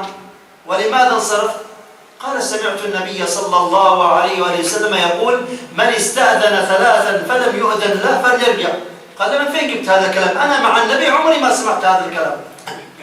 فسيدنا عمر يقول لك: أنا جالس مع النبي، أنا ما سمعت هذا الكلام، وهذه الأمور أنا دائما أتي عند النبي وأخرج، أول مرة أسمع هذا الكلام. من فين تجيب هذا الكلام؟ لأن هذا الكلام لو كان معروف يقول لك بينتشر. فقال: لا، أنا سمعته. قال: لا، ما في، لابد تأتيني ببينة على هذا، لأن هذا من الأمور التي لا نجهلها. فقام سيدنا أبو موسى، خرج يعني خائف، وصل إلى مجلس الصحابة أبو سعيد الخدري، قال: يا جماعة، حد منكم سمع أن النبي صلى الله عليه وسلم قال كذا وكذا؟ عمر يريد أن يضربني. قالوا: كلنا سمعنا.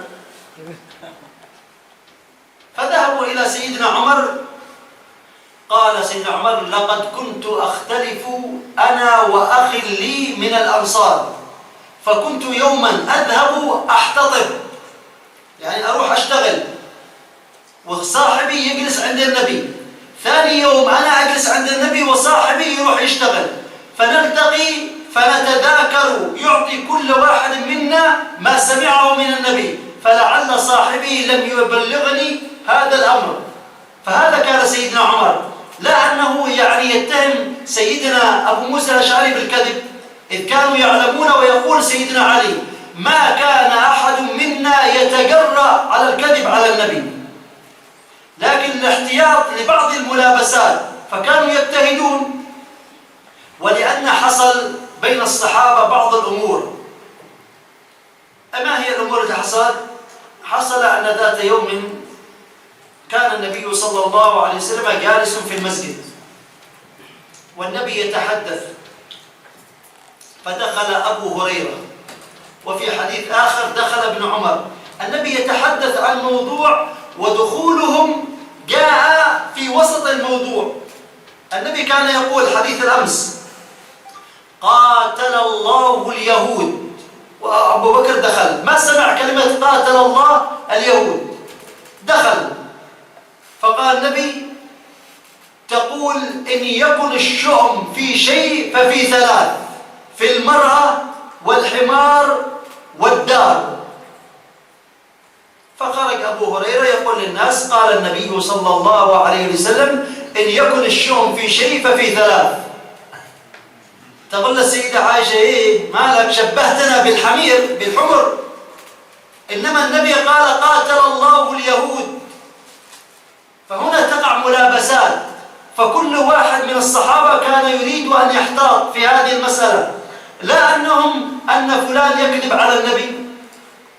فهذا الأمر الاحتياط، علماء الحديث أخذوا هذه الأمور وجعلوا لها ضوابط، فقالوا: إذن الخبر المتواتر يقبل وأما الآحاد فلا بد أن يعرض على أحكام الشريعة، فمتى خالف أمرا معلوما عقليا ألقي ولم يلتفت إليه. كيف خبر صحيح يقول لك الصحيح يقول لك لا يمكن أن يخالف موجبات العقول، كذلك إذا جاء وخالف نصا صحيح من كتاب أو سنة. الآن الإمام الدارقطني عندما انتقد على البخاري انتقد على البخاري أحاديث صحيحة، لكنه وجد فيها علل عقلية وعلل شرعية فردها. نذكر حديث واحد، حديث الشفاعة: يجمع الله العباد يلكمهم العرق، قال فيأتيهم الله عز وجل في غير الصورة التي يعرفونها فيقول لهم أنا ربكم، فيقولون أنت لست بربنا، فإذا جاء ربنا عرفناه، فيأتيهم الله في الصورة التي يعرفونها فيسجد له كل مؤمن ومؤمنة. هذا الحديث قال الغماري فيه 16 إشكال. قال الأول أن الله يأتيهم في المحشر، والمعروف أن الله ما يأتي لأحد ويظهر إلا في الجنة، ولذلك هذه الزيادة، فكيف يأتيهم في المحشر؟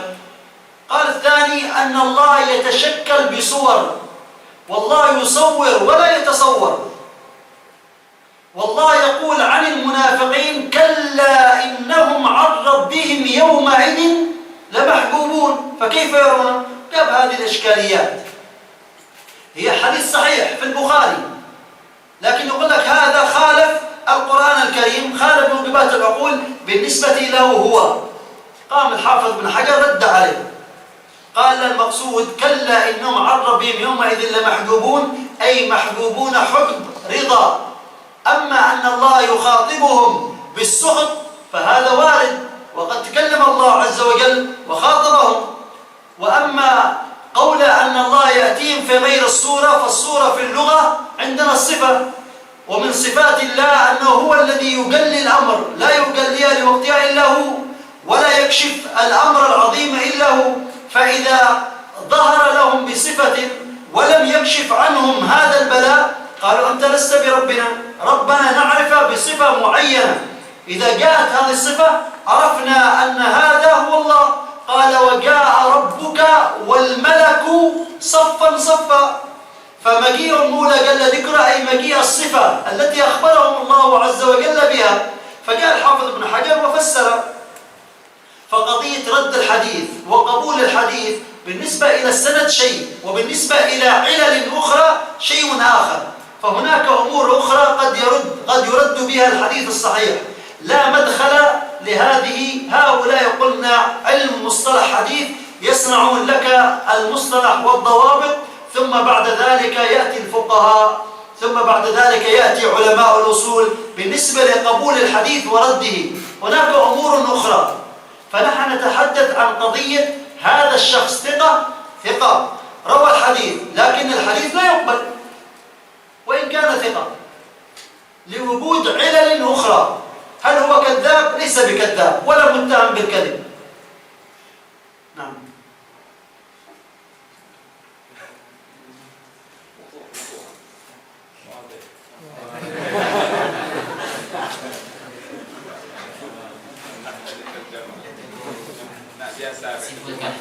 Jadi saya tadi bertanya, kalau kita baca dalam historiografi hukum Islam, tarikh tasyrih di masa Sayyidina Abu Bakar dan Sayyidina Umar, periwayatan hadis sangat diperketat, sehingga Sayyidina Abu Bakar baru menerima suatu hadis bila diperkuat oleh periwayat perawi yang lain. Bahkan di masa Sayyidina Abu Bakar pernah Ibnul Mughirah meriwayatkan satu hadis, beliau baru menerima setelah ada penguat dari Muhammad ibnu Muhammad bin Maslamah. Kemudian juga di masa Sayyidina Umar bin Khattab, Abu Musa Asy'ari pernah meriwayatkan suatu hadis ketika beliau mendatangi Sayyidina Umar, mengetuk pintu 3 kali, lalu tidak menjawab, maka keluar. Karena meriwayatkan hadis dari Rasulullah, ketika mengetuk pintu 3 kali tidak ada jawaban, maka berpergi olehmu. Sayyidina Umar tidak percaya bantih riwayatnya, sehingga katanya nyoso sona bukti menyahana bainah akan lumpuh. Maka Abu Musa ketakutan, dia jamaah akhirnya so yang dari hadisnya akhirnya semua jamaah menyatakan kami mendengar. Baru Sayyidina Umar mengakui kamu menghadiri majelis Rasulullah secara silih bergantian. Hari ini kami pergi, besok kami yang mengurus urusan pribadi. Ada kawan yang mendengar, mungkin pada uro yang long hanarung jak majelis ngon yang jak ngon tua disampaikan maklum hadis tersebut, sehingga Sayyidina Abu Musa Asy'ari hanya jadi hukuman daripada Sayyidina Umar. Intinya di masanya kan berarti Abu Bakar dan Umar tuhmah para sahabat yang lain dengan dusta, cuma hanya dalam bab ihtiyat, di dalam penerimaan hadis. Jadi alhamdulillah sudah selesai belajar kita hari ini, dan ini mungkin terakhir karena kami punya perjalanan ke tempat yang lain lagi.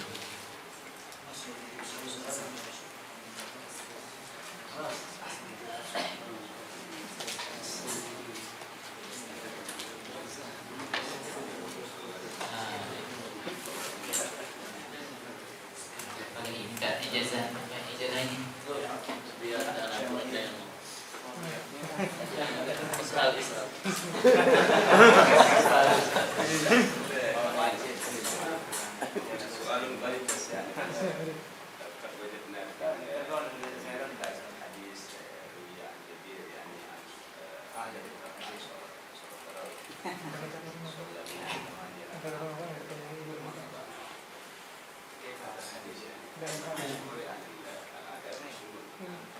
الحديث تقول السيدة عائشة رضي الله تعالى عنها: ما زاد رسول الله صلى الله عليه وآله وسلم على 11 ركعة في رمضان ولا في غيره. ذهب البعض إلى أن صلاة التراويح 11 ركعة من هذا الحديث. رد عليهم علماء المذاهب الأربعة وقالوا لهم بكل بساطة الحديث، منطوق الحديث يقول ما زاد على 11 ركعة في رمضان ولا في غيره، يعني هذه 11 ركعة تصلى في رمضان وتصلى في غير رمضان. وأما صلاة التراويح فهي خاصة بشهر رمضان ولا تصلى في غير رمضان. إذن هذه الصلاة التي تصلى عن السيدة عائشة في رمضان وفي غير رمضان هي نفسها ما يزيد. ما هي؟ قالوا هي صلاة الوتر، لأن الوتر عندنا 11 ركعة، والوتر ركعة ل11 بين صلاة للعشاء والفجر. بالنسبة للوتر النبي كان دائما يصلي 11 ركعة في رمضان وفي غير رمضان. وفي رواية أخرى كان النبي يصليها 13 ركعة، قالوا ركعتي الوضوء القبلية. وفي رواية 15 ركعة، قالوا كان النبي يؤخر ركعتي العشاء فيجمعها مع الوضوء مع الوتر فتكون 15 ركعة. وأما صلاة التراويح فهي خاصة بشهر رمضان التي خرج وصلاها مع الصحابة، وجاء سيدنا عمر وعاد ترتيبها 20 ركعة. لو كان سيدنا عمر بكل بساطة النبي صلى 11 وجاء عمر يصليها 23، يعني أقل شيء أحد الصحابة يقول له يا عمر النبي ما هكذا صلى بنا، لأنهم كانوا حريصين على التناصح فيما بينهم. فلما اجتمعوا وصار مثل الإجماع من عمر إلى يومنا في الحرمين 20 ركعة، إلى أن جاء الإمام مالك زاد في وقت معين اجتهادا منه، لأنه كانوا يتروحون بين كل 4 ركعات يطوفون بالبيت. فكان الإمام مالك قال جماعة يزيدوا علينا بالطواف، ماذا نفعل؟ زيدوا ركعتين مقابل الطواف، لكنهم اتفقوا على 20. وأما هذا الحديث فقالوا هو في الوتر. فمن أراد أن يصلي التراويح 11 ركعة ما في عندنا مانع، صلي، لكن لا تفرض هذا الرأي الذي أنت تريده علينا، لأن صلاة التراويح هي قيام، سواء كانت 20 أقل، السنة 20، لكن إنسان قال بصلي أكثر. يقول النبي صلى الله عليه وسلم الصلاة خير موضوع فاستكثر منها أو أقلل. هو شيء، نحن ما نفرض عليكم السنة لأنها سنة، كذلك أنتم لا تفرضون علينا رأيكم أنها 11. فصلاة التراويح ثابتة عند الأئمة الأربعة بالأحاديث الواردة أنها 20. وأما الحديث الذي تحدث عن 11 ركعة فهو ثبت عندهم أنه حديث الوتر، وجاءت أحاديث أخرى تبين أنه الوتر.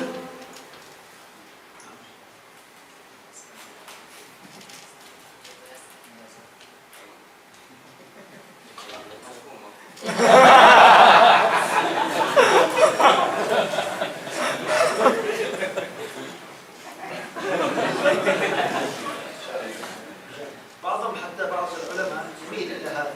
يعني حديث عن جبريل يعني صلى بنا رسول الله 8 ركعات. أنا نسيت في الآخر يعني في الليلة 23 في الليلة ولم يذكر النبي بعدين ولم يقول في الليلة 25. هذا اللفظ يعني غير موجود.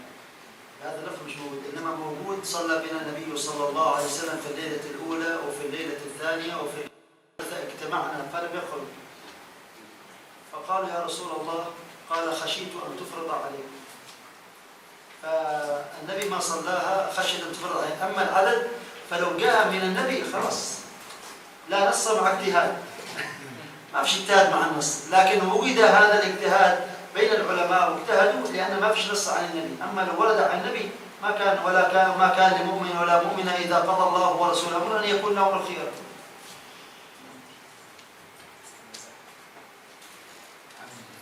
InsyaAllah jelas itu masalah hadis 3 orang-orang mengatakan salat 11 rakaat, yaitu beriktimat kepada hadis Rasulullah SAW bahwa Rasulullah tidak pernah, Sayyidatina Aisyah mengatakan tidak pernah beliau melakukan salat lebih banyak daripada 11 rakaat.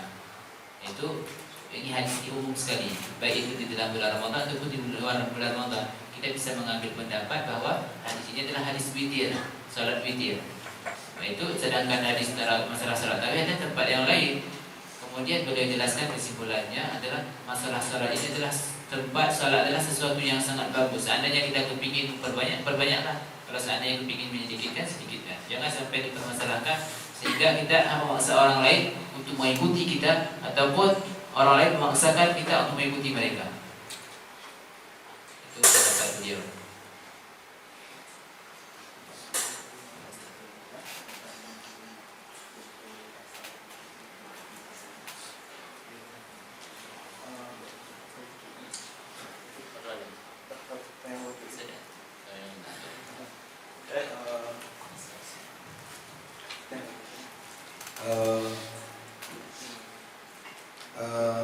سمعت من بعض يقول كان بعض المحدثين مثل ابن خزيمة يتأثر بفكرة التجسيم، هل هو صحيح أم لا؟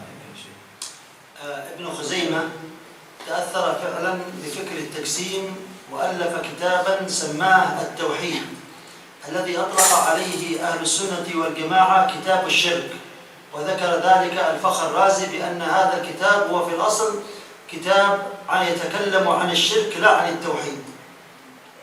وتراجع قال ابن خزيمة في آخر أيامه عن هذه العقيدة. ابن خزيمة يعني عالم من العلماء الفقهاء، لكن الفقه شيء والعقيدة شيء آخر، فألف هذا الكتاب لاتصاله بأسانيد مقاتل بن سليمان. مقاتل بن سليمان هذا أول من أظهر علم التقسيم، وذكر أصحاب الفرق بين الفرق أن سبب التقسيم أن هؤلاء كانوا على ديانة اليهود ثم انتقلوا إلى ديانة النصارى ثم دخلوا إلى الإسلام. ديانة النصارى يعتقدون أن الله عز وجل انتقل اللاهوت إلى الناسوت وحل في سيدنا عيسى، كان ربهم هو سيدنا عيسى، أن الله عز وجل حل فيه. سيدنا عيسى عبارة عن جسم، يد، أيدي، أرجل، فلما جاءوا وقرأوا في القرآن بل يداه مبسوطتان كل شيء هالك إلا وجهه تجري بأعيننا، التبس عليهم الأمر فخلطوا بين عقيدة النصارى وبين هذه العقيدة. فقال مقاتل بن سليمان قال لله يد بعظم ولحم ودم، هذا مو سهل، هذا من كبار التابعين ويعتبر من أئمة أهل التفسير، لكنه هو إمام أهل التقسيم. فقضية أن يكون الإنسان عالم كبير في جزئية وضائع في جزئية أخرى. عندنا إسماعيل الهروي، إمام من أئمة التصوف وإمام من أئمة التقسيم والتشبيه، صاحب كتاب معارج السالكين، قال الزموني في حق الله كل شيء إلا اللحية والعورة. فتجد بعض الناس الذين يعني يكون لهم مجال كبير في علم معين والعلم الآخر لم يتلقوه عن أيدي رجال فضلوا. فكان أهل السنة والجماعة ميزوا من هم أهل التقسيم، من هم المشبهة، من هم المرجئة، وتكلموا عن هذه الفرق. فما كان أيا كان يكون من كان من أهل هذه الفرق فهو إلى فرقته، سواء كان من الفقهاء من المحدثين. أبو سعيد الدارمي غير صاحب السنن ابن الدارمي كان يقول الله فوقنا، أنا إذا أردت أن أكون أقرب إلى الله صعدت إلى المنارة. عالم كبير معه مسند غير صاحب المسند الدارمي، محمد الدارمي صاحب المسند غير أبي سعيد الدارمي، وكانوا في عصر واحد، هذا جاء بعده مباشرة، لكن هكذا الخلفية، عند ذاكرة، عند حفظ، لكن ما عنده عقل. قال الذي على المنارة أقرب من الله من الذي ساجد في المسجد. قال واحد من الآن، قال ولو رأيت الآن الكفار الذين يطيرون بالطائرات الفضائية لقلت أقرب إلى الله من هؤلاء. هذه مشكلة وقعت للتقسيم، اختلط عليهم الأمر فقسموا الله. فهذا نماذج موجودة عندنا، نماذج كثرة، نماذج في جميع الفنون. فهؤلاء ليسوا بحجة. الحجة كيف هم مع الدليل والنصوص التي ثبتت عن الله عز وجل وعن النبي صلى الله عليه وسلم رضي الله عنهم ورضوا عنه، لكنهم قالوا أنه تراجع في آخر عمره عن هذه العقيدة. فنحن نسأل الله أن يكونوا تابوا ورجعوا إلى الله، ما يضرنا لو دخلوا كلهم الجنة ولا. نحن فقط تقرير المسائل، أن هذه المسائل هي المسائل المعول عليها، وهذه ليست هي المسائل المعول عليها. أما أولئك فتلك أمة قد خلت، لها ما كسبت ولكم ما كسبتم.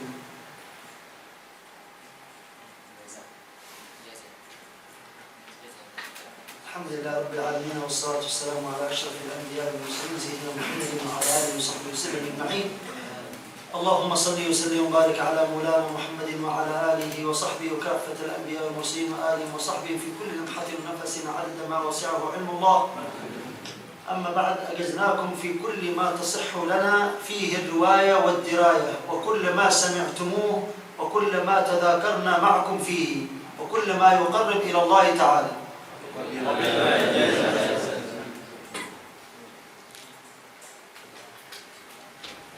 Jadi ini yang bisa kami sampaikan. Mohon maaf daripada segala kekurangan. Wabillahi taufiq wal hidayah. Wassalamualaikum warahmatullahi wabarakatuh. اللهم اغفر لنا ما قدمنا وما أخرنا وما أسررنا وما أعلنا وما أنت أعلم منا، أنت المقدم وأنت المؤخر، لا إله إلا أنت. سبحانك اللهم وبحمدك، نشهد أن لا إله إلا أنت، أستغفرك وأتوب إليك. سبحانك اللهم وبحمدك، أشهد أن لا إله إلا أنت، أستغفرك وأتوب إليك. عملت سوءا وظلمت نفسي فاغفر لي فإنه لا يغفر الذنوب إلا أنت. سبحانك اللهم وبحمدك، أشهد أن لا إله إلا أنت، أستغفرك وأتوب إليك. عملت سوءا وظلمت نفسي فاغفر لي فإنه لا يغفر الذنوب إلا أنت. بسم الله الرحمن الرحيم. والعصر إن الإنسان لفي خسر إلا الذين آمنوا وعملوا الصالحات وتواصوا بالحق وتواصوا بالصبر. سعدنا كثيرا بلقائكم والجلوس معكم، وهذه الرحلة يعني كانت يعني رحلة ما شاء الله، يعني رحلة طيبة سعدت بها كثيرا. Beliau senang sekali, nanti insya Allah hari yang lainnya akan beliau